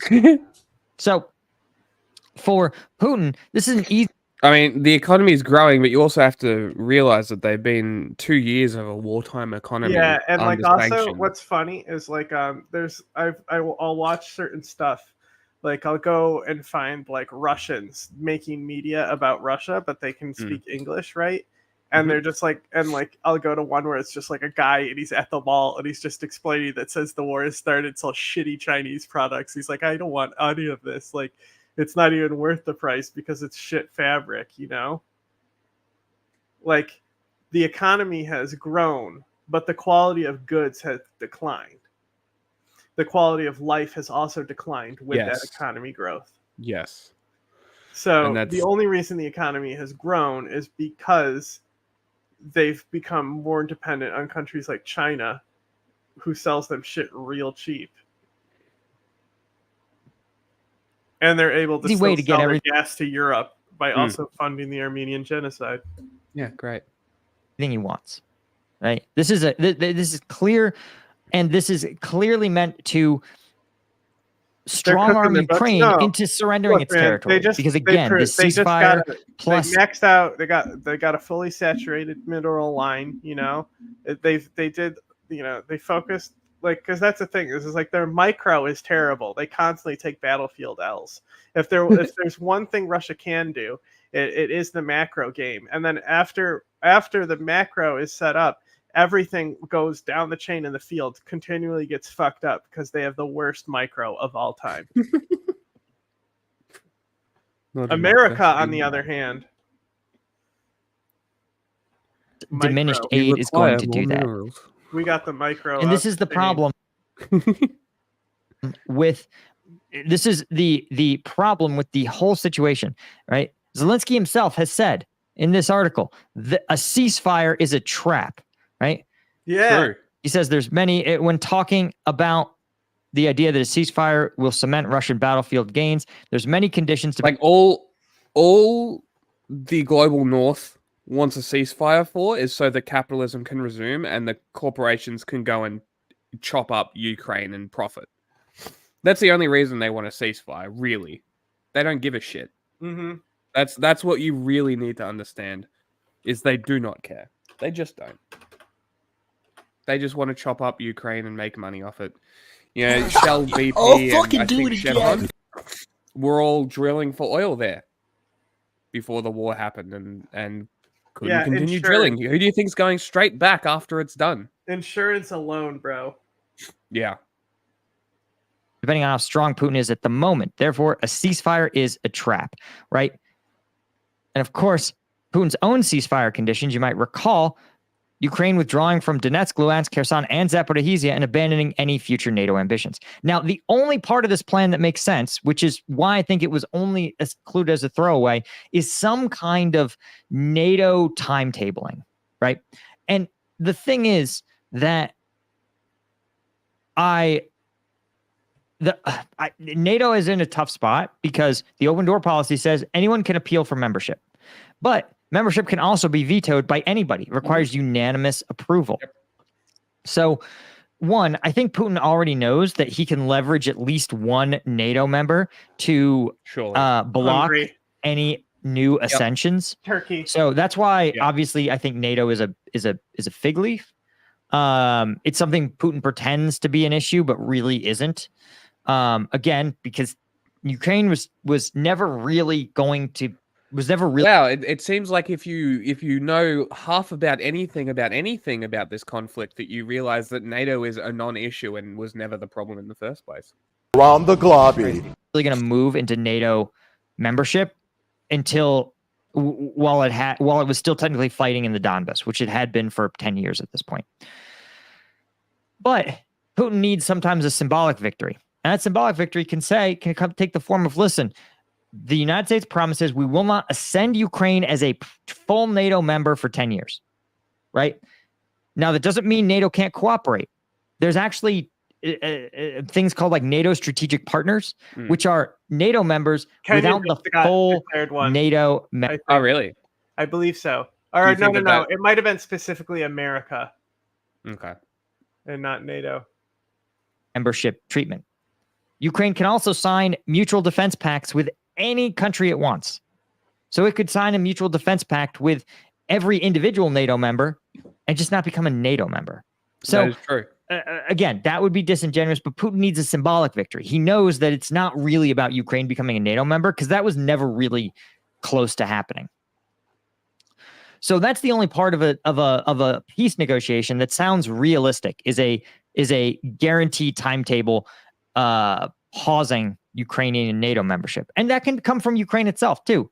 Zelensky can sit there and go, okay, sure. If that's what you need to hear, then we'll give you X years of not where we will not petition for NATO. But also, you know, all the treaties and shit that Ukraine has signed with Russia, and the amount of times that Russia has just gone back on it, not followed through with it, fucked them over entirely. Fuck your deals. Make the deal, get him to fuck off, and then tell him to fuck you. Just tell him fuck you. Like, go fuck yourself. Fucking insane that Ukraine even has to entertain the idea of negotiating peace with this fuckwit. NATO membership. And that way, the deal isn't, Russia hasn't beaten NATO into taking a position. All they've done is beaten Ukraine, right? So that is why I think this is all kind of ridiculous, right? And if, as I point out to people, this is, 15% of Ukrainian territory, internationally recognized Ukrainian territory, is held by Russia. So that is about the equivalent of, like, imagine the 7 westernmost states of the United States being controlled by a foreign country. And then they go, listen, if you want to negotiate with us, you got to stop trying to liberate your territory. And that's a great way to describe it. That's a great way to phrase it. Retake the Western states. People be like, no, dude, you can't. We're not just going to let you sit in California. Especially Ukraine's additional concerns are that Russia. Yeah, I mean, look, flip it. Crimea is Texas, and this is the West Coast. You know, tell Americans that not to go and fucking try and kill Russians in California. Tell them not to. Watch them listen. Right? You pose this this question in that sense to any American that's like anti-Ukraine aid, I guarantee you that they'll hypocritically change their stance and then default back to exactly what they were saying before. It won't actually get through to them at all, but that's essentially what it is. Russia is actually Russifying these regions, right? They are forcibly deporting Ukrainians, particularly. Wow, you mean Russia and China use similar tactics where they send agents in and then rapidly populate the areas with Han Chinese in China and ethnic Russians in here. Interesting. But it's not imperialism. No, not imperialism at all. Is it cultural genocide? Deportations? Is it genocide? Maybe. An argument could be made. If it was...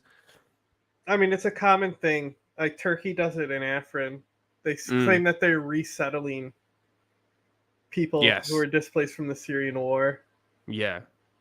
Which, if that was actually the case, sure. Well, New York Times likes to make it the case. I'm sure they do.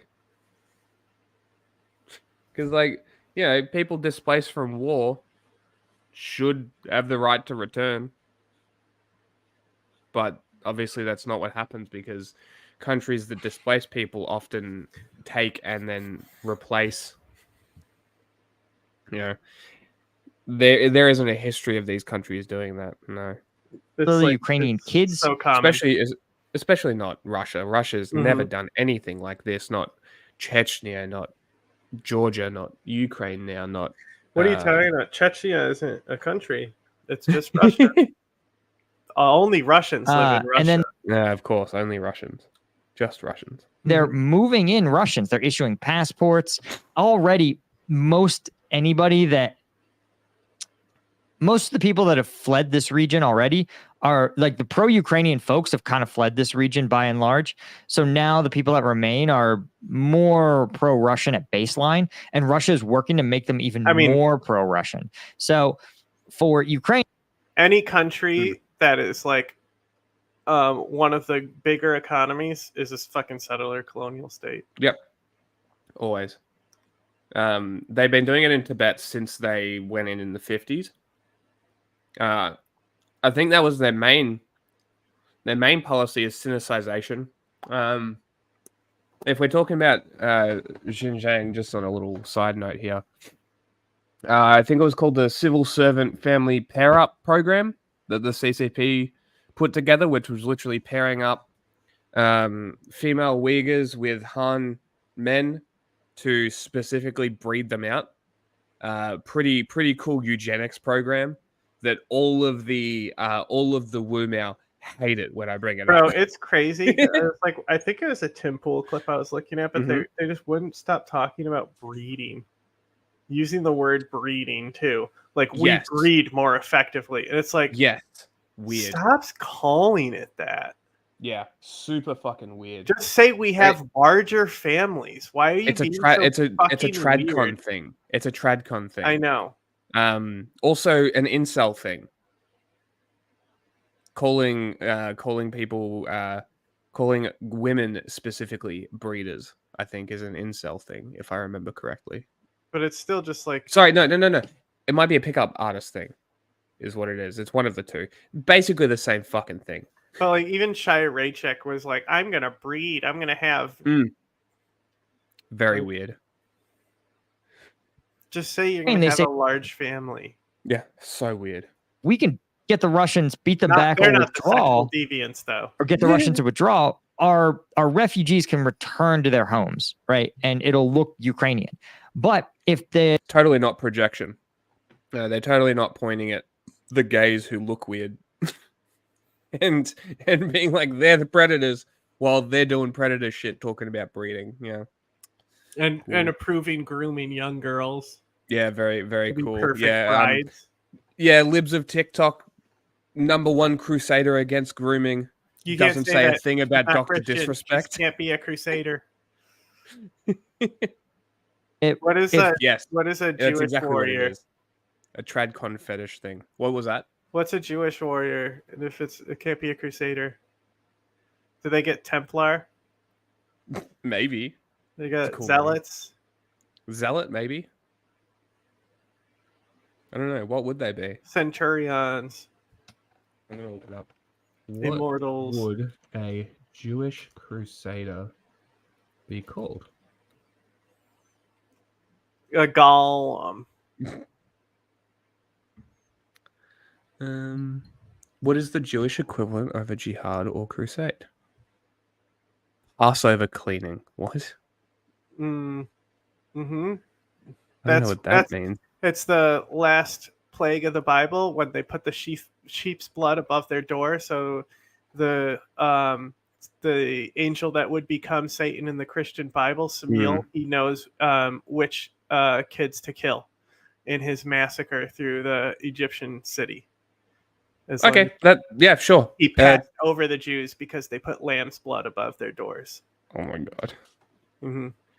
Okay. And again, not evil because it's Jewish. Angels can't be evil. Let's lamb's blood? Yeah. Pig's blood. Lamb's blood. It was lamb's blood.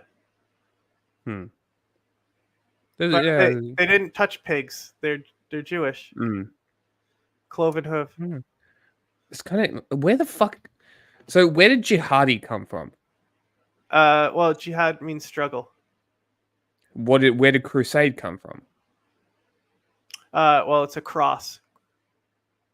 Because the cross comes in there, but yeah, okay. I have to see where. Crusade... So if we're thinking about this, like if we're not just like speculating and making shit up and being dickheads, right? If we're actually thinking about this, what would a Jewish crusader be called? They said it right here. McDonald's. Maccabees. What is that? I don't even know what this is. Mamelukes. Maccabees is a group of Jewish rebel warriors. It's so the Latin word crustentanus, or one marked by the cross, first appeared in the early 1200s, more than a century after Urban II's call to action. The Crusaders were called Crusaders 200 years after the First Crusade, or not 200 years, about 100 years after the First Crusade. I don't know. Well, it's so strange. It's etymology of words. Could create a word. Yeah, it's just Latin for cross. Okay. People. What's the Latin? Oh, Latin. What about the McDonald's? It translates to hammer. Yeah, that's why there's all the hammer references and like you'll see it sometimes like in cringe like political art. Like the Jews are like, I got the band hammer. Yeah. Stuff, you know. Here we go. So Latin for star is obviously stellar, right? You probably use something off of that. Stellar Raiders. I don't know. Maybe. I don't know. It's interesting though. Yeah. The word zealot was originally used to describe Jews fighting the Romans. I mean, that's why I said zealot. There you go. Zealot could. There you go. You know, they got the charge upgrade, and that's how they were able to get the Romans. They closed the distance with the charge upgrade. The displaced people. Sorry, they're not refugees. They're internally displaced people. Up, bro. That's crazy. They're like Marines will fuck them up, and Zerg will fuck the Marines up, but the Zealots will fuck the Zerg up. Like you need roaches to fight Protoss. Basically, Zerglings are worthless. Dude, that's crazy. I'm learning so much. If the internally displaced people, I know zero about Judaism. I had no idea the Zealot came from the Jews. And now I'm reading about some sect of Judaism so now religion is related to. Huh? I said, so now religion is culture. And I'm just learning about the religion. Kidding. I'm just fucking around. Fuck off. Cannot return, then these places going to become more Russian every single year, right? and more pro-Russian. Again, the Soviet system would literally recruit people from other oblasts and be like, oh, the Caucasus Mountains or Kazakhstan, like these I don't know. These areas aren't Russian enough. They're not. I don't know protest tactics. So neither do I. I don't even, just play. like, besides the Oracle, I don't know what you use on mineral lines for a mineral line rush. But I know you can just do like 12 charge lots, and like you can push with that and potentially win games. They're not the good. It's people. never too late to start. Ask Jack. Right He's having fun now. So the Russians would literally roll up ethnic Russians and move them into these regions to Russia. Play. It's PvE. Jack is now a Jedi Knight. I mean, and like, because you pretty much forgot the first time you played. Yeah. Right. So like, what you but probably Kerrigan's max level. Yeah.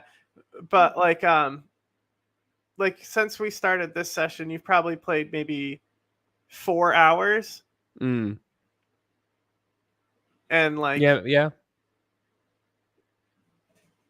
Hellenistic. Is that's Greek, like right? The learning the time to learn it really isn't that bad as long as you have somebody. It's the thing is like it's easier if you have somebody who like knows, because I remember I set you up the first time we played to make sure that you would have grid hotkeys.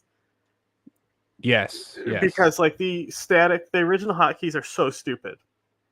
They're literally different for like every race, every building. Yeah, that is silly. Very silly. The Maccabees came up in this as well. That's funny. I keep clicking the all army button instead of just pressing my tilde key, which I mapped it to. I need to get better about just hitting the key instead of dragging my mouse for the click. Also, you know what I found out? You totally can did you get your control groups on the numpad? Yes. Okay, because I saw that that's totally possible, but I also found out that you can just I forgot you could do this, but you can actually just click the command portraits when you make a control group. You can physically click them to select them. Oh, great. I think that's what you sent me. You sent me a screenshot. Yeah, because I totally forgot you could. I turned it off because I was trying to get better at not clicking things and to use hotkeys. Specify them. Putin's going to run the same playbook. He is running the same playbook. I kind of feel bad for just watching this guy's video because this has been a really good analysis. We've had nothing to add. Yeah. I mean, this is really fucking good. But at least, because I knew nothing about this, I didn't know that it wasn't Trump's plan, which is why I put Trump King of Peace. Because I got the best piece. Look, I didn't do any research onto the videos, like the subjects. We learn as we go as well, pretty much. I think John looks a bit more into the news than I do. But I'm seeing it first time really, as well. Though. I don't really look at Ukraine though. So like this is me most of the time seeing it for the first time as well. So I didn't hear anything about this peace plan until now. Yeah, so I didn't know that it was separate people related to the administration from before. That's information that I found. All the information that he said about Ukraine, the analysis of Russia's movements. He probably could have expanded a little more and being like, these are very similar movements to how they've worked with like other groups where, especially Georgia. Or you could even point to other times that they've like done similar things, but pretty much like as a base level of understanding to understand even the majority of the conflict at this point. Anyway, go download StarCraft 2 right now. It's free. Go install it. And then I'll teach you how to play in an hour. Leaders of 78 countries agreed in Switzerland that Ukraine's territorial integrity must be a precondition of... That's what's cool too. Like the games are like always only 15 minutes. 15 to 20 on the PvE. Yeah. Any peace talks with Russia. Uninvited, Russian President Vladimir Putin spoke in Moscow, presenting a different vision. He demanded Ukraine surrender the Ukrainian territory currently under Russian military control. and abandoned its dreams of joining NATO, repeating false justifications for Moscow's aggression. In proposing his peace plan, Putin claimed that Ukraine initiated the war with Donbass. That is false. Russia started the war in 2014. Moscow illegally annexed Crimea, then infiltrated the Donbass with the Russian operatives launching armed. Oh, okay. Of course, I'm the waiting American propaganda arm. Of course, it's accurate. I'm waiting for something that isn't accurate. Is what I'm waiting for, like an embellished fact that America's like this. I think that's the thing is like because like when I told this guy that I messaged about potentially coming in the loop with us, like he was like, "Oh, where have you been?" And I was like, "Syria and Ukraine." He's like, "For real? Did you enlist?" You know. But he was like, anything that you can tell us normies about those conflicts that the mainstream is or something is keeping from us, and I'm like, well, Ukraine is basically as they say. You know, there's like there's like some covert nature of it to like hide what assets are being used or lost and things like that. But because there's satellites, there's really good asset loss tracking. Yeah. So they can't really be that covert about most things. No, and at the end of the day, like, what, and this is kind of what got me initially in like picking, not so much picking a side, but picking which side I would lean more favorably towards if I had to pick one. And I'm like, where are the justifications, right? Why would America lie about Ukraine? What reasons are there? Sure, the conservatives will say Hunter Biden, Burisma, NATO, killing Christians, Nazis. All this shit. I honestly think it's at the point where you're either just evil or like you have the same mindset as somebody who believes the moon is fake or the moon landing is fake, you know? Because like it's like the evidence is overwhelming. Yeah. Especially for Ukraine. But like that's what I said. It's like Syria is like nothing that you've heard about it is accurate. Nothing. No. You don't know anything about it. I still know nothing about it. Yeah, my friend was just asked me for like books on the Syrian civil war, and I'm like, I'm sure there are books now, but I literally wrote them like an entire summary as brief as I could, and it still was pretty long. But like I even included like how like they're like the Muslim Brotherhood ideology and Assad's perspective. Like I was like, so you can see like where Assadist narrative comes from with like how the Muslim Brotherhood operates, how they want to take over culture, and how it's linked to these previous massacres that have happened in the past in these towns that had Muslim Brotherhood backing, where they came out and did pogroms. Like it obviously doesn't explain the pogroms, but because of their ideology, you can understand why the ruler was afraid. It didn't just come out of like nothing per se. The Muslim Brotherhood was actively trying to undermine the regime, and I say, good, fuck them. Hostilities. Still are kinda. They just don't really exist anymore. It's all everything else. 22, Russia escalated the conflict. Like, you can't trust anyone who's a free Syrian now because they're all infected by Turkish propaganda brainworms. Yeah. So they don't even see the conflict accurately. And I was like, and it's like, and the Kurds, there is really good reporting from them. But the thing is, there's so much anti-reporting that people pretend to be Kurds, right? We see it all the time with like people pretend to be in NAFO, but they're really just like total fucking Russian agents trying to subvert things and like waste people's time. To a full-fledged military invasion. Putin claimed that Russia invaded to stop Ukraine's ethnic cleansing of Russians in the Donbass and to prevent catastrophic human losses. That is false. No evidence supports Ukraine ever committing ethnic cleansing. Russia, on the other hand, stands accused of war crimes. Okay, this is just whataboutism. This point, you could have pointed to way fucking more to actually point out the fact that Russia was sending people in, provoking attacks. It was the Russians that were getting bombed. Yes, there were likely civilian casualties in that, but I mean, it's artillery. Yeah, exactly. Russia is invading and trying to occupy and stage for an invasion that they have now completed.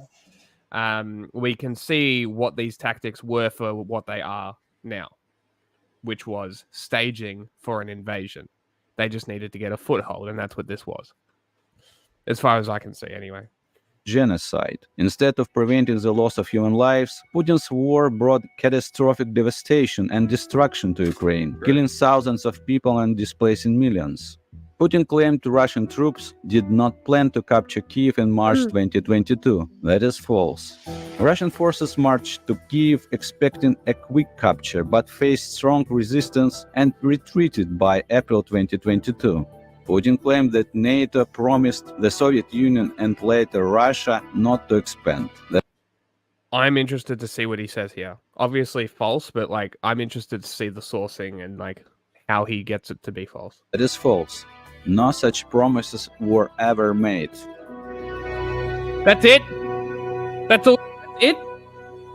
Really? That was pretty shit for VOA. That was awful. Really, really bad. Like that was... could have been much better.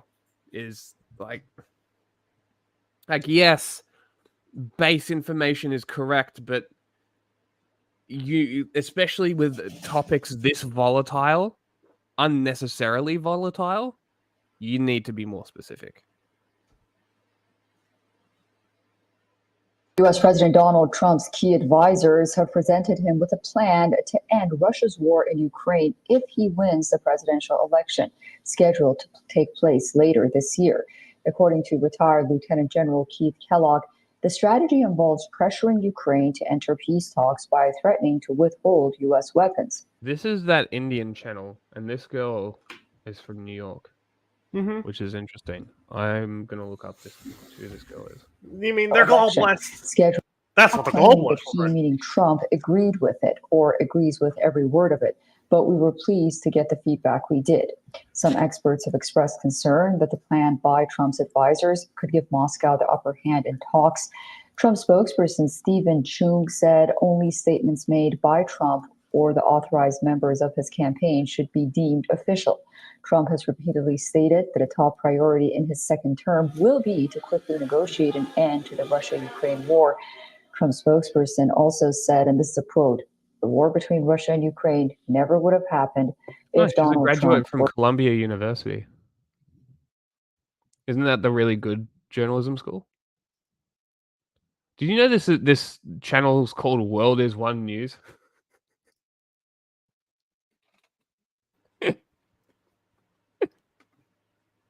were president. So sad. Is Columbia the good journalism school? Yes, for written journalism. Yeah. Okay. But news is Syracuse. On the other hand, Kremlin has said that any peace plan proposed by a possible future Trump administration would have to reflect the reality on the ground. Kremlin added that Russian President Vladimir Putin is open to negotiations. Russia invaded neighboring Ukraine in February of 2022, and since then, tens of thousands have died on both sides, making this the bloodiest fighting in Europe since World War II. The U.S. has spent more than $70 billion on military aid, but there was the whole Balkans War. Ukraine since Moscow's invasion. President Biden has consistently pushed for more Ukraine aid and his administration's support eventual ascension to NATO. Earlier in June, Biden and Ukrainian President Volodymyr Zelensky signed a 10-year bilateral security agreement. Putin said this month that the war could end if Ukraine agreed to drop its ambitions to join NATO and hand over eastern and southern provinces claimed by Russia. All right, for more on this, we are being joined by Peter Kuznick, professor of history and director of the Nuclear Studies Institute at American University, for more analysis on this story. Peter, thank you for joining us again on Leon. So the likelihood of a former President Donald she's Trump reading from a prompter, so the prompter. Oh, the prompter was going too slow, was it? Yeah, or like it had a weird spacing in it, you know, because you put your camera shots in the prompter too. So she might have they might have broken it in between the sentence that it's going to go to this 2-shot while she's mid-sentence. Yeah. Advisors are talking about regarding Ukraine and Russia. What are the likelihood, and do you think that he might take this advice if he does become president? Well, you have to remember that Trump is rather unpredictable. However, this plan does seem to be in line with a lot of things that Trump has said. Trump has criticized the war from the beginning. I know it means nothing, but I thought this was funny.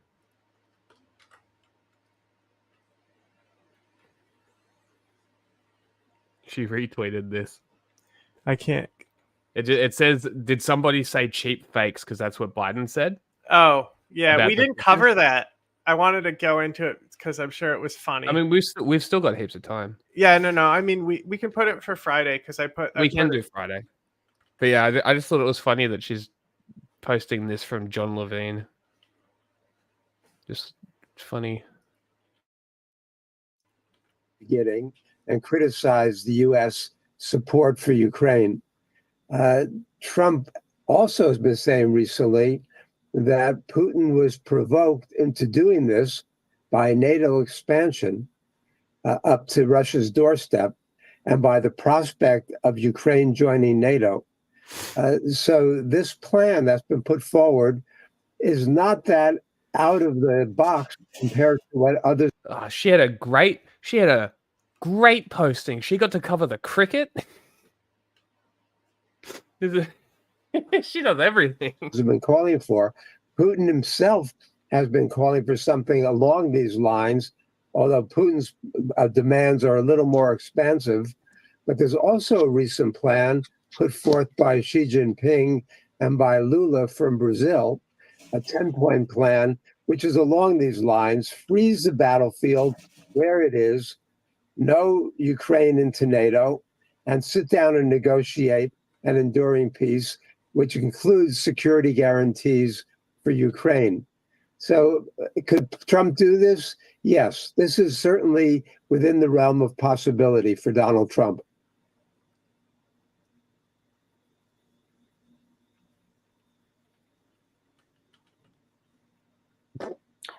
And Peter, some are asking whether or not that was a long pause.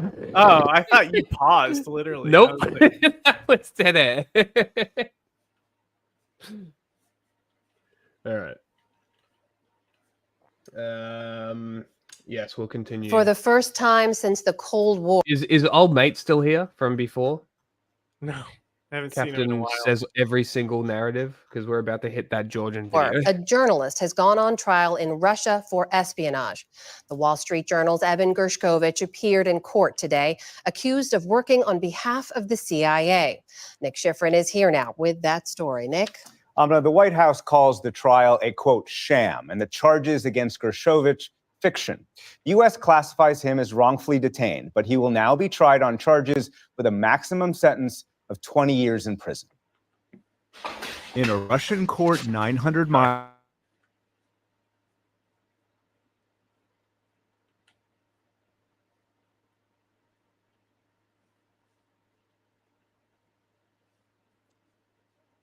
Are we back?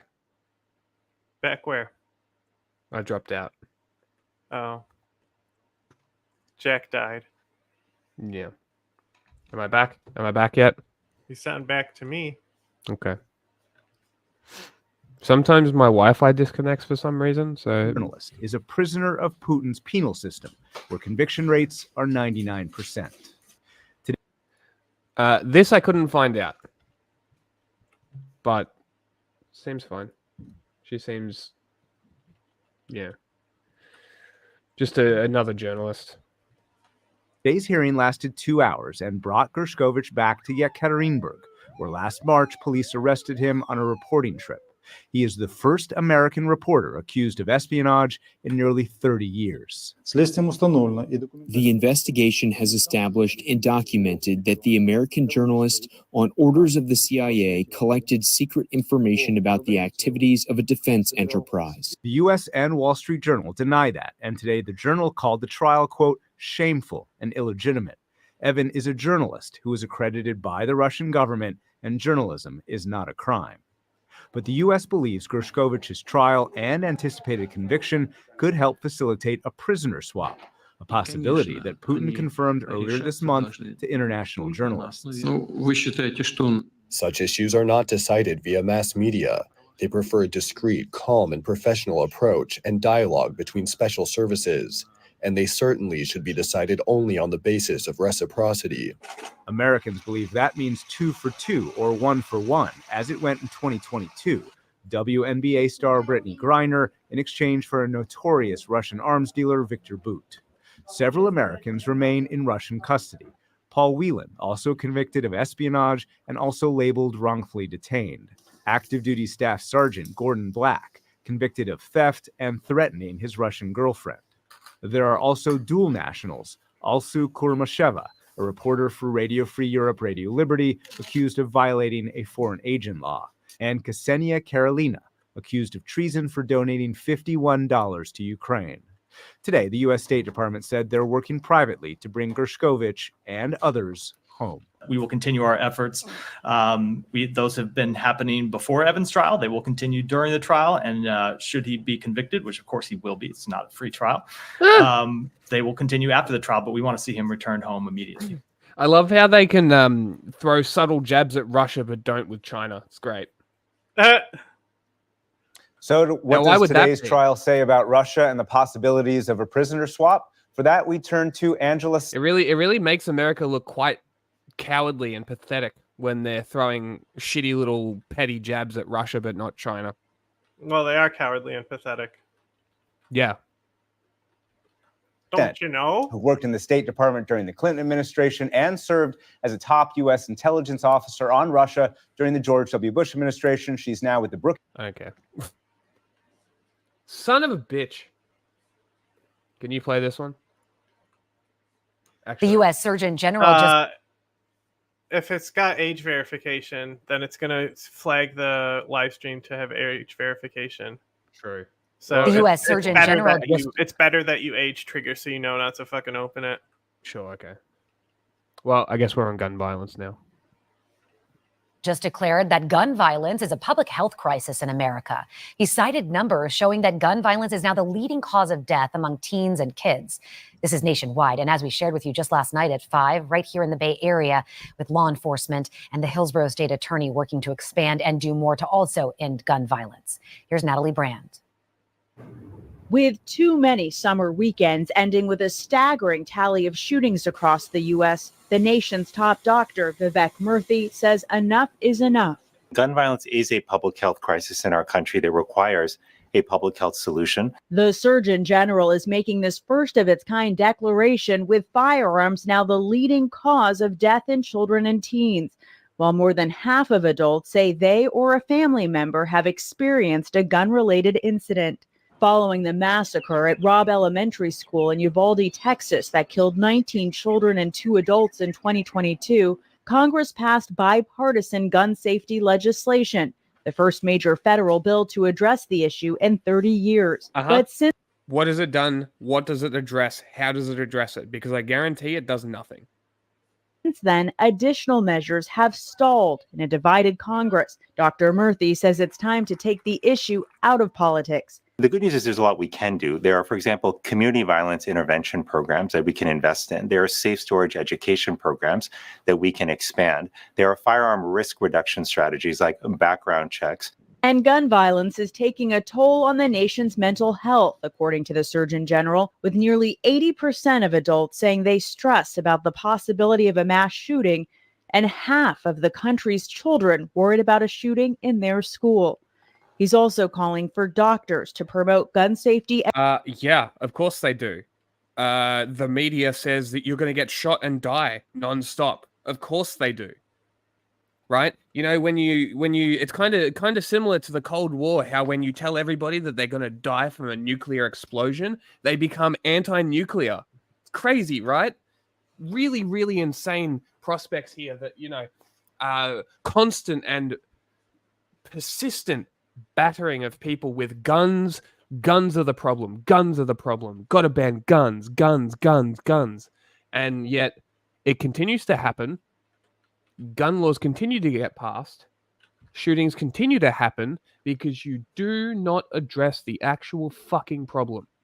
That's what the problem is. You want to have a quick, easy Band-Aid solution to the problem that is much more complex and honestly the government's fault to begin with. Do better. Education during regular visits. Natalie Brand, CBS News, Washington. Murthy's called on an... Yeah, gun education. Buy a gun, learn how to use it, understand how they work. Don't listen to the media. This morning, the U.S. Surgeon General declaring gun violence a public health crisis. In a new advisory, Dr. Vivek Murthy noted gun violence is the leading cause of death for children in the U.S. and says there needs to be... It also doesn't tell you where these statistics are coming from. Where are they coming from? What are these statistics? What's the breakdown? What's causing it? Why are kids dying? Are kids shooting kids? How is this happening if that's happening? Is it gang violence for underage youth? Is it kids getting their hands on guns and shooting themselves accidentally? Is it parents negligently discharging? What the fuck is going on? This tells us nothing. Mm-hmm. It tells us nothing of the problem. It's just more fear-mongering. It's just, oh, look, kids be dying, ban scary thing. Be a collective commitment to turn the tide of firearm violence. Writing, quote, a public health approach can guide our strategy and actions as it has done in the past. No.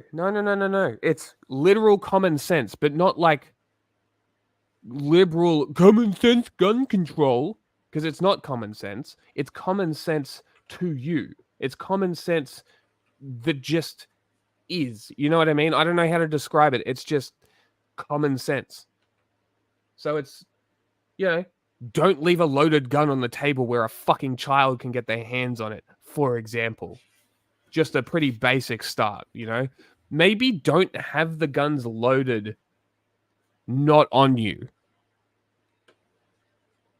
Just a couple suggestions. With successful efforts to address tobacco-related disease and motor vehicle crashes.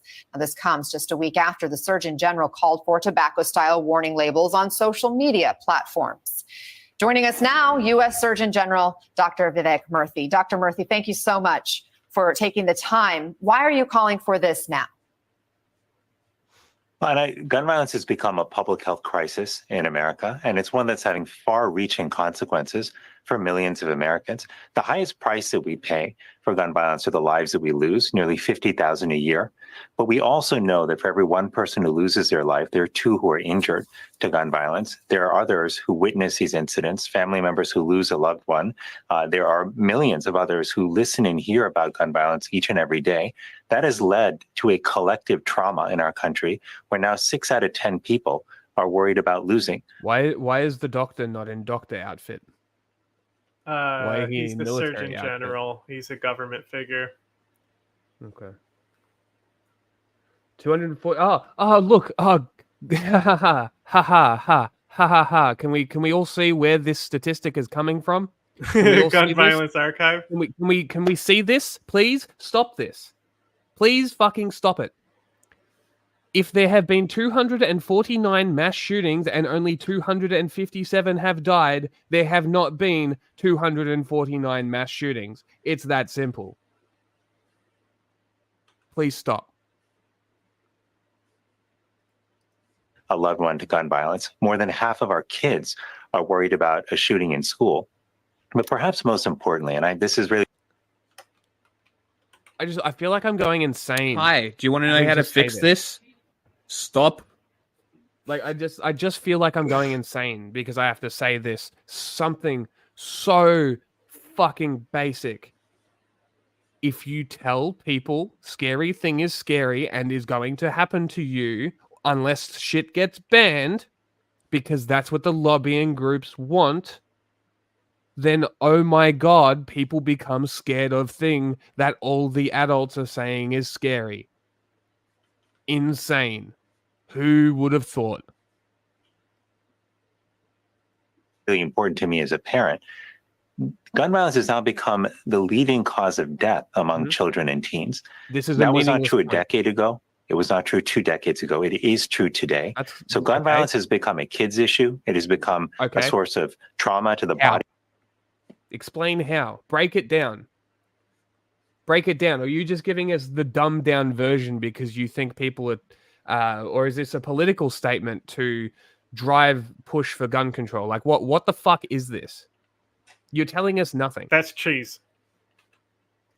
Bodies and minds of millions of Americans, but it is a public health issue that merits a public health approach. And we've taken public health approaches to challenges like tobacco, car accident-related deaths over the years, and we've been able to reduce the toll of those public health challenges. We can do the same thing here with gun violence, and it's urgent that we do so. Let me reiterate what you said, because as a parent, this really, really does hit home for me as well. God, I hate this. Gun violence kills more children every year now than any other cause, surpassing car accidents. And you write in your advisory that the amount of young people dying from firearms in the U.S. is more than 5 times higher than in Canada, about 18 times the rate in Sweden, 22 times higher than in Australia. You should be. You're on scare tactics. Just 22 times higher than in Australia. Oh my God. This has everything for me. What's the population of the US? They compared it to Australia, Jack. Did you hear that? Did you hear that? 10,000 words.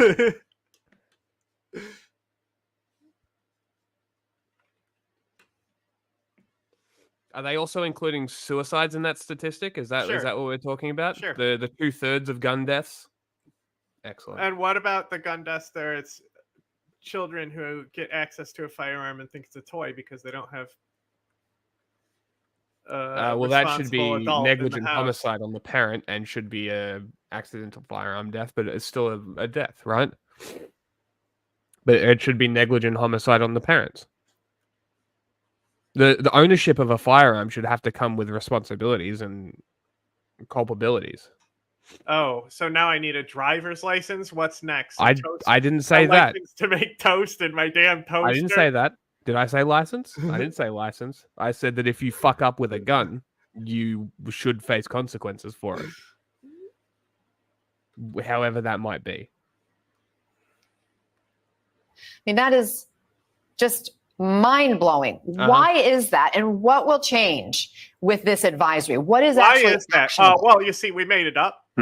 Well, the good news is that there is a lot we can do to address gun violence. And I know that many people look at this issue and they see that it's been polarized, that it's been politicized, and they worry that this is an intractable issue in America.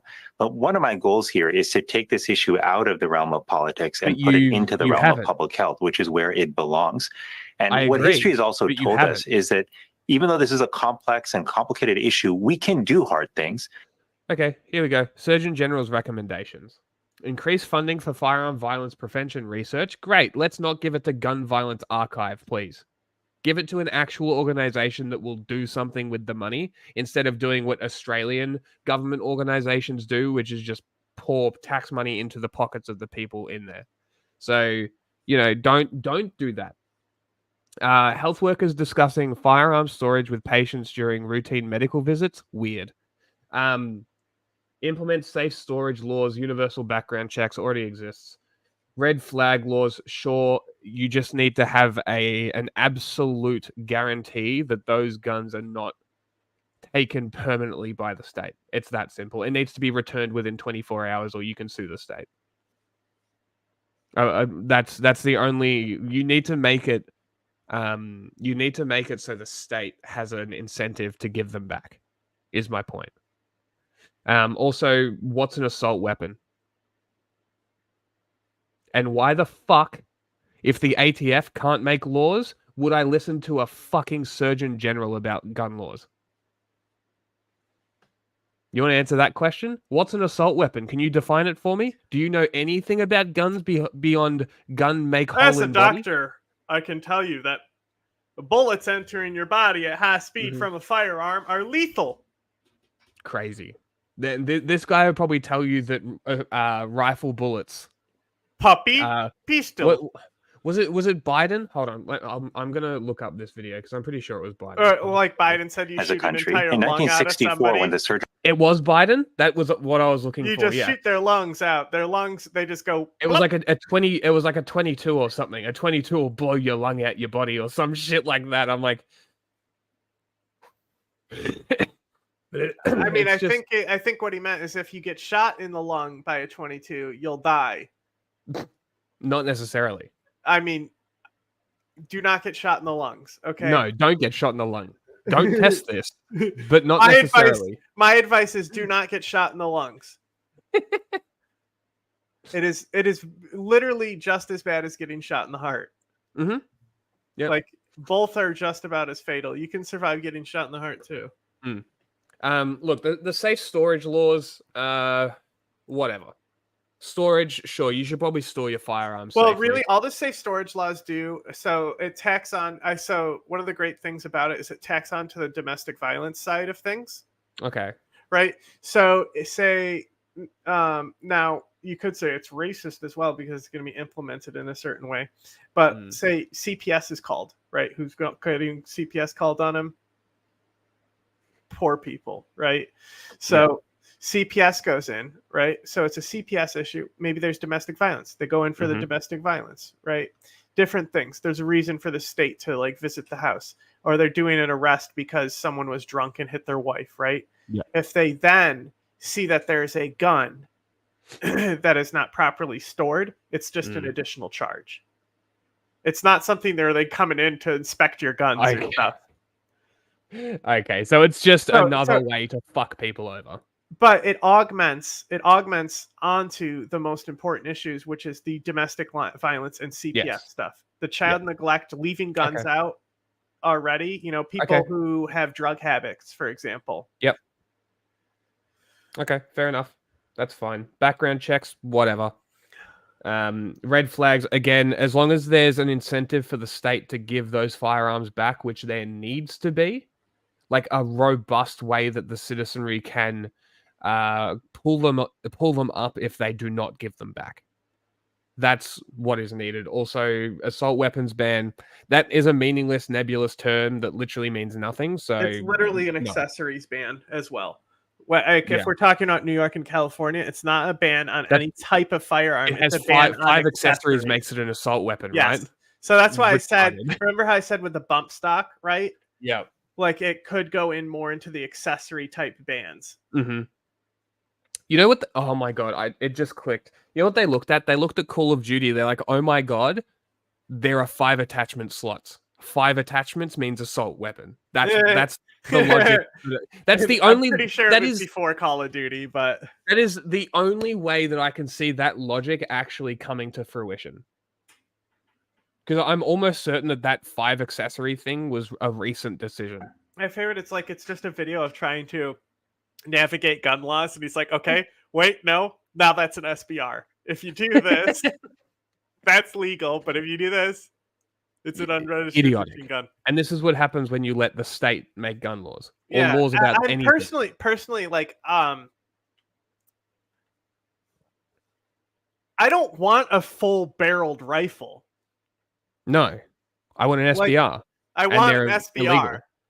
It's like because why? Because they think it's easier to sneak in somewhere. It's a rifle. Yeah.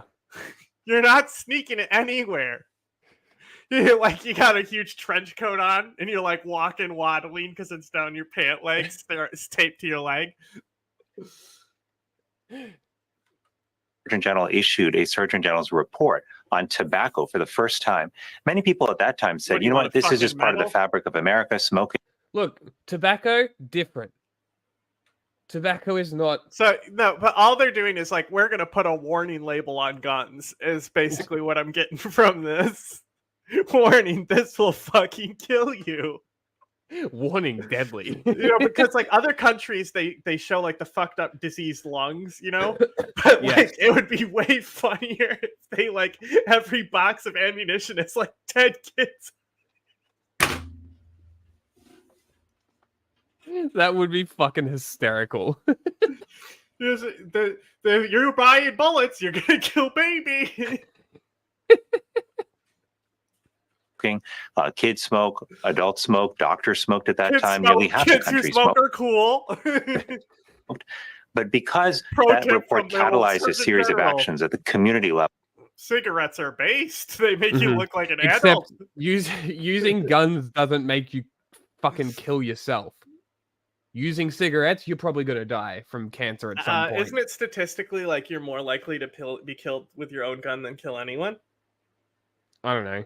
It Sounds is like because a dumb it's a suicide grabber rate. statistic. No, it's suicide rate. Sure, suicide, sure, but that also Exactly. That also and doesn't but they'll come say into- it like you're gonna get disarmed or something. Yeah, like you that's know, fucking women shouldn't dumb. have guns because statistically they're just gonna get them taken from them because their weak wrists can't hang on to the Glock. Yeah, implicitly sexist. Yeah, epic. Be defenseless because it helps our politics. Yeah, exactly. Level in schools, in Women lawmaking can't win, bodies, huh? we were able to ultimately reduce smoking in our country from 42% to below 12%, where it is today. That's real progress. We can do that here too. And I've laid out a series of strategies to help expand community. You know what your problem is? You're trying to tackle human violence with the healthcare system. You know who also was really good at addressing the smoking problem? Marlboro? No. Do you know who is historically the person who reduced smoking in their country more than anyone else? Hitler. Yeah. So like that's actually correct. I do No, know about I'm not kidding. Hitler thought it was disgusting. Yes, right? and he made no smoking policies. And it was No, like one of his socialist he didn't even policies. make no smoking policies. He just was so anti-smoking that the zeitgeist and the culture inspired people not to smoke. Instead, they did meth like adults. Interesting. So, anti-tobacco movement in Nazi Germany. Like, I don't think there was an actual policy. No, there was a whole anti-smoking. Yeah, it was like a propaganda campaign. Yeah. That's actually really cool. Look at this fucking anti-smoking ad. Mm-hmm. Nazi propaganda doing its job. You wouldn't even know this is Nazi propaganda. Literacy rates ain't bad either, you know? Violence prevention programs to put in place the kind of research agenda and funding that we need. I put it forth, strategies around firearm risk reduction as well as expansion of mental health services, which together can help us to address both the lives lost and the lives changed and deeply affected by gun violence. So help me understand, once something's declared a public health crisis, besides just making sort of that symbolic statement, what else changes? Does it empower doctors or authorities in a new way? So what we've seen historically is that when the Surgeon General's office identifies an issue as a public health crisis, that does a few things. One, it focuses the country's attention on it, raises it in terms of urgency and priority. But it also... because the issue has been we've just been ignoring it. We have gun ADHD. Object permanence unless the gun crime happens. This is the only part that I agree with, is that it needs to be raised to a level where we can start talking about it. And I think now that this has happened, we should start catalyzing and moving towards my ultimate goal of delegitimizing the Australian gun laws, and therefore delegitimizing gun laws everywhere, because it's all hidden statistics and bullshit. So now that this is happening, I think this is a good time to do something like that. And to also try and truly get across the fact that this is the media's fault. Mass shootings, it's the media's fault, largely. There are other people who are culpable, but it is the media's fault.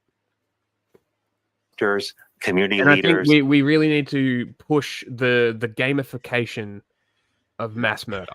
Hillary the way Clinton that we told should me frame it's it. video games. But that's how I think we should frame it. We should frame it as the gamification of mass murder. And I think that's a pretty good way to do it. Educators and lawmakers tools and ideas that they can use to help address this crisis. And that's what this advisory contains. If there was nothing we could do about this problem, that would be one thing. But there's a lot we can do. We've got to act with urgency, though, because what's at stake here is the health and well-being of our children. Well, here's the... I still haven't been told where this statistic comes from about kids. Do not diddle kids. I just want to know where this statistic of guns kill more kids than anything else in the country. I want to know where this statistic comes from. I want to know the breakdown. The I want to coroner's know. office. Like, just tell me. Why are you not telling? It rings sus. Statement from the Surgeon General has declared gun violence a public health crisis in the United States. Dr. Vivek Murthy says the move is driven by the fast-growing number of injuries and deaths involving firearms. Joining us now to talk more about this decision is visiting assistant. Question: isn't gun violence down this year? Drastically, actually. Sure. Professor Pina Violano with the Quinnipiac But it's University in the School. news more than ever. So that means it's I more have another violent. question. Crazy. Could It's this almost be? like, remember how we do the same thing with crime and how we point to crime and migration being down, but people still identify them as the number one problem? Why do you think that is? Well, I have another question. Do you think it's the news not giving the public their natural right Actual of knowing information? Going back to what we were saying before. I have another question. Could gun violence be down because everybody's actually out and talking to each other and not angry and COVID-brained anymore? Is that possibly why gun violence is down? But I don't know. I could just be talking shit. So you're saying Nursing. Thank you so much for joining quarantine us. was good for our population? No, the opposite. But it's post-quarantine that's had this harmonizing effect that the studies have shown. Like people are so you're saying happy that because to be it's so fucked up, everybody's harmonized now. I'm saying that because it's so fucked up. They're like this is so why happy it's to be outside again. Yeah, that people aren't shooting each other. Maybe. We'll see if the trend continues. Well, no, though, I think that's like something that they're pointing out is like that it's a post-COVID thing, not that COVID accelerated it. This afternoon. Well, I wonder if we'll see a continued downtrend in shootings. And a continued uptick in media reporting on it. Thank you for having me. I will take down the legitimacy of the Australian gun laws. Everybody who's watching can fucking mark my words. Now, first question for you. As a former nurse, you have, of course, firsthand experience with gun violence. When you think about a public health issue, a lot of people think a disease, some illness. Please explain to viewers how this is a public health crisis. Lead. Lead is bad. Lead is bad. Fuck Hey, lead. First, I'd like to say Hot that take. I am still a nurse. I'm not practicing at the Fuck bedside lead. anymore, but was previously a trauma nurse, ER and ICU nurse. When you talk about public health issues, if we look at gun violence in its current state right now, it has surpassed motor vehicle accidents and heart disease and cancer. So it clearly is. It has surpassed what? Vehicle accidents and heart disease and cancer. So Are we talking in general or kids? Because 700,000 people a year die from heart disease in the US. Yeah, we're fat.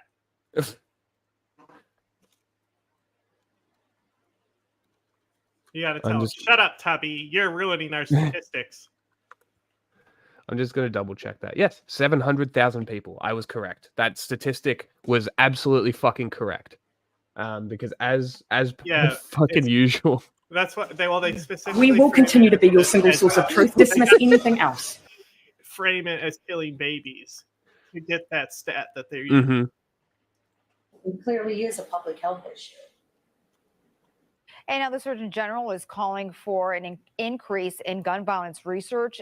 Why is that important for doctors? Is this children in children? Is this like a children's hospital where they only treat 0 to 15? Does it include 16 to 18? Is it 18 and under? Is it to 21? Like, what the fuck is the metric? What are we actually talking about? They measure it in dildos. Like this is why it's just been shitting me so much. And hold on, 100 deaths, children, United States. Let's see. Oh my god.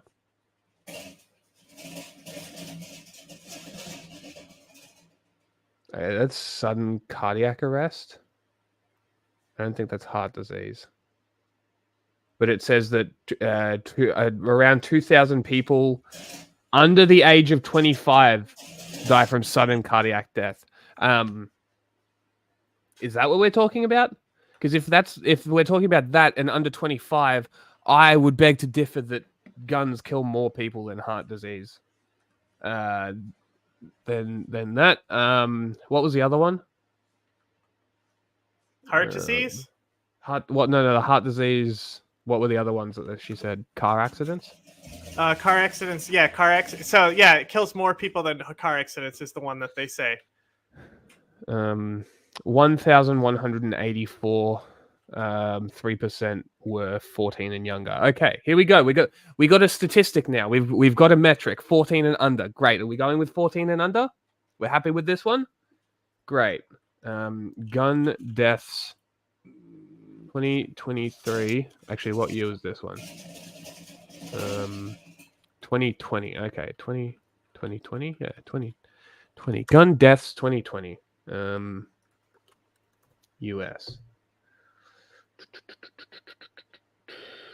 Firearm deaths. US statistics. Let's share so we can just have some fun here. Just hypothetically speaking, of course. I'm not doing this for anything other than my own validation. 2020. 2020. Okay. 45,000. Great. 45,000 does not break down anything. Cool. Oh, look. All right, here we go. Table by race, by age. Here we go, by age. Beautiful. Under 19. Is this the metric we're going by? Are we going by under 18? Under 19? Like, what the fuck? 4,800. Okay, under 19, 4,800. That is a lot. And I do not trust this statistic page. Because what the fuck is USA Fact? I don't know what this is. Let me find a CIA fact book. Let's go Pew.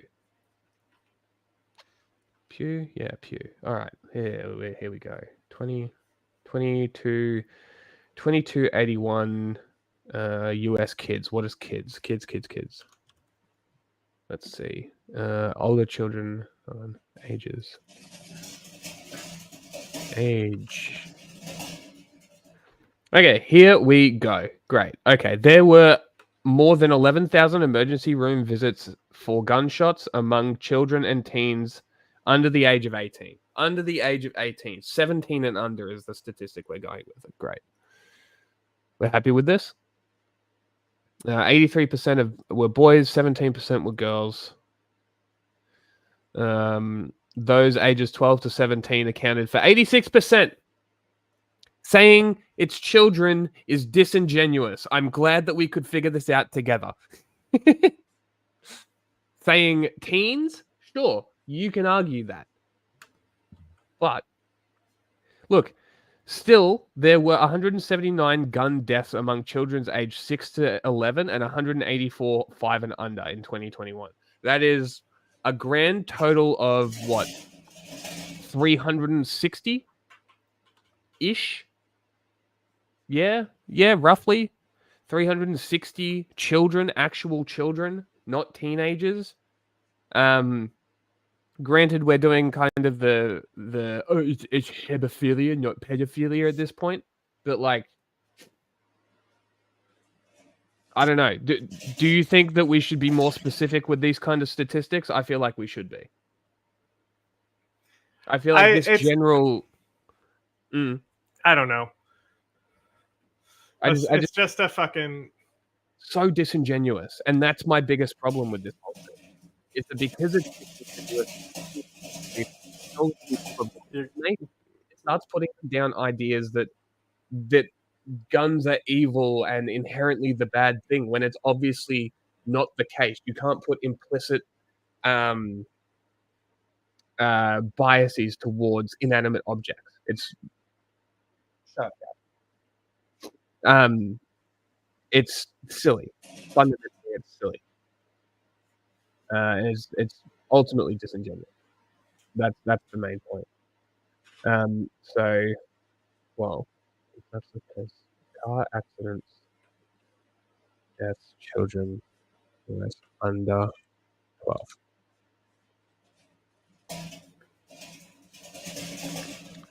I don't think I'm going to find a statistic for this.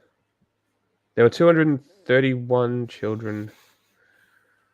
No, that was alcohol impaired. Okay, this will take a little longer. Anyway, point is, stats are disingenuous. That's the point. So, we need to do better.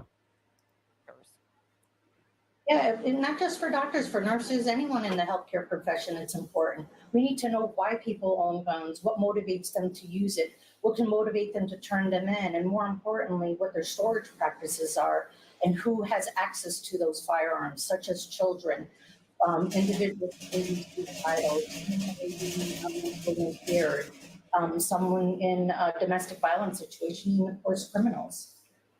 And Professor, what are physicians, nurses seeing in the hospitals when it comes to gun violence and the victims of this? We're seeing a ton of it, and not just in the hospitals itself. It's throughout anywhere that we go, where children play, where we go shopping. People are not feeling safe outside. But what happens too, it's not just the victims that are affected, it's their families, it's the entire community. When you instill fear of being shot while you're shopping or having your children play outside, it impacts us all in many different ways. And the Surgeon General also wants Congress to pass new gun regulations, including a ban on automatic rifles and universal background checks. What do you recommend as some other solutions? Any other solutions, safe storage practices, making sure that people are responsible gun owners. It's not about taking the guns away from responsible gun owners, but educating our children to not play with guns, to report if they see a gun. Well, what was that?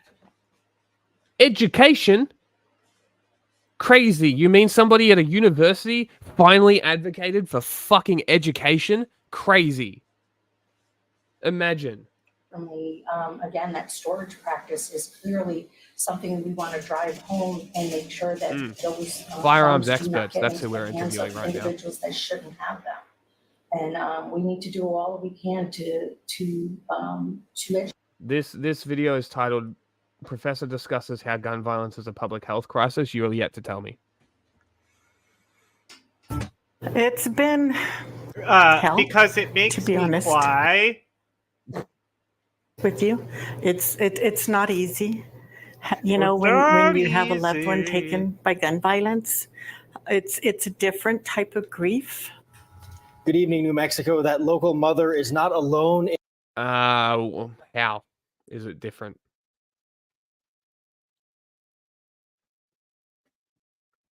I don't think it would be. I think it would be probably I'm about the same. I'm just letting you carry this one. That's fine. That's fine.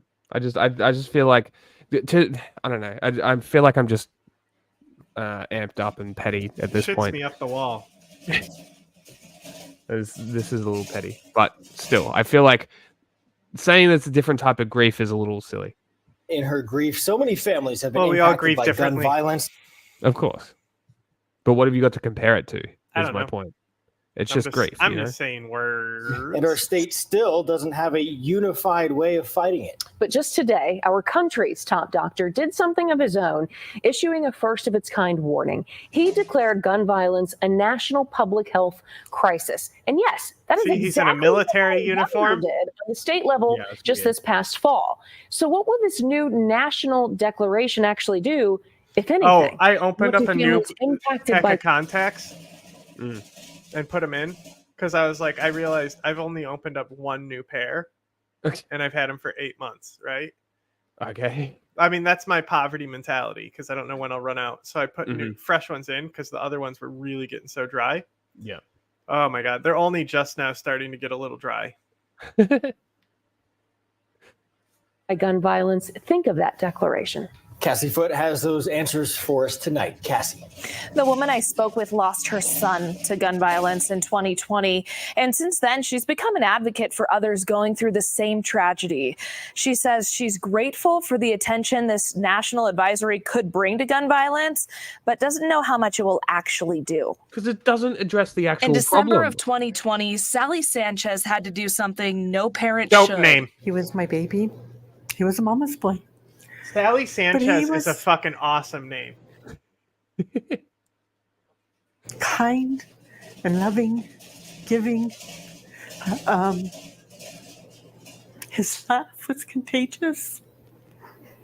His smile. Instead of getting ready for Christmas, she was planning a funeral for her son, Antonio Jaramillo. He was 32 years old when 5 repeat offenders of our judicial system decided to go into his home and rob him and murder him. Ever since, she and her sidekick, Tony Bear, have supported hundreds of other families going through the same pain. Through advocacy group New Mexico Crusaders for Justice. What are those Tony called? Bear. Scapulopa? What? She had a it's in Mexican Through advocacy or Mexican Catholicism. It's like you put the saints in the scapulopa. Oh, is it the open closey thing? No, they're amulets. Yeah.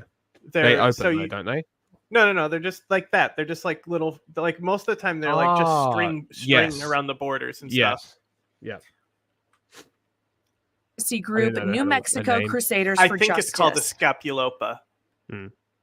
But Tony Bear carries a recording of her son's voice. Look, that's okay. It's getting weird. It's getting to the point where you have bones inside the squirrel doll. You know, the Sally Bones lady. You got to feel bad for her though. Yeah, it is very sad. Like the poor lady. Did she say it was her only son? You know what would have saved his life? If he had a gun. Giving them the shit? If he had a gun. Oh, yeah, that too. Possibly. So that was one of my last voicemails that I had from him. Sanchez hopes a first-of-its-kind advisory from our country's top doctor Tuesday gives more victims a voice. U.S. Surgeon General Dr. Vivek Murthy declared gun violence a public health crisis, but Sanchez is not holding her breath. Actually, I was like a little surprised. At least she's not holding her breath. She's not like, oh, I understand that nothing will change. Yeah. So I mean, she like but I think does she use the bear as like a therapy tool? Possibly to, like, talk to people who have lost people? Yes, I think that's what she said it was, that it was like a thing that she uses to help people through. Okay, so like she was more advocacy rather than like and like helping and community rather than banning shit. Well, yeah, because the people who killed her son were already criminals who probably got their guns illegally. Yes. So it didn't do much here when our governor did it, so I don't see it doing much for the whole United States. She's talking about when Governor Michelle Lujan Grisham declared a public health emergency on gun violence last September after the deadly shooting of 11-year-old Froilan Villegas.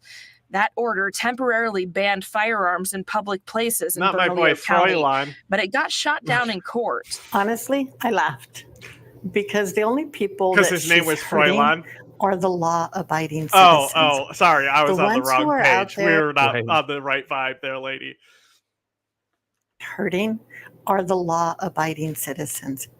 The ones who are out there committing these crimes, they're not law-abiding citizens. In recent years, Look, our she state knows. Look, she's She got gets logic it. on her side. Bro, she gets it. She's instantly above every single media pundit that I've ever listened to on this subject. lawmakers passed a So handful she's of more mad gun-related about bills. the repeat offenders. Yeah, being she's mad about nothing being done about the people, not so much the guns, it seems like. And I'm not putting words in her mouth, that's just what I'm getting from this, and that she's more saying that it should be that it's more about like maybe just people shouldn't be cunts. Including the red flag law, banning guns near polling places, and a 7-day waiting period to purchase guns. But Sanchez says she's been pushing for more laws aimed at accountability. Let's change the laws that are already on the books, and let's hold these criminals accountable. They know they can get away with it here, and especially the juveniles right now. They know they can get away with it. The upcoming special session will include a bill to increase punishment for felons in possession of a firearm. But Sanchez says it doesn't go far enough. We, the parents who have our children taken, we're the ones with a life sentence. Damn. And with that advisory, That's Dr. a Murthy great finish to that story. Honestly, not a bad package overall. Mm-hmm. Who did this? KOB. The local outlet? Local outlet, yeah. Albuquerque, Santa Fe, and New Mexico.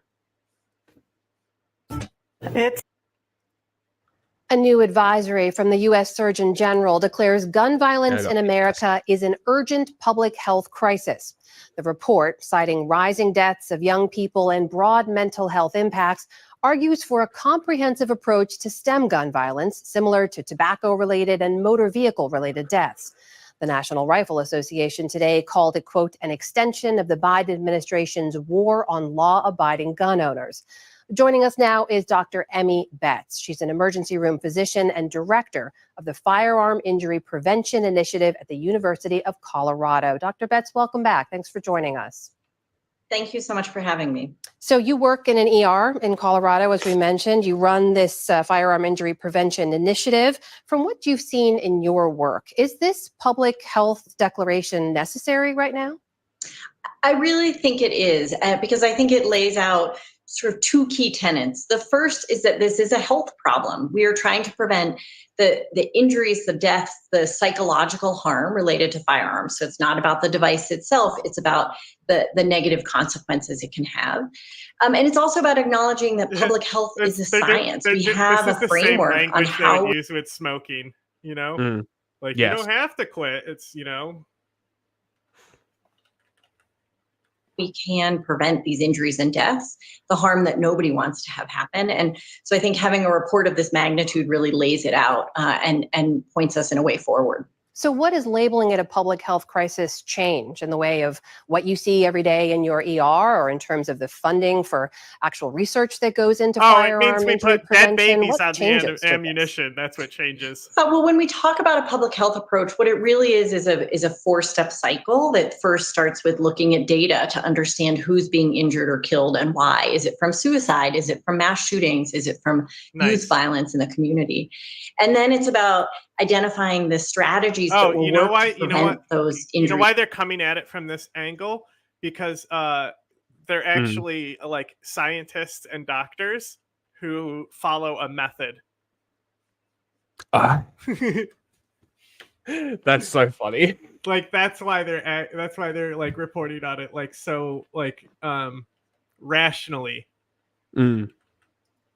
And deaths and those harms. And what works in Wyoming for suicide prevention might be really different than what works in Denver for youth at risk. Is she me? Is she me at this point? Wow, it seems like I came from a rational position with my opinion on this. Interpersonal violence, and then the public health approach, further the things that are effective, we scale them up in a bigger way. So using that approach, and what this report can help us really think about in a more systematic way, is what do we know that already works and how can we scale that up? Things like community violence intervention programs or respectful counseling by healthcare providers. Where are the gaps? What do we not know? Where can we invest in funding? And again, it's a big and messy problem, so it's going to take multiple different solutions, but this framework can help us really think about the problem in a systematic way. You mentioned the data, and there is a lot of data that we do have already. I want to underscore some of that for our viewers. The report includes the statistics we reported a number of times that since 2020, firearm-related injury has been the leading cause of death for U.S. children. In 2022, there were more than 40. Thank you, PBS. Fuck me. It took the entire segment of this fucking subject to finally get to a definition. Jesus fucking Christ. Right as I close all my statistics pages. Fuck. 8,000 people who were killed in gun violence. More than half of all gun-related deaths in 2022 were from suicides. And this is an alarming trend that was noted. Among people aged 25 to 34, firearm-related suicide rate has climbed 43% in the last decade. I know, Dr. Betts, much of your work in Colorado revolves around gun-related suicides. What explains? I'm like, why did the suicide number go up? Why would that have gone up? COVID, of course. So actually, what's happened is homicides have gone down. Suicides have gone up. That's what it seems. That sharp increase in the last decade. I will say a positive trend over recent years, I think. Last 5 years, please. Has been increasing willingness to talk about mental health and mental illness and the stresses that we're going through it, and that's certainly important. But we also know that I'm going to write this lady's name down because she's the director of Firearm Prevention Initiative, and I have questions. Why are you gay? Question 1. Why are you gay? Because I am actually interested whether she would be at all interested in hearing this side of the discussion as opposed to like the typical. Firearm and firearm availability can significantly increase the risk of death when someone to give actual like medical statistics back. Yeah, that's what I want. I want numbers. I want statistics. I want to stop dancing around this shit and get to the subject, get to the point. Like that's my biggest problem with this. Going through a period. It's not that the firearm causes the suicide. The presence of a gun alone is not going to make someone suddenly think of suicide. True. But if someone is going through a rough patch, maybe a bad divorce, maybe substance abuse, maybe mental illness combined with a bunch of other things, if they reach for a gun in that moment, they're unlikely to survive. And is it a cop's gun? I think it's very much like a designated driver to help somebody, get home from the bar when they're maybe not at their best or thinking they're clearest. And that's the similar approach that we need in the firearm suicide prevention space. This report also aims to take this conversation sort of out of the political realm and move it into the public health realm. But it's worth pointing out the report calls for things like universal background checks, a ban on assault weapons, things that have been up for discussion before and haven't politically been able to move forward. I just wonder if you think in this climate, those kinds of steps are even possible. So I have to think yes, in that I have to think everything is possible. Look, none of us want these injuries and deaths to be happening. We all want our families and our communities and our kids to be happy and safe. And so I really hope that we can have everything on the table for consideration, including recognizing what things have evidence behind them and which don't, and how do we decide as a society to move forward. At the University of Colorado, we're really proud to be working in a nonpartisan space. We recognize legislation can be part of the solution, but it's not the only solution. And I think sometimes we can feel so paralyzed by the political debate that we forget there's lots of other things we can be doing in the meantime. I haven't been making a political argument this entire time. I spent an hour ranting about firearms and have not said anything based in political arguments once. Just do better. Time to help prevent, again, these injuries and deaths that nobody wants. All right, that is Dr. Emmy Betts, Director of Firearm Injury Prevention Initiative at the University of Colorado. Dr. Betts, thank you. Great to speak with you. Thank you. Major news from the White House today. President Biden announced pardons for former U.S. service personnel who I think we'll end on this one. You think? Yes. were convicted under a military law repealed in 2013 that banned gay sex. The move today would potentially cover thousands of veterans who were forced out of the military because of their sexual orientation. Maybe we'll stop on David Lindsay Packard. Church is Executive Director of Minority Veterans of America and joins us now from the White House, where they are attending an event. Thanks for being with us. Thank you so much for having me. Help us understand the details of this pardon, how it works and how it would affect veterans who were previously criminalized under the law. So today the announcement was made that President Biden would use his clemency authority to pardon service members who received a discharge under what's called Article 125, which criminalizes gay sex, as you mentioned.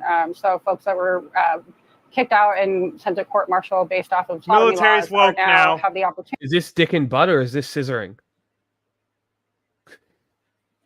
Is both gay sex? Or is it just guys?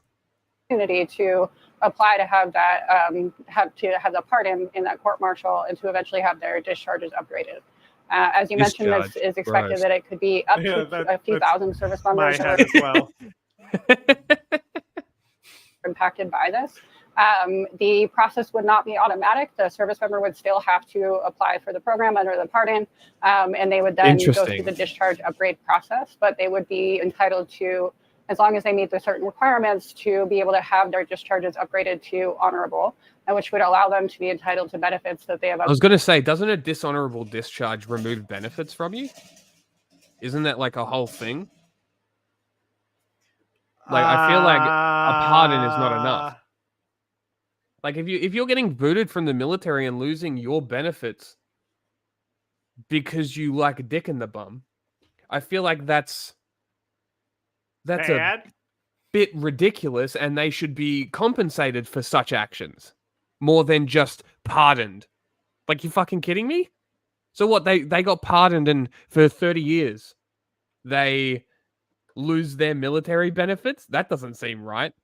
I don't know. Yeah, let's say someone got Gulf War syndrome but decided to have gay sex with some dude on base. And now he has Gulf War syndrome, has no medical benefits. Fuck yourself.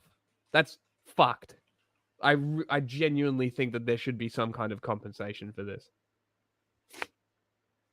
Otherwise been denied for the last however long.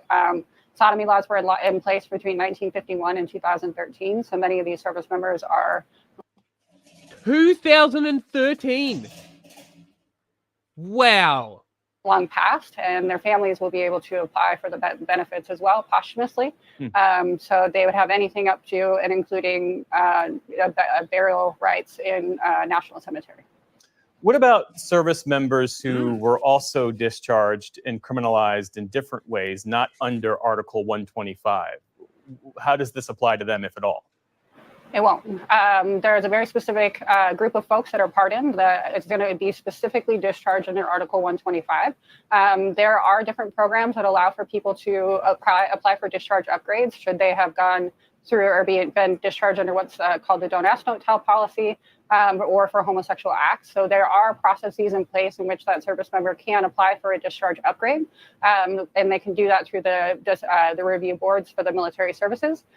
So many of those service members are already eligible and have the ability to apply for the program. But like I said, one of the biggest problems with both of these programs is that they're not automatic. And so it requires that the service member, former service member, and their family actually apply for the clemency. So they would actually, it's not automatic, and they wouldn't just automatically get it. They would actually have to go through the process. It should be automatic. The VA issued a website today for anybody who is possibly entitled to the benefits of clemency about Article 125, along with an FAQ section that says the criteria for which you would have to meet and the criteria in which you wouldn't apply or you wouldn't be able to meet the requirements for the program. Do you have a sense of why the Biden administration is making this move right now? I think we're at a point where we are correcting past wrongs. This, like you mentioned, this sodomy laws were repealed in 2013. It's now 2024. It's been a decade-long past that we have been waiting for people to be able to access these benefits. And right now, obviously, it's Pride Month. It's an opportunity for us to celebrate the accomplishment. Oh, by the way, Pride Month announcement. Pride Month announcement. Our country did a disservice to a okay. Because conservatives have been whiny little bitches being like, oh, they get a whole month. I am creating. It's really not my idea. It's a gay enigma. It's been created by the gay community itself. But I have a new holiday.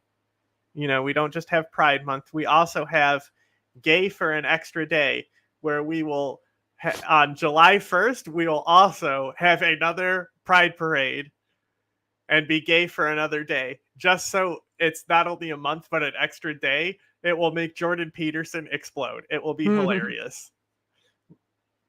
We just need to get it to catch on, at least online, you know? Yeah. And make them think it exists. Because I'm gay as fuck every day. Generation of service I'm that Afghanistan. were truly criminalized for nothing more page than their sexual about orientation or gender identity. And there's no one-size-fits-all solution to the people that were discharged under these policies, and it's going to take small solutions like this for 2,000 service members at a time women? If to reach women the are generation eating of muff, service members like myself and those that served before. do they consider that gay sex? Well, that's what I was saying. Is it sodomy? scissoring or dick and bum? Yeah, which one is it? What are we talking about here? Are they just like is it just the nice? No, the strap-on is fine, but as soon as both of them put it on, oh no, then we have a problem. It's only the dicks. It's only a bad dick. Yes. Yeah. For 2011, when Don't Ask, Don't Tell was repealed. You served in the military for 4 years, as I understand it. Most of those years under Don't Ask, Don't Tell. What was that like for you? I served all but 3 months under Don't Ask, Don't Tell, and it was a really hard time. You live under intense fear that you could wake up today and somebody would find out your secret, and you would go from being a linguist in the military to being dishonorably discharged and sent home with the equivalent of a felony on your record. I, spent a lot of time in the hospital because I got hurt in the military. Spent 65 days in the hospital. I couldn't have my partner with just me. because they find out you're gay. Yeah. What if you don't know you're gay? What if you're bisexual? It's almost like this policy makes no sense, and it was bad. Mm-hmm. I couldn't, connect with the people that I needed to most because the military, if they found out that I had a girlfriend or a partner back home, could potentially kick me out, and I would lose access to everything, including the healthcare that I desperately needed because of the injuries that I incurred in service. So it was a very hard time in which you spend all this time waiting and hoping that you aren't going to be next and picked out of a lineup for nothing more than just who you are. Many of us served our country. I'm transgender and very proudly served my country. I'm 1 in 5 transgender Americans before the ban was lifted would serve in the military, which means that we're more patriotic as LGBTQ people. We serve at twice the rate, and we've lived under these criminal laws for a long time. And so, little by little, we are working towards righting these wrongs. That's a great. It's been a long process. We're more patriotic than any LGBTQ people because there's only been 5. She said 5 service members, and Trump banned them. You gotta love it. Church is Executive Director of Minority Veterans of America. Thanks for being with us. Thank you so much for having me. All right.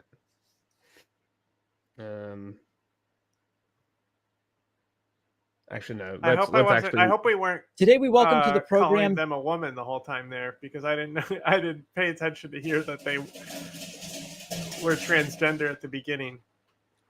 I didn't either. Hopefully they don't care because a lot of people are just like that. Yeah. It's very, very rare. I'm figuring out to find a person not online that has like that visceral like screech reaction to a misgendering. Most people are pretty reasonable, it seems. Yeah, but it still hurts them on the inside sometimes. Of course. But it's usually, I find that once it's corrected once, if you're not a cunt, you usually will. Well, it takes a while for the family to remember, you know? Yes. Well, that also makes sense. Because it's they're so it's not that they don't accept you or see you as your new identity. It's just the normal. It's the it's like when you're a kid and you just autopilot back from the school bathroom and walk into the classroom you were in last year, and then you stop in the doorway I fucked up. You freeze. I do that all the time, just leaving my room because I get up to get something and I stop in the kitchen. I'm like, well, I think it's funny specifically because it's a classroom that you haven't been in for a year, but your body still has the pathing for it. It's autocomplete. Mm-hmm. Dr. John Cruz, who's a neuroscientist, psychiatrist, and also an author. And he's also gay. John has been. Trump is obviously on drugs. I think ADHD. I'm excited. I think out of all the I'm declaring us bread tubers because it doesn't mean anything anyway. I think out of all of BreadTube, I think we tell more gay jokes than anyone else. I think we got it in the bag. I think we're also a bit more loose with our jokes. Been working with adults with ADHD for over 30 years. Who are you calling loose? Now, John, you and I communicated a little bit offline, and you told me that you believe there is direct evidence that Donald Trump has used stimulant medications during a debate against Hillary Clinton, during State of the Union speeches, and a handful of other times. Now, before you talk to me more specifically about that, the context here, of course, is that Donald Trump is now regularly saying that Biden does the same and predicting that Biden will be on some kind of drugs at the debate coming this Thursday. You felt it necessary to say, hey, there's another side to this story about drug use. So let me turn it over to you and tell me what you believe and why you believe it. So jump us back 8 years to the debate with Hillary Clinton. And at that time, when Trump was pacing the stage, polls by 6 to 8% for almost all summer, all fall. They had had 2 debates, and the critics and I think the general population saw Trump wandering around the stage, wandering around in his speech, unfocused, unprepared. He had publicly said he wasn't going to do any preparation work, and people were saying, unless he gets his act together for the 3rd debate, he's not even plausible. Yeah, we didn't look at any of that debate prep because I want to see, because they had a clip of Trump talking about his debate prep. I think it's also a Pac-Man video. Yeah, it's probably the next one that I have. And whether or not you like the content of his speech, whether you agree with his thoughts, is it the Fox most observers said, I don't know. He's sort of. I don't remember. I just remember seeing stuff and going, more or less answering some of the questions. His sentences, one flow from another. He looks more presidential. And if you look at the polling and I'm looking at the 538 collective polling numbers from October 19th, in the 3 weeks till the election, Trump's polling numbers go up 3%. Hillary's stay pretty much flat. There's a tiny dip, much less than 1% after the Comey verdict. So we can say that his performance in that debate may be well responsible for why he got elected. So as someone who is already aware that Trump has ADHD, and I can get into that whole discussion, I was thinking what could be going on that could make someone who, what was actually going on in the presentation and why did he look more presidential? I'm bored.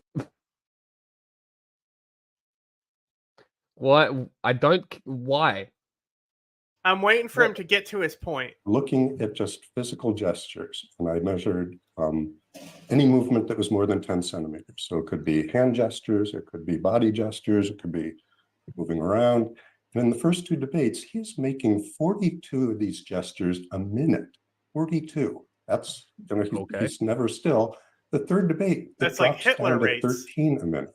That's a dramatically, he's sitting there calmly. Now, someone with ADD, if they're really focusing on their behavior, if they're holding themselves, they might be able to control that. So that doesn't in itself prove anything, but stimulants are one of the things that we know that make someone with ADHD less hyperactive. Okay, so Trump is Then on I meth. looked, We know and this. is a somewhat squishier measure on what I call coherence of his speech. And that's just, does one sentence have any logical connection to the sentence before it? No Again, shit. not whether it's true. I'm so fascinated. I got distracted by what the fuck a ziggurat is. Uh-huh. It's a pyramid. It's basically a pyramid. It's a stepping stone, basically. Yeah, Apparently it inspired the Tower of Babel. Well, yeah. Well, also they're like they can also, like, some Eastern Asian temples are considered ziggurats as well, but it's specifically a Babylonian, it's a Babylonian structure. Yeah, because there was a thing here that I saw. It was just pictures of before and after, and one is the ziggurat of Ur, unexcavated. You are excavated. Yeah. You are That's like one of the first battles. This is the Battle of Ur that's in recorded history. Oh, really? I believe Sargon of Akkad. Interesting. I think it's the one. I think it's the one where they talk about how he washed his weapons in the water. It's pretty fucking crazy though to see the difference, like what it was before excavation, how much shit has just piled on top of it. Mm-hmm. It's crazy. Not whether it's sure or stupid, but just does it follow? You'll see throwing in a comment about Rosie O'Donnell. And in his first two debates, his rate of coherence, by my measure, is about 64%. That shoots up to 85%. But most of us are more coherent than that anyway, but that's still a marked improvement. And what's more compelling about these two together, that's simultaneously happening while his gestures are getting less hyperactive. Now, someone with ADHD, if they're really wanting to be more coherent, may focus on their speech. But if you're focusing on your speech, your body is going to be more out of control. So to have his body in more control and his speech more in control is highly suggestive, but still circumstantial evidence. Okay, you're just diagnosing him, and you're not his doctor. I don't care. He's just saying that Trump is definitely taking drugs. We already knew this. Taking amphetamines for ADHD, and he shows signs of being treatment for ADHD. Rally in Philadelphia. Their idea. We've got to bail. Some quack There's shit. so much water you don't know what to do with it. You know, it's called rain. It rains a lot in certain places. But no, their idea, you know, did you see the other day? They just put, I opened it up and they closed it again. I opened it, they close it. Washing machines to wash your dishes. There's a problem. They don't want you to have any water. They want no water. And I was with one. And you were just listening to former President Trump, and we're going to talk about some of the things he was discussing there. We'll be right back with final remarks. And just going to a commercial rather than allowing this deranged man to continue ranting. Yeah, and well, I have to tell you understand, this is not David, a good rally for that they mandate, like, corporate mandates. So they have to go to commercial break. They're waiting for a good time to go, and he was going into it because they can't predict when a sentence is going to start or stop. So they said, all right, we can't wait any longer, or else we're going to have to fucking basically give money back that was given to us. for Trump. First and foremost, despite obviously bragging about crowd size, as you can see in this video, the entire upper tier of the stadium empty. Completely empty. You can find videos of Joe Biden speaking at the same place in Philadelphia. Oh my God, David, shut and up. It was actually full, despite the fact that shut the fuck up. They David. say Biden has shut no crowds, and despite the fact that he's so annoying. He literally is lib Fox News. Fucking talking about fucking nothing all the time. It's so funny. You fucking suck. I don't really care whether Biden has crowds. What I care about is whether he has votes. That's why you're bringing the it up. place half empty for Trump, despite insisting it's another record-breaking crowd or whatever the case may be. Trump is very, very scared about this Thursday's debate against Joe Biden. And so he isn't even mincing words anymore. He says Joe Biden is going to be on drugs. If it appears as though Biden is doing well, it is because of pharmaceuticals. Because they want to get him good and strong. So a little before debate time, he gets a shot in the ass, and they want to strengthen him up. So he comes out. He'll come out. I say he'll come out all jacked up, right? All jacked up. And of course, that is something that we are going to discuss much more with regard to Trump very, very soon. Trump realizing he's in a bad situation. And so he panics and he says, hey, you know who's great? Cornel West and Jill Stein. Can you imagine? He doesn't talk about how great RFK Jr. is anymore because he knows RFK Jr. probably pulls more voters from Trump than he does from Biden. But all of a sudden, Trump sings the praises of Jill Stein and Cornel West. Can you imagine? This guy is scared. So we got this poll last night from Rasmussen, and it was very, they also did it like with Kennedy and with the other ones in there. Cornel West. He's one of my favorite candidates, Cornel West. Oh, yeah. And I like her also, Jill Stein. I like her very much. You know why? She takes 100% from them. He takes 100%. Kennedy's probably 50-50, but he's a fake. He's a fake. He's being honest. Votes for Jill Stein and Cornel West almost certainly come right out of the votes that are possible for President Joe Biden. Whereas with RFK Jr., it's harder to know. He says it's 50-50. There are those who suggest it's actually more like 70-30, that RFK pulls more from Trump than from Biden. Trump asking, can you name a single good thing that President Biden has done? Because Joe doesn't do anything that's good. Name one thing that he's done in 3.5 years that's good. Well, the extended record low unemployment rate, record job creation, dramatically lower crime levels, lower Medicare drug prices. God. David is a fucking op to get me not to vote for Biden at this point, I think. This is the infrastructure investments, CHIPS and Science Act, student loan debt forgiveness. Okay. I could go on, right? Gaza. Better stock market. Easier to get toilet paper, zero insurrections at the Capitol. You can really come up with quite a long list. That zero wasn't a thing to suggestions. begin with, where they created a short in the supply chain from panic buying. Yeah. Epic.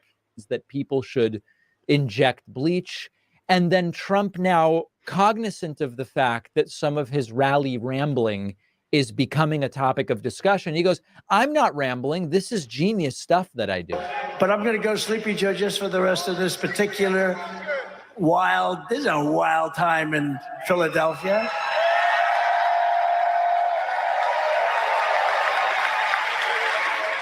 Now, the fake news will say Trump is rambling. No, it's genius what I'm doing up here, but nobody understands. It's when Trump rants about Joe Bride and then talks about, shark electrocutions and these things. It's genius, but the news media simply don't understand that. Trump's still very confused about tariffs. Interestingly, he acknowledges that a lot of people say he's confused about tariffs, but he insists he really does know how tariffs work. This is funny. They're looking for hope. Funny, by the way, if you don't want to cry about the fact that this guy was president and doesn't understand how tariffs work. They're tired of being called stupid people all over the world. 4 years ago, we were so respected, and now we're being laughed at.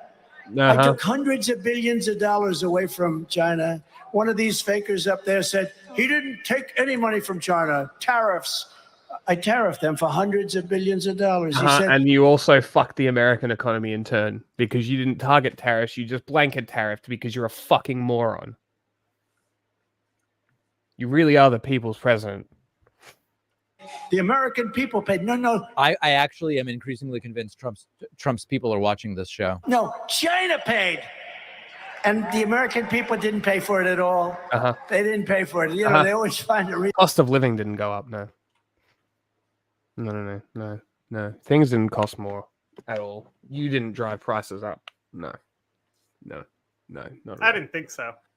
Blanket tariffs, they're generally good policies.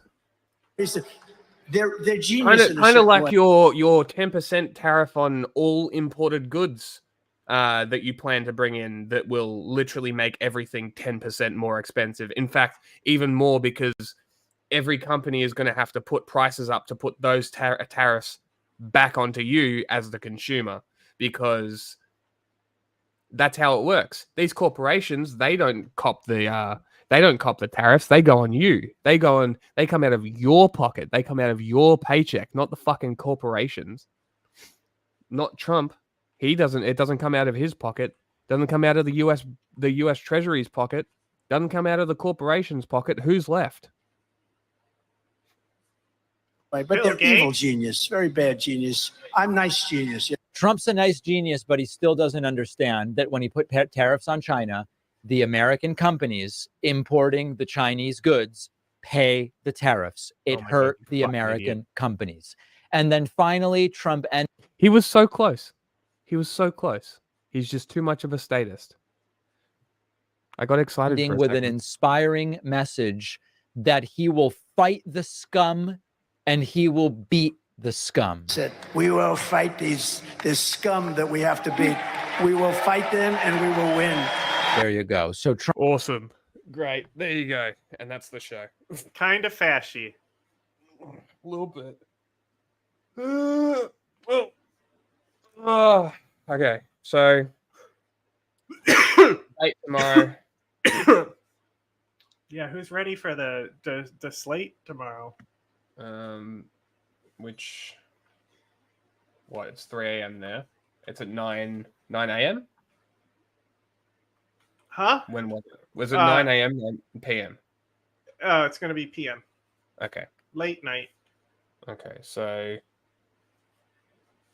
okay, that's fine. That'll work. Yeah. So we will be doing the debate tomorrow, and that's all. Thanks for watching. Catch you later. Give us money on the Patreon. We want to make stuff and register the business. I didn't say only news. Good news.